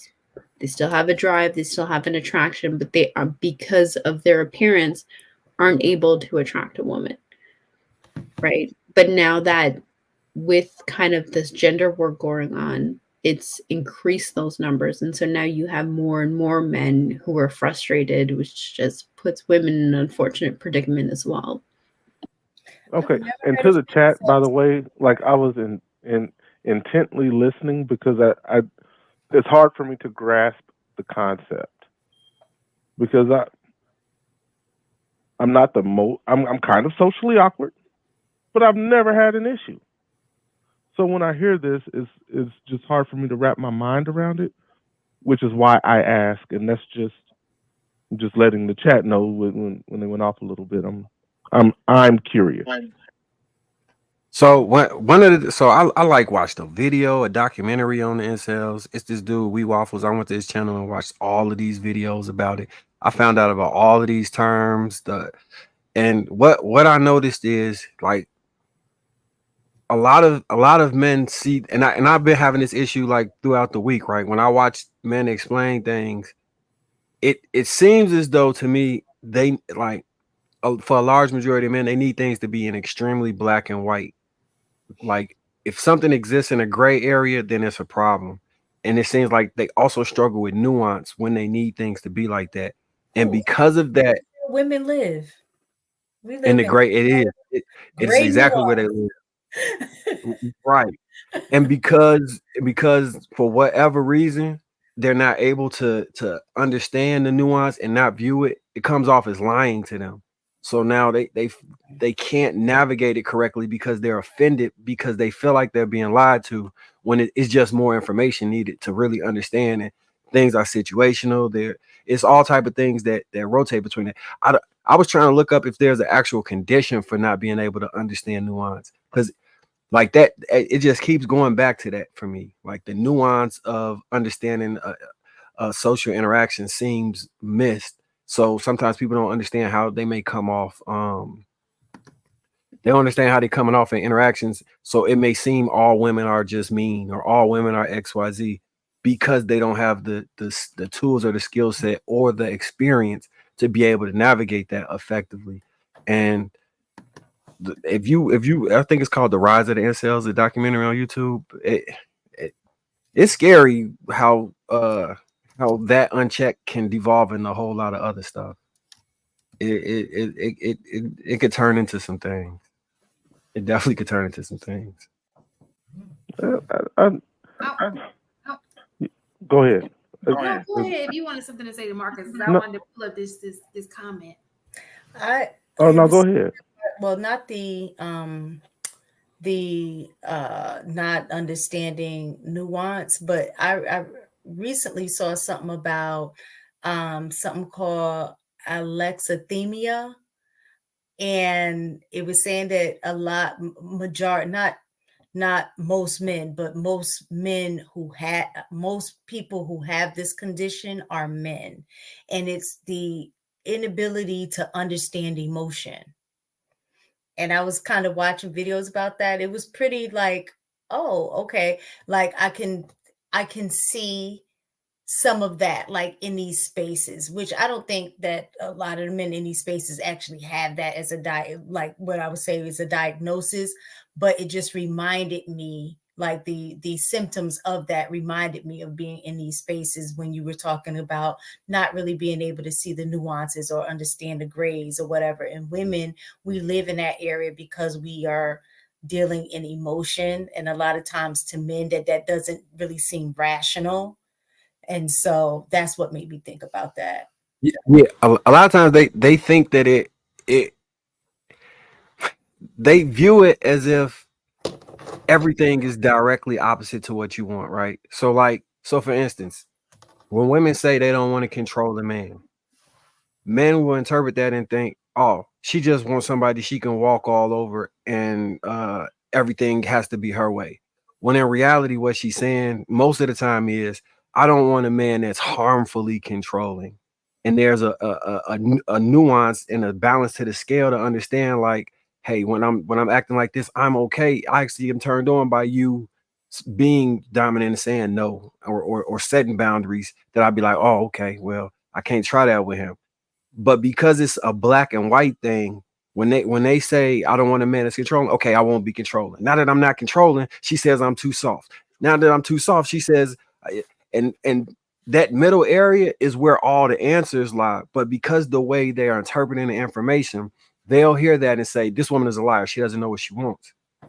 But if you like study the gray area or understand the gray area, you will see it's predictable. Like it's not like, yeah, it does. I understand how it makes sense. If I was to write it, because you can't write it in a stat sheet and understand it. You have to experience it because it's an act of being, like an act of knowing and being. You have to be in the mix with a woman to understand, like, this might not be the time to talk about this, or this the time to X, Y. It's really like social cues and social interactions.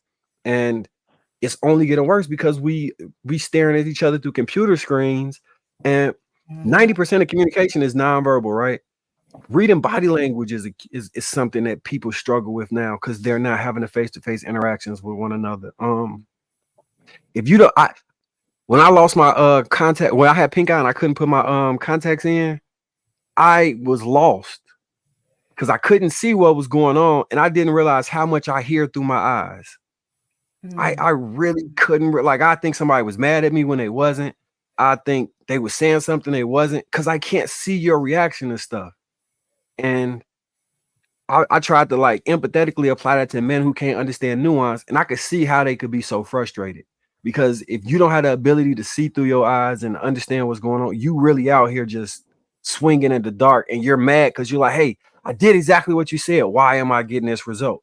And then somebody says, well, it's a little different than that. And they're like, well, tell me the formula. And you're like, there's not really a precise formula. You just kind of got to feel your way through. Oh my God, I got to give up. It's just too much. So let me ask you a question. Do you think that one of the issues is most men aren't just trying to get a woman, they're just trying to get a lot of women? I think the men that are trying to get a lot of women who successfully can do that, they understand nuance real well. I don't think that that's the issue for them. I think the men that are upset about nuance may just want one woman, but they don't know how to connect with her in a way that it appeases everything they need. Well, let me not say that. Those men may want polygamy or those type of, or a situation where they can have multiple women, but you can't even do that until you can have one woman and succeed. Like, you can't have a successful multiple person relationship if you can't have a successful one-on-one. I wasn't really speaking on that. I was just speaking in general. Yeah, What you laughing at, Mistaken? No, because Marcus found a way to throw that in there. And Yeah, I'm like, She asked the book. That was it. She said, "Do you think men want multiple women?" And I'm like, what I'm "Well, saying to you in yeah, general but as it relates to no." dating, because we're there, because polygamy require marrying, okay? Mhm. So I'm talking about in relationship as it relates to dating. Do you think a lot of the issues that are coming up is not necessarily because men can't get a woman, they can't get a lot of women? Now, as I Mm. understand incel-ship, no, they can't get a woman, let alone a lot of women. I think they And need I would another say, term. and I would say that, and this is me thinking back to how I used to be. No, I'd say date one at a time, but have access to multiples. I think there needs to be another term for when you can get access to women sexually, but you want to have a relationship and you can't figure out how to do that for men. Because femcels is what women who do that, right? They can have sex, but they can't get a relationship. Am I right? Is that a femcel? No, I don't think I so. never heard of But femcel. but Explain let's that. make up a name for that though. No, there is no such thing as a femcel, but That's what what I is love saying. We're Enos? gonna make it up right now. What She is got a sex femcel? sale. I never heard of it before. Oh, okay.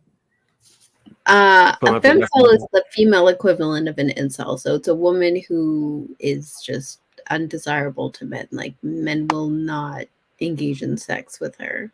Oh, okay. Is there a such woman? Wait, what? I thought it was relationships. They said a man want to engage in sex. They're femcels, like real ones. Yeah. So the thing is like Never heard of such.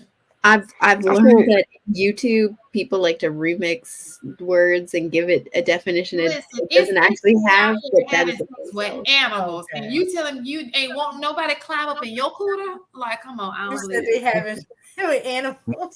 I've literally heard them talk about how thick some sheep is. Like, you ain't seen them sheep? They got some- I swear I heard this before. I'm not making this up. No, No, see, I swear. I'm not making this up. I heard people What? say it before. so when I just heard Enos say that, what I immediately thought was the men she wants. Because the truth of the matter is, if you're a female, you know you got all the female parts. There's a man that will happily bust it down in your town. Your Like block. you ain't even got to search. Like just go to the bar. There's gonna be somebody that'll be happy to bust it down. So like it's hard for me to picture a woman not being able to get it. So I We need think that there's a clarity on that caveat. one. Yeah, I think that We there's need a some more caveat. research on that one. Well, the like that's what the definition actually is. Of involuntary celibate female. But I think that the one caveat to that is with the men she wants. Yeah, because I think for both incels and femcells, you can find sex because you can buy it.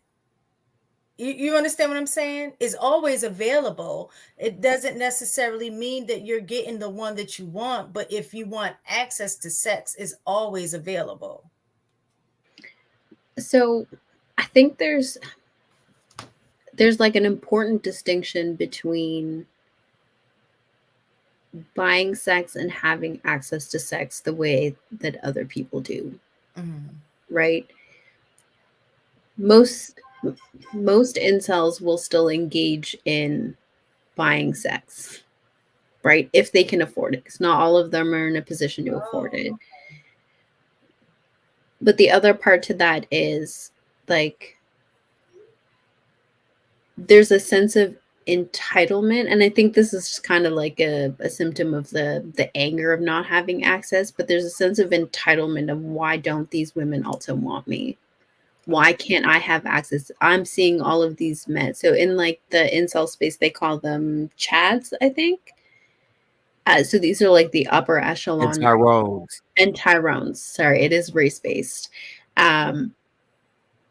So you have the Chads and Tyrones that are at the top of the totem pole, and so they think that these men are hoarding all the women, and they don't have access to any of the women, but they feel entitled to those women as well. That's where kind of that anger and that violence kind of stems from. I've heard them like propose a solution that all men of at 18 years old need to be assigned a wife or a girlfriend, like state assigned girlfriends, so that they wouldn't.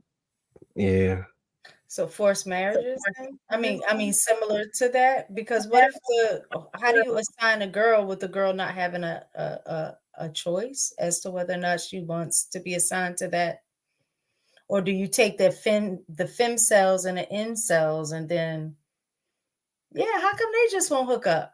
I don't think they attracted to each other. You stay in the same cell. Your ass funny as hell. The fem cell and cell in the same cell. That's clever.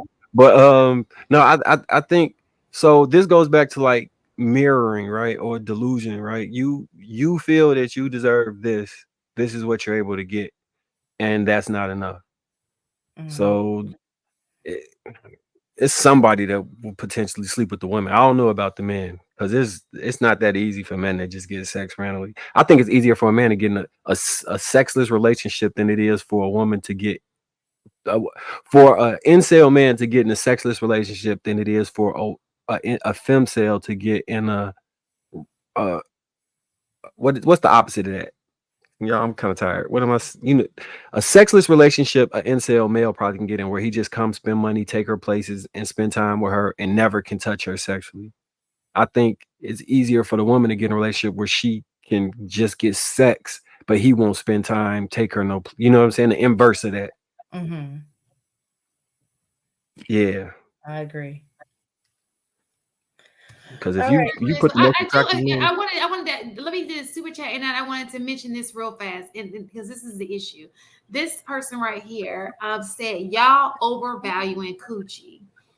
I think it's you undervaluing coochie. I think that's the real issue. People are undervaluing coochie, not overvaluing coochie. And the reason why I say that is because sex for a female, this is going to take it a different story. I'm sorry to mess up your wet dream. Do you know how many organs are involved in sexual activity for a woman? Do you know how many organs that you have to? I know about the orgasm. Shut up. To get through to a woman, okay? How many organs that you damage if something is wrong, okay? And so I feel like it's an undervalue instead of overvalue. The fact that reproductive, that is an entire for birth of a child, and nobody likes to think of it that way. I know, because you're just like, I'm just busting a nut, but it's really you are it's undervalued in opposed to being overvalued. So I hear what you're saying, Shan. I think from the way the men are talking about it is that there's like an oversaturation of it in the market. Oh, for sure. But undervalued for both women, and I think that women undervalue themselves.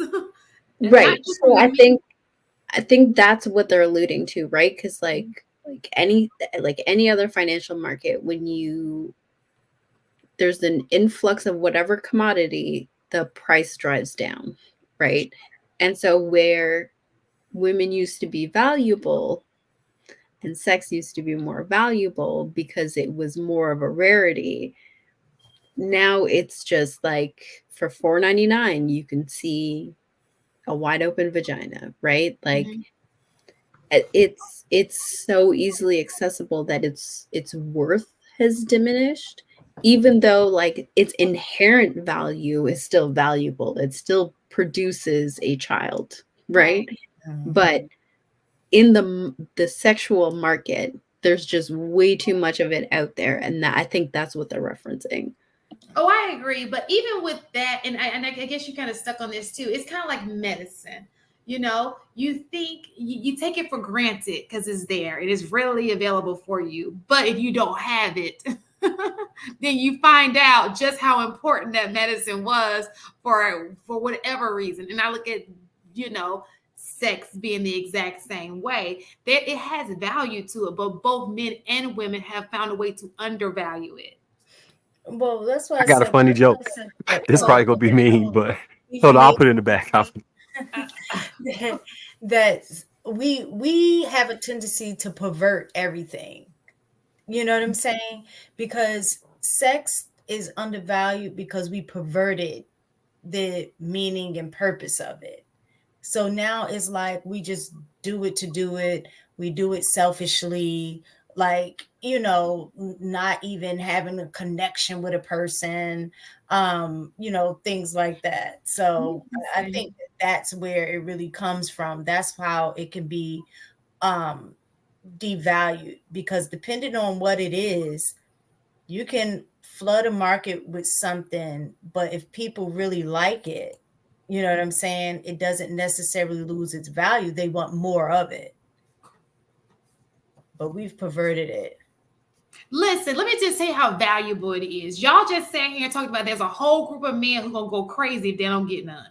It ain't valuable to the person who's getting it all the time, absolutely. But there's a whole group of men, a high percentage of men who not getting it. And guess what? It's a value to them because they just want some. They're gonna blow the whole place up because they can't get none. So just to clarify, the $4.99 is like the average subscription to OnlyFans. It just wanted, like, that number is not random. Just wanted to make that clear. Oh, it is? What you know about that, Inaz? I've heard people talk about it. I'd still rather pay $4.99 for a super chat. You gonna ask, has anybody not been on it, but like has anybody downloaded the app? For what? OnlyFans. I'm quite sure my husband probably have it in his phone somewhere. I know he better not be paying for it. Is it free? I don't know. I never downloaded it before. I don't know how it works. I'm thinking it's like YouTube. Let me see if I can download no idea, but I'm just assuming anything that's related to seeing some naked women somewhere, he probably got it on his phone. So there was a content creator who doesn't do that kind of content that I followed. I don't know if y'all, the real Tarzan. He does a lot of stuff with like animals and stuff like that. Huh? The animals. I was saying with animals. What does he do with animals, Inaz? No. It's nothing like that. He's like a Crocodile Dundee kind of dude. He's just out here like wrestling with animals. It's very like family friendly content. Okay. But he started doing OnlyFans with his girlfriend and started advertising that some of the content is free. So some of the content is free and some of it is behind a paywall. I don't even have it in my app store. Yeah. Well, then he probably ain't got it. Oh, it's not an app. It is. I don't care. Where y'all? I thought it's not an app. I always thought it was attached to Instagram. I know. What do I know? If it's anything you have to pay for, I definitely know he ain't got it. Because he's just not. That's his mindset. I will never pay for nothing that I can get for free. I'm like,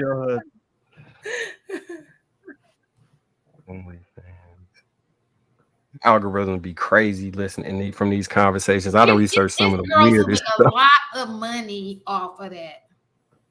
And y'all talking about it ain't valuable. Excuse me. Well, it depends on who it's attached to, though. That's the other thing. That's the caveat.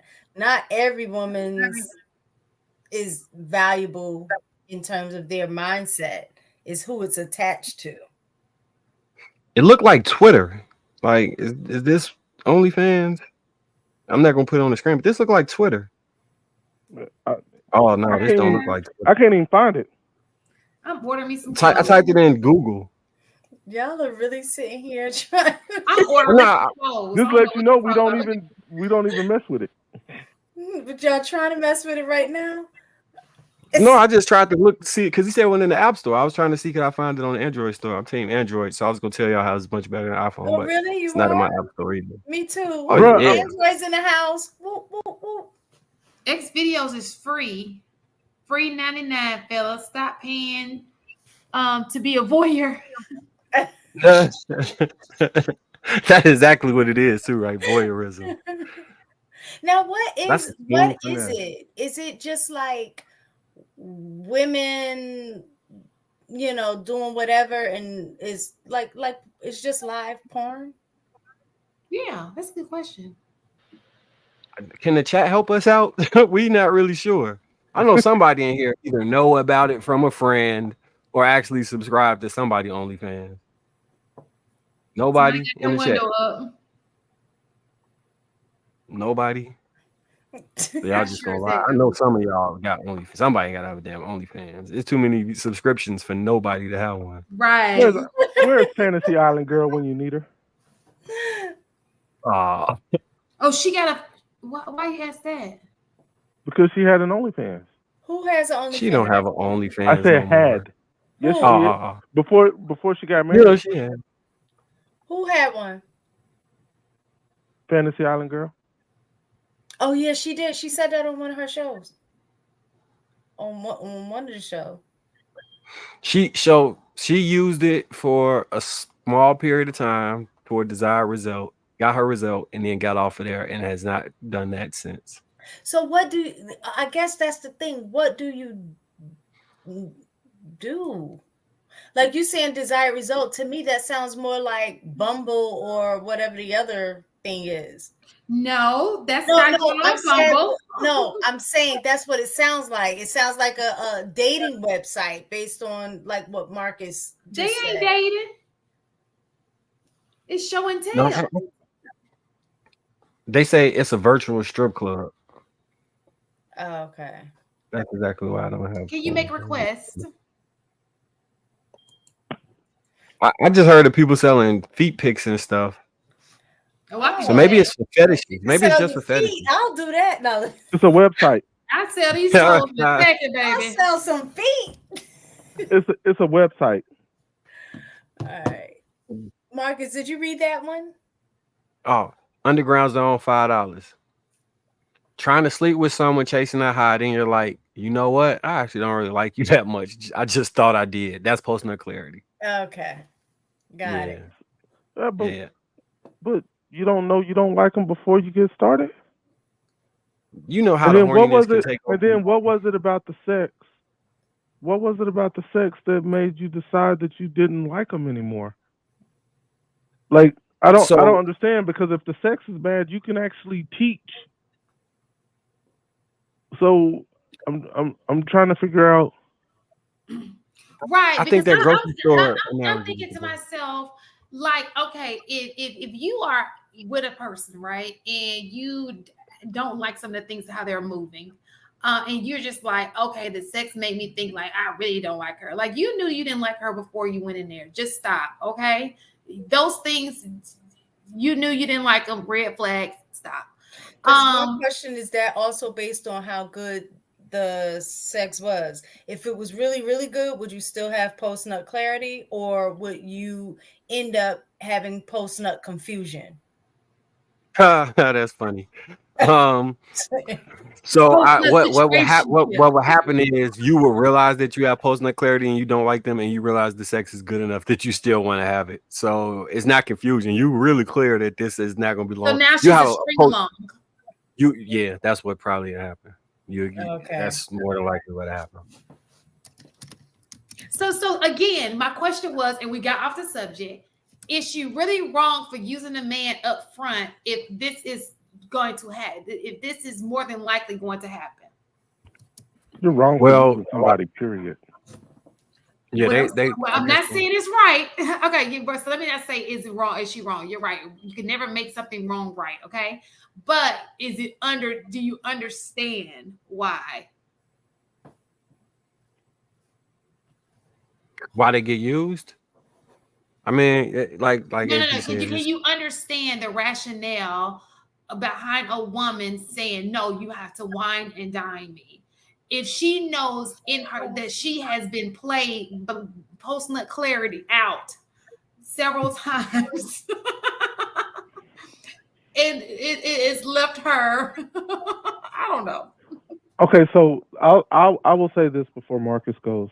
I can understand her point of view. What I can't understand is how a man would allow that to happen to him. That means he would be under the expectation of something, like he's going to receive something. Like, you can't use me if I know the terms of our agreement. And what I mean by that is, if I know that I'm just going to use a random place, by the way, I have to take you to Red Lobster to get the box. That's not anybody using anybody. I'm providing you with what you want, and you're providing me with what I want. Like, It is you. like, So it You're becomes saying both using. of like that's a them fair are exchange. That's just a Right, fair but that's exchange. not. No. It's only a fair exchange when you both make sure that each other you're on the same page. That's what I'm saying. Like, I would know that, and wouldn't like. Why wouldn't a man know that going into it? Never mind. There's a sucker born every day. Never mind. So I want to answer your question, Shan. The reason I think it's bad is that you're allowing somebody else to change the way that you navigate the world, right? Okay. Instead of filtering these men out and choosing better, you're becoming more like them. And that's also not going to give you the result that you want. So do you change yourself for the worse, or do you maintain your integrity and still try to navigate and, like, I don't know, maybe keep your knees together instead of sleeping with every man that you think is going to give you the promised land? Because that's, I understand the sentiment of, like, at least I got something out of it, but you're giving up way more than what you're getting out of it. That's true. That was the point.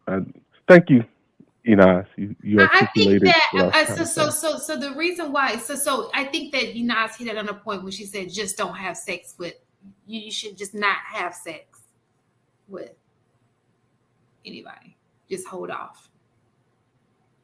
Because I think it's almost, I mean, we're sitting here talking about post-nut clarity. It's almost impossible. He doesn't even know what he wants out of you until he has sex with you. So it's impossible for you to know what he wants because he don't even know what he wants.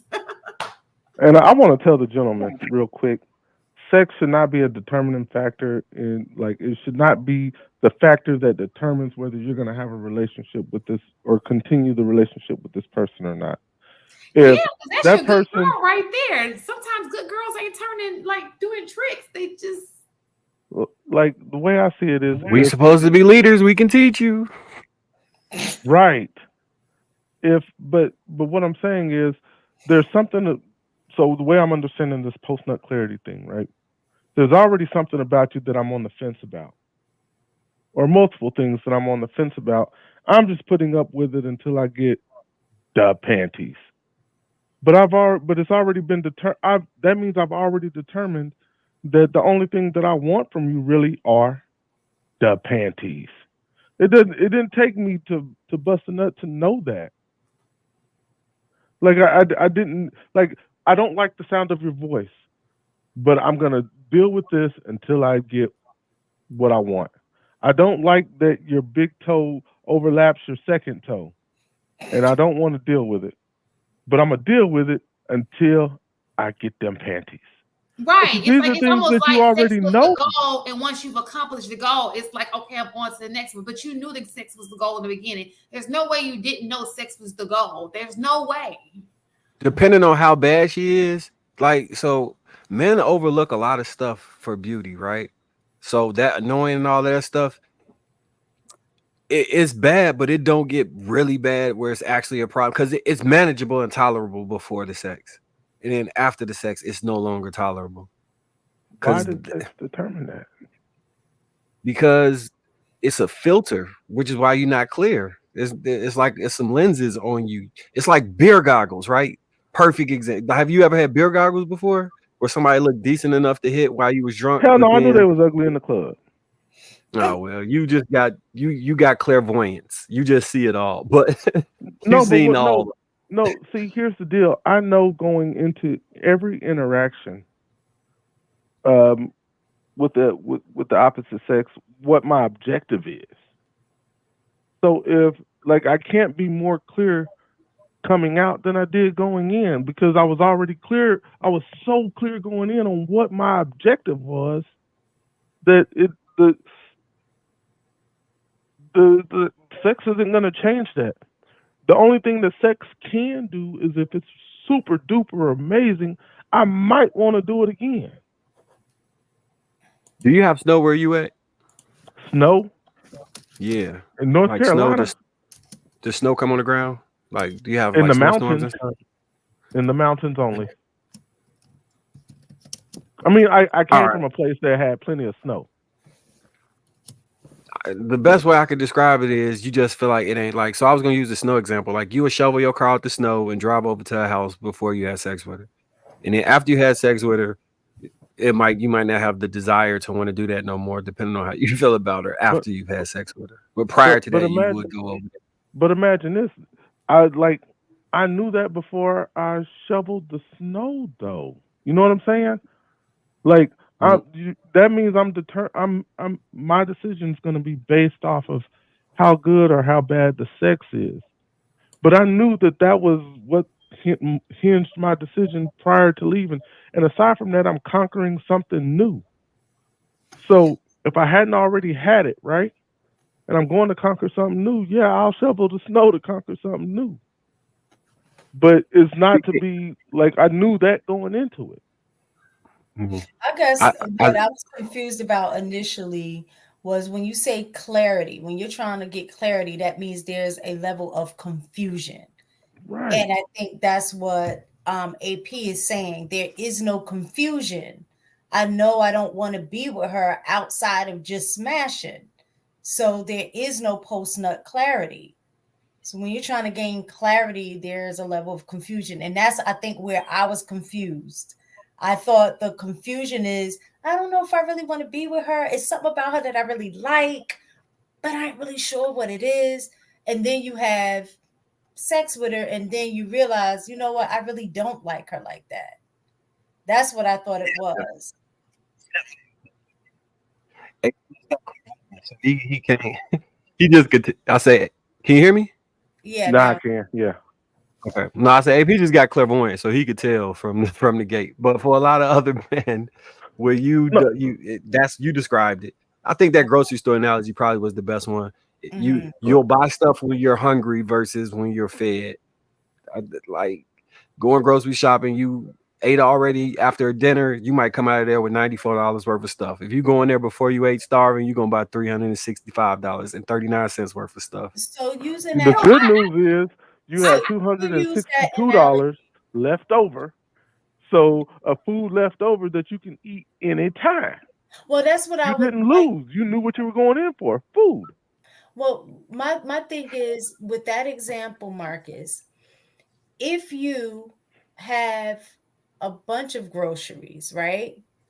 Do you still have post nut clarity? So if you're having sex with multiple women, Nasty ass. can you have post nut clarity with one of the women that you're dealing with? Because you said if you're not being fed, like you gave the example for the grocery store, if you're not being fed, so when you're hungry, you go grocery shopping, you tend, you know, I to get the get question. okay. The way men are wired, I don't know if you heard this saying before that there's a new woman is always the best.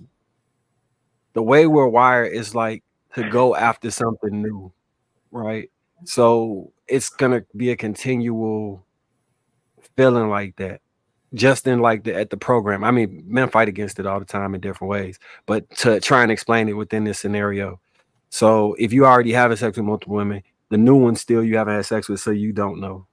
And it's still back to the same base level of hungry. Now you could fast. I was told, I don't know how true this is. I was told after you had so many, you realize they all really just almost the same. It's just a different package. Yeah, that's when you got to take a break from it for like a couple months so you can reset. Yeah. No, Unless you got to something new just comes take a up, break. like you said. Yeah. Hey, look, but still, like you said, ain't no coochie like new coochie. That is actually a saying. And if we're gonna be honest, Well, that's exactly why women in marriage don't have it often, because they're trying to maintain the newness. So That's a there you lie. go. That's all the cap in the world. You lying on yourself. You lying on all the other. They're Don't trying start that rumor to because these dudes maintain are clip it and newness. run with this and say that that's like. See, I told you don't get married. These women don't give you none when you get married. That's a If you get super too used lie. to it, it won't be new. So you got to kind It, of ration it out a little bit, right? don't let her lie to y'all. If she tried to ration out sex, she'll be stalking her husband. She wouldn't last. We heard her talk about this before. Her husband might want to chill tonight, and she bring that ass over here. She ain't rationing nothing out. Look, wives that because no, for real, these men be thinking that that if when you get married, you might not. What they say, single man having more sex than married man. That's a lie. That's a super lie. Like that's such a lie. That's just a lie. It Lie, is. lie, lie, lie, lie, lie, lie, lie, lie, lie, lie, lie, lie, lie, lie, lie, lie, You just lie, got to lie, make lie. sure she still likes you. It only changes if she doesn't like you. As long as you're doing what you're supposed to do as a man, not to say you're not going to have ebbs and flows, that happens just in general. But as long as she still likes you, I don't think that happens like that. It just doesn't. If you still like each other, that's the key, is keeping each other engaged enough to the point that you still like each other. Think that when that happens, either the man or the woman, they're no longer really liking their partner anymore. 100% agree. So we had this conversation maybe 6 months ago where I was describing what foreplay is and that it's not isolated to the moments before sex and it can occur throughout the day in the interaction. So when I think about intimacy, that's how I would think about like every time I walk past you, I'm like feeling on your body. When you walk past, I might just randomly kiss you. So we are throughout the day engaging with one another in intimate ways that they're sexual in nature, but they're not technically like leading up to immediate sex. And in doing so, it's always like ready. If that, you know what I'm saying? It's always, yeah. Like I've never ever been told no a day in my life. So Like it's seven though. like you said, those little things, I've not asked for a big, break like before. walking past and get popped in the butt. You be like, babe, but you really like it. You know what I'm saying? Yeah. It's little things Y'all like tripping. that. Like, babe, See that? So look, but here go the thing, mistaken. Somebody will hear that, and you know how you just said. All right, so I'm jumping all over the place. So when you said you don't like it, but you like it, that sound crazy to a lot that's of, the you know what I'm gray saying? area that The you're gray talking area, the gray about. area. Okay. Yeah, mind Okay. blown. And then And they then, might so I went to read it into be like, yeah, I be trying to give her love taps, and she be like, stop. Got it. Okay, because that's the black and white. Okay. yeah, and then there's I guess times that's where the same thing when a man be buying a woman stuff and she be like, oh, I'm so in love with him. And then she'll go like, damn, I don't even like this dude. Now he broke. I don't even like him no more. Post financial clarity. Dang, some money all along. Damn it. Post give clarity. Y'all want to be equal so bad. Hilarious. Oh shit. Marcus, I He said like post that. give clarity. That just solidified for me what you were saying. It brought it into something tangible with the okay. Because then there's times where you absolutely have to be in the black and white area, like no means no. Right. Even though it kind of doesn't sometimes, it always has to. Like you got it, like as men, it always has to err on the caution of even kind of hesitant, mean no. Protect yourself out here. Don't get caught up in no, yeah. Facts. Back in the day, men used to try and use that as they defense. She said no, but she kind of wanted it still. Bro, you going to jail. you going to jail like that. You going to jail. I'm sorry, Chan, what'd you say? I don't remember. Okay, I got it. I've been sitting here thinking for a good analogy for PNC. And let me know if I got it right now, Mark.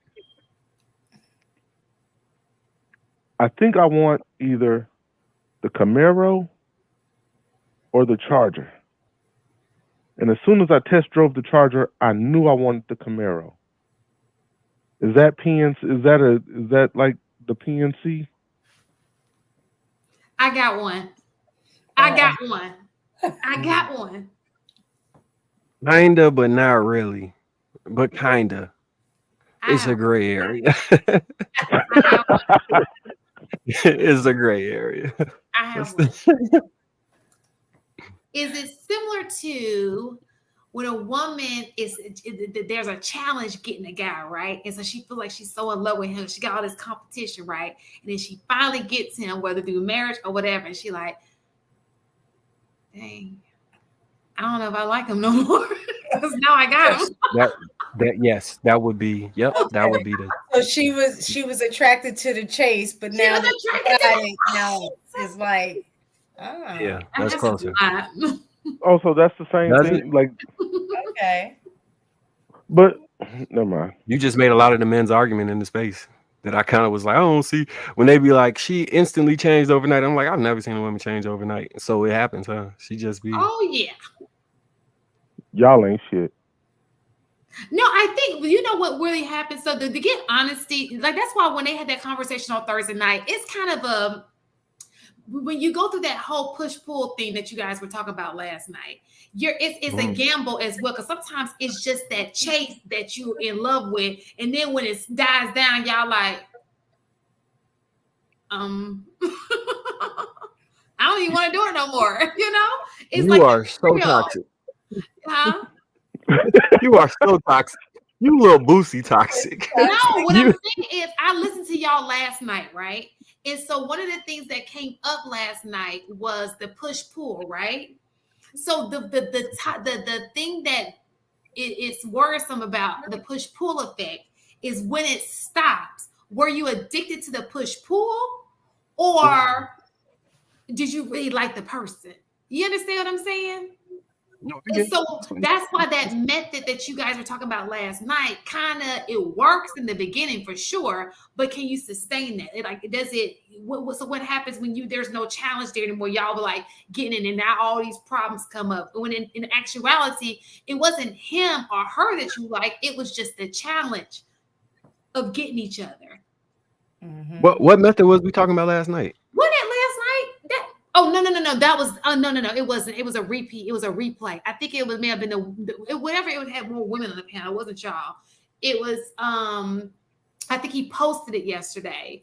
It was a clip from past discussion.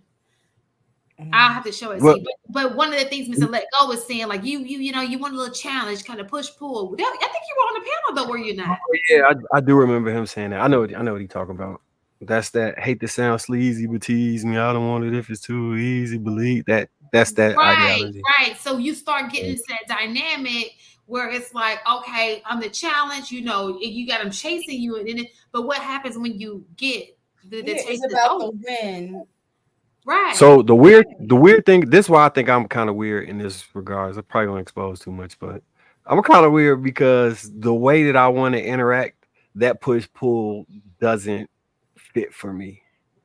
It don't fit for me either. I ain't got time for them games. Yeah. I think I said it on here before that for men, sometimes if they got to work too hard for it, then they'd rather not, and then just go somewhere else where it's easier. So I guess for women, they have to find a balance between being chased and then being left. Like not to say that, well, you just need to go ahead and hurry up and give it up, but it has to be something left to like a carrot has to be dangled is what I'm saying. Like, and I think that that's part of the chase. I'm going to slowly give you things about me that's going to intrigue you before you get to what I know ultimately you're trying to get to. I got a question real quick, Miss Taken. Oh, go ahead, Marcus. No, you got it. What man said that they didn't enjoy the chase, even if it was hard? We might change the goal, but the chase, regardless of how difficult, I'd rather it be like super difficult, because when I achieve it, it was that much more sweet. Like I don't understand that. Sometimes that chase is you chasing her and she running after somebody else. So there's that, or like what Marcus was saying about like some men not understanding nuance. Some men don't understand when a chase is challenging versus when that woman isn't interested. Oh, that's fair. And hold on, AP. So this why I say I think I'm different. I kind of want to consume you. Like I want all of you. I want you to give all of you to me, and I want it. Like I don't want to You push one pull. of those that try to make the woman fall in love with you. Exactly, and That's then what you it dip. sounds like. You're the problem, And Marcus. then dip. And then when am I dipping? What dipping have I all done? the women you talked about in the past. I want to consume Yeah, that lady. but I didn't know. I'm talking about a woman I actually want. I'm not talking about random like sexual encounters. I'm talking about like within a relationship. If we're gonna have a relationship, I want your soul. I want to consume you. I Okay. want all of He it. said he wants the soul. When's your birthday, Marcus?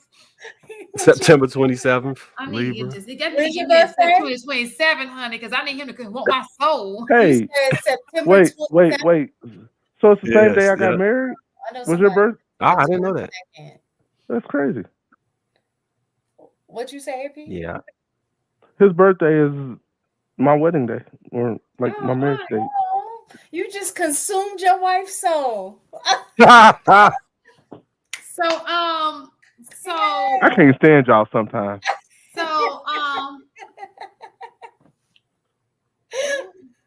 Long as he didn't consume her soul, I'm okay with it. That's what happened to my husband. That's why I can't. Thoughts Go nowhere. You stuck. He consumed you already. I ain't going nowhere. I'm stuck. I don't know that my soul has ever been consumed. I'm stuck. He done took the whole soul. The whole soul. You got to be willing to give it though, Shan. No, I ain't even give it to him. He just took it. I gotta be attracted to somebody first. Maybe that'll help. Maybe. Isn't that horrible? What? My eyesight. Not necessarily. Oh, yeah. No.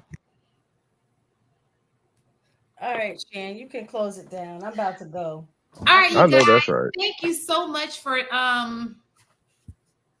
Oh, how am I not attracted? I don't know. I've been trying to think of that myself. He said, "How am I not attracted to people?" Okay, so AP, I'd rather pay $4.99 for a super chat, you guys. I think it's the very last one. Dub will $4.99. We didn't do this. Did we? That last one, yep. All right, Underground Zone, $2. One word, Reddit. A lot of content leaked there. I've been trying to get rap battles from Reddit, and it won't come up. The URL stuff. I thought Reddit was just a thing where you can ask questions and people try to answer it. Oh no, Reddit is dopest. Oh wow, okay. I'm and learning. if you ever wanted to learn something, go down a we'll rabbit have a hole. whole conversation about this again. But yes, men are going to different countries, but they're still not marrying nobody. Nobody. Who can love? Hey, have you ever heard of the Langston Hughes poem "To Our Tina"? None of y'all. Oh, damn. What is it? You gonna read it to us? I think I got it memorized. I will not be satisfied with the taste of your lips nor the sweet of your hips alone.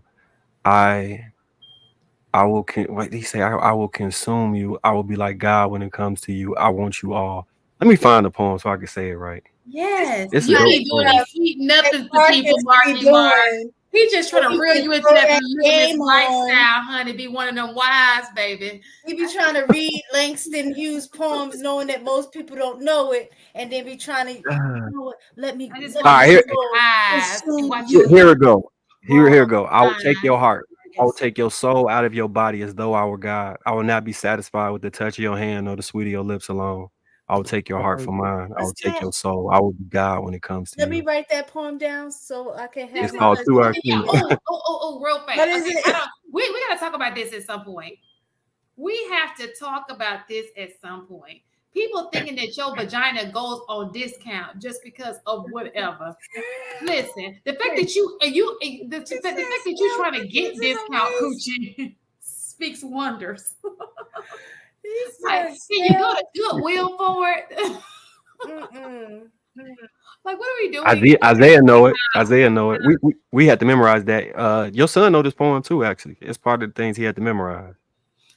Shan, he know this. Ask him what two Artina is. He should be able to recite it with no issue. Okay. I'm gonna write that down. We got Tony Webb. He must be the bros too. Yep. Then here's okay. I got that. I like that. Yeah. Say I will not be satisfied with the touch of your. He say I would not be satisfied with the touch of your hand or the sweet of your lips alone. I will take your heart from mine. I will take your soul. I will be God when it comes to you.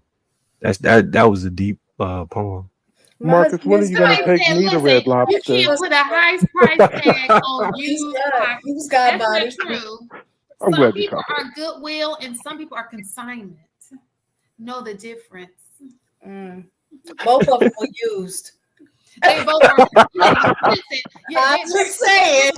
Both are used, but still some are higher priced than others. A Louis bag is still a Louis bag. It may be discounted for sure, but it's still gonna be hot outside of your pockets. Okay.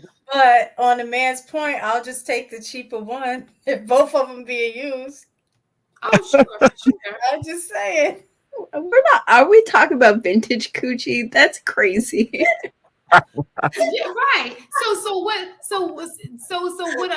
listen, the point of it is you can't make people, you can't devalue what people do. If they don't want to sleep with you, they just don't want to sleep with you. No matter you can't talk them into sleeping with you. That's just some old coochie that don't even want you.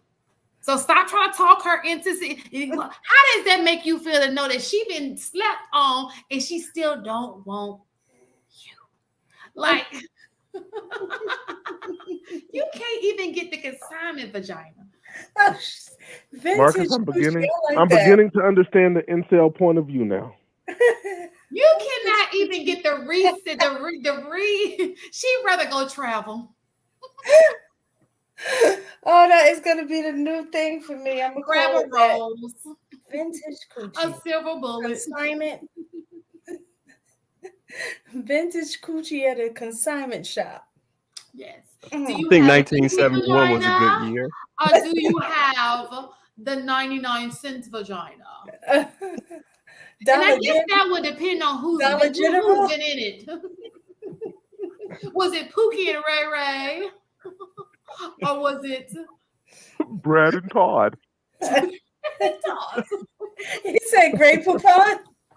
I said, no. Brad and Todd. Brad and Todd. Oh. Oh, this is such a tawdry conversation. So haughty. Y'all, that's crazy. Y'all so funny. Y'all tired. Y'all starting to get too silly. It is. I'm sorry. We are sleepy. That's a good question. That's something because people think. At what age do you become a cougar? I think we're at that age. No. I'm just saying, no. Because he said cougars are very freaky. So I'm just saying, at what age do you start being a cougar? Can you be in your 27 and be a cougar if you're dating somebody that's 20? Most of my elbows. No, that's not. It's just the glare. Like, what does the age gap? I'm cool. It's just the glare from the camera. I'm pretty sure those are pumas. Those like baby cougars. What age is what's a puma? What age is puma? They're like baby cougars. Hey guys, you on point today. Vintage coochie and pumas. I didn't make up pumas. That's a thing. Oh, it is? Oh, that's when you still a younger woman, but you're still dating a younger man. So you're a cougar in training. Okay. No. So pumas are mid 30-year-olds with dating with a 10-year age gap, younger guys, a 10-year age gap plus. Cougars, I just looked it up. Oh. Cougars are 40-somethings with a 12-plus year age gap difference with the person that they're dating. So somebody said Bobcat. Is Bobcat one? I don't think Puma's one. Enos just made it one.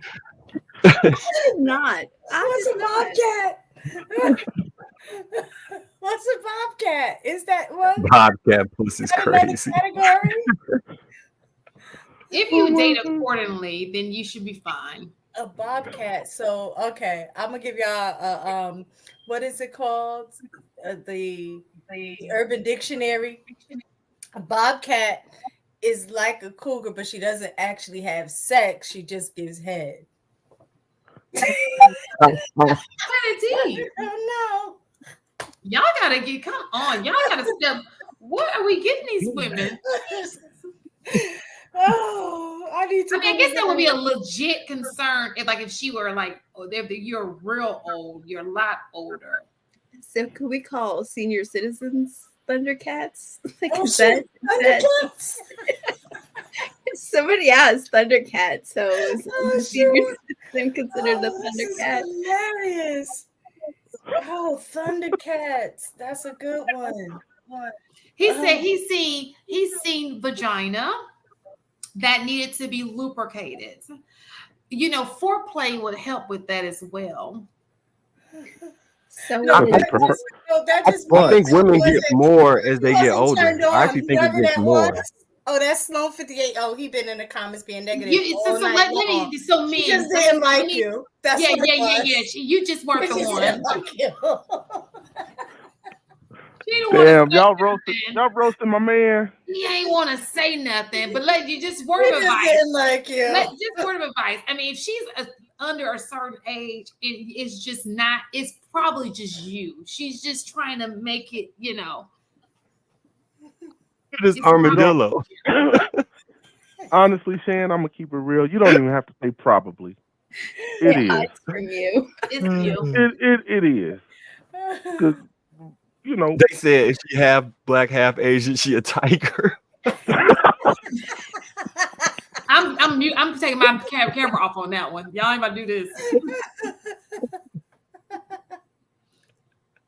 Wait, maybe. I remixed the joke. I just remixed it. I don't get it. Maybe she's half black, half Asian, or half white, half black, or half whatever. I don't know what that one meant. As to why, I'm gonna leave it alone. Oh, he's referring that to be armadillo. Isaiah, I'm the oldest person on this panel. That's all we need to know. Isaiah, you had asked the question earlier. I was trying to get clarity. Was you saying if men all said we wasn't gonna have sex, would women become as horny as men? Was that the question? And you just said yes or no, real quick, so I could figure out. Women can go without it for a decent amount of time. You guys will be amazed. Now, let's talk about without it. Listen. Look at Miss taking face. Stan, speak for yourself. What I'm saying to you is speak for yourself. Mistaken has not been in a situation where she's had to. We're talking about women who've been in a situation where they've had to. Because I refuse, unless you feed into that women are just sitting here having sex, because there are people who've not been married that are not just out here having sex every so often. You know what I'm saying? So you can't have it both ways. So to be remember, there's another part to that. So realistically speaking, women can go without having sex for a decent amount of time. Now, would they like to? Absolutely not, but they can. Well, if that's the case, men can too. Mistaken. I think so. So Shan, you've said this before. Mm-hmm. I don't want to. Can I say why I think you might say that that's possible and mistaken might not, or leave it alone? Sure. Well, we was talking about having a whatchamacallit, and you said, yeah, that could be the reason. No. Having a what? No. So for me, there has to be an emotional attachment to it for me to enjoy it like that. Because like I said, I seldomly think that I'm attracted to anybody on that level. But if I have an emotional Okay. attachment to you, that'll make me want you. You understand what I'm saying? So to me, this is just me because I'm different. I have to have an emotional attachment. I can't see myself just jumping in a bed. I've yet to meet a man, except for one. I'm sorry. I've yet, besides that one in life, to meet a man that I would be like, oh, I want to sleep with you right now on the first day. And even that one, I didn't do that. But I'm just saying, I've never met. It's not like, I don't care if I look at all celebrities, anybody. There's not one man besides one who I thought, dang, like I want to jump in the bed right now with you and just, Now that doesn't mean I'm not a sexual. It doesn't mean that I don't like sex. Absolutely not, because I use my finger often. But when it comes to that urge of wanting that man right there, like I don't have that because I don't see men like that I want like that. Now I do when it comes to I see decent looking guys and I'm like, oh, then I get to know them and I have an attraction to them. So I've been in love before for sure. But most of the time it's not because I'm like, oh, I'm just lusting over him and I just gotta have his body right now. When I get to know him, that's when I gotta have him all the time. Okay. It makes sense. It makes sense. So because all right, yeah, I guess that makes sense. I think that a man that goes a very, very long time without sex can become a dangerous man. Like he might be on edge. It affects our mood differently. Like I don't know if it's a release for testosterone or what, but that's what I'm trying to say. I think I know for a fact that men and women don't experience it the same way, right? Our physical makeups are different, hormone balances are different. So I do get that, but I do think men and women experience kind of similar things. Like you said, you can get moody if you don't have it in a while, things like that. Like women go through that as well. Oh, for sure. I can agree with that to a certain extent, but look at it this way. Like we said before, if it doesn't make sense, it just doesn't make sense. If it were just same for men and women, then why is it so many women in marriages and they're not even having sex? Why is it one of the first things that leave when you're in a marriage? They may not be having sex with that man, because so now you're saying most of these women are cheating. No, and that's what I'm saying. Finally, y'all admit it. No, I don't believe that. I wouldn't say all of them, but I'm saying if we look at the stats say that women cheat almost as much as there's a slight difference between that. So, what I'm saying to you is, if it's because a man can still want to have sex with you and not want you, right? So if that is the situation, if you have a man sitting there right beside you and you are in a marriage most of these people are in marriages that they don't even want to get rid of. Like they want to be married, they just don't want to have sex right now.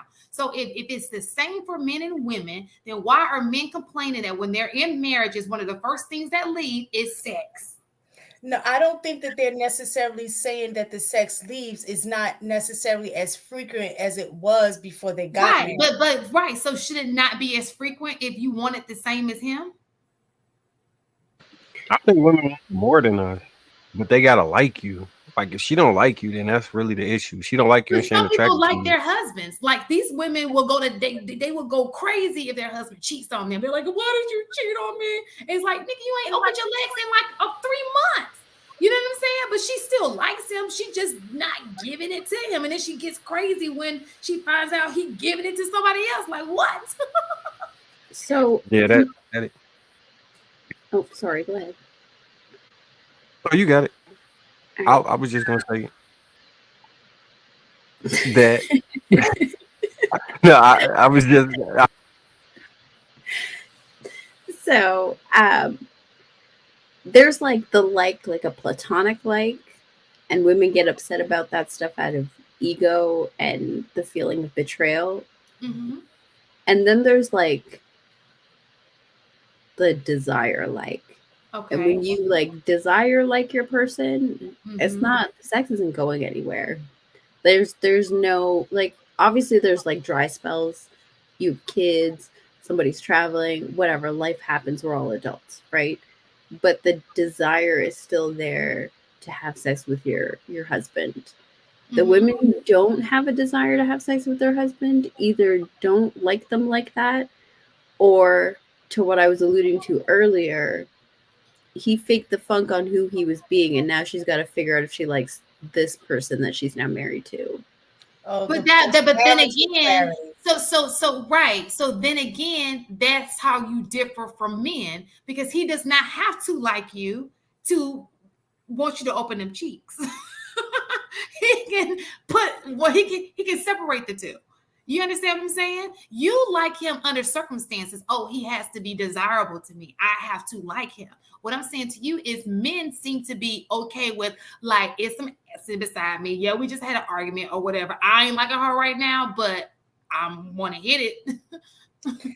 Yes and no, because some men too will refuse if they're in that state as well. Or sometimes it can be used as punishment. Like sometimes mad sex for men is a punishment on a woman. It's a different kind.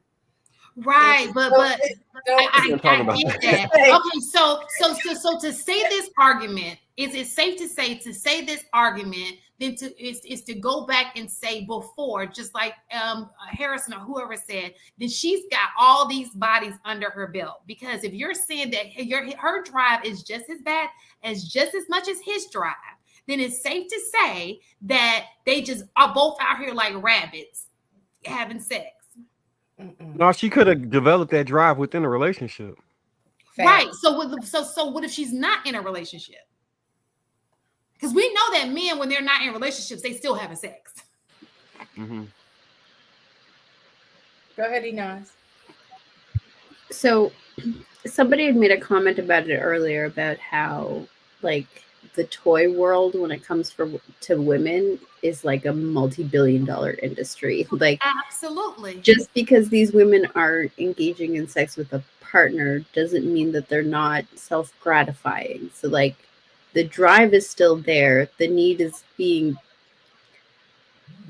satiated but not satisfied. Like, it's good enough until you find someone that you can engage in sex with, right? Like, I think women's sexuality has become so taboo that a lot of women have to resort to things like that in order to help preserve a body count.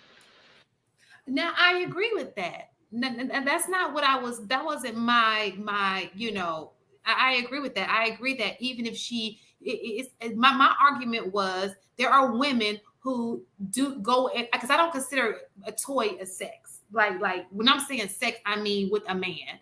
My argument was there are women who can take breaks and go a extended amount of time without having sex with a man. If she does not have a man who does she wants, it's not like there are some women who are just not out here sleeping with people when they don't have somebody they can. You understand what I'm saying? Because we know that women can have sex with men at any point, but they don't exercise that right. If they find themselves in a situation where they are in between men or whatever, some will sleep around, but then there's a great many who will be like, you know what, I'm not about to be just sleeping around with dudes.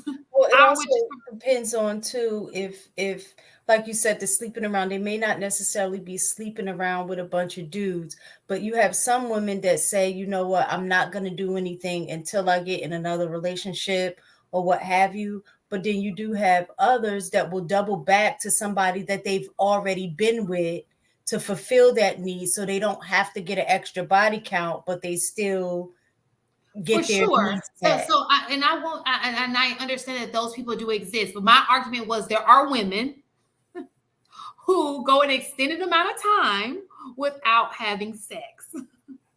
I'm a say I agree, but I don't think they represent the vast majority. Okay.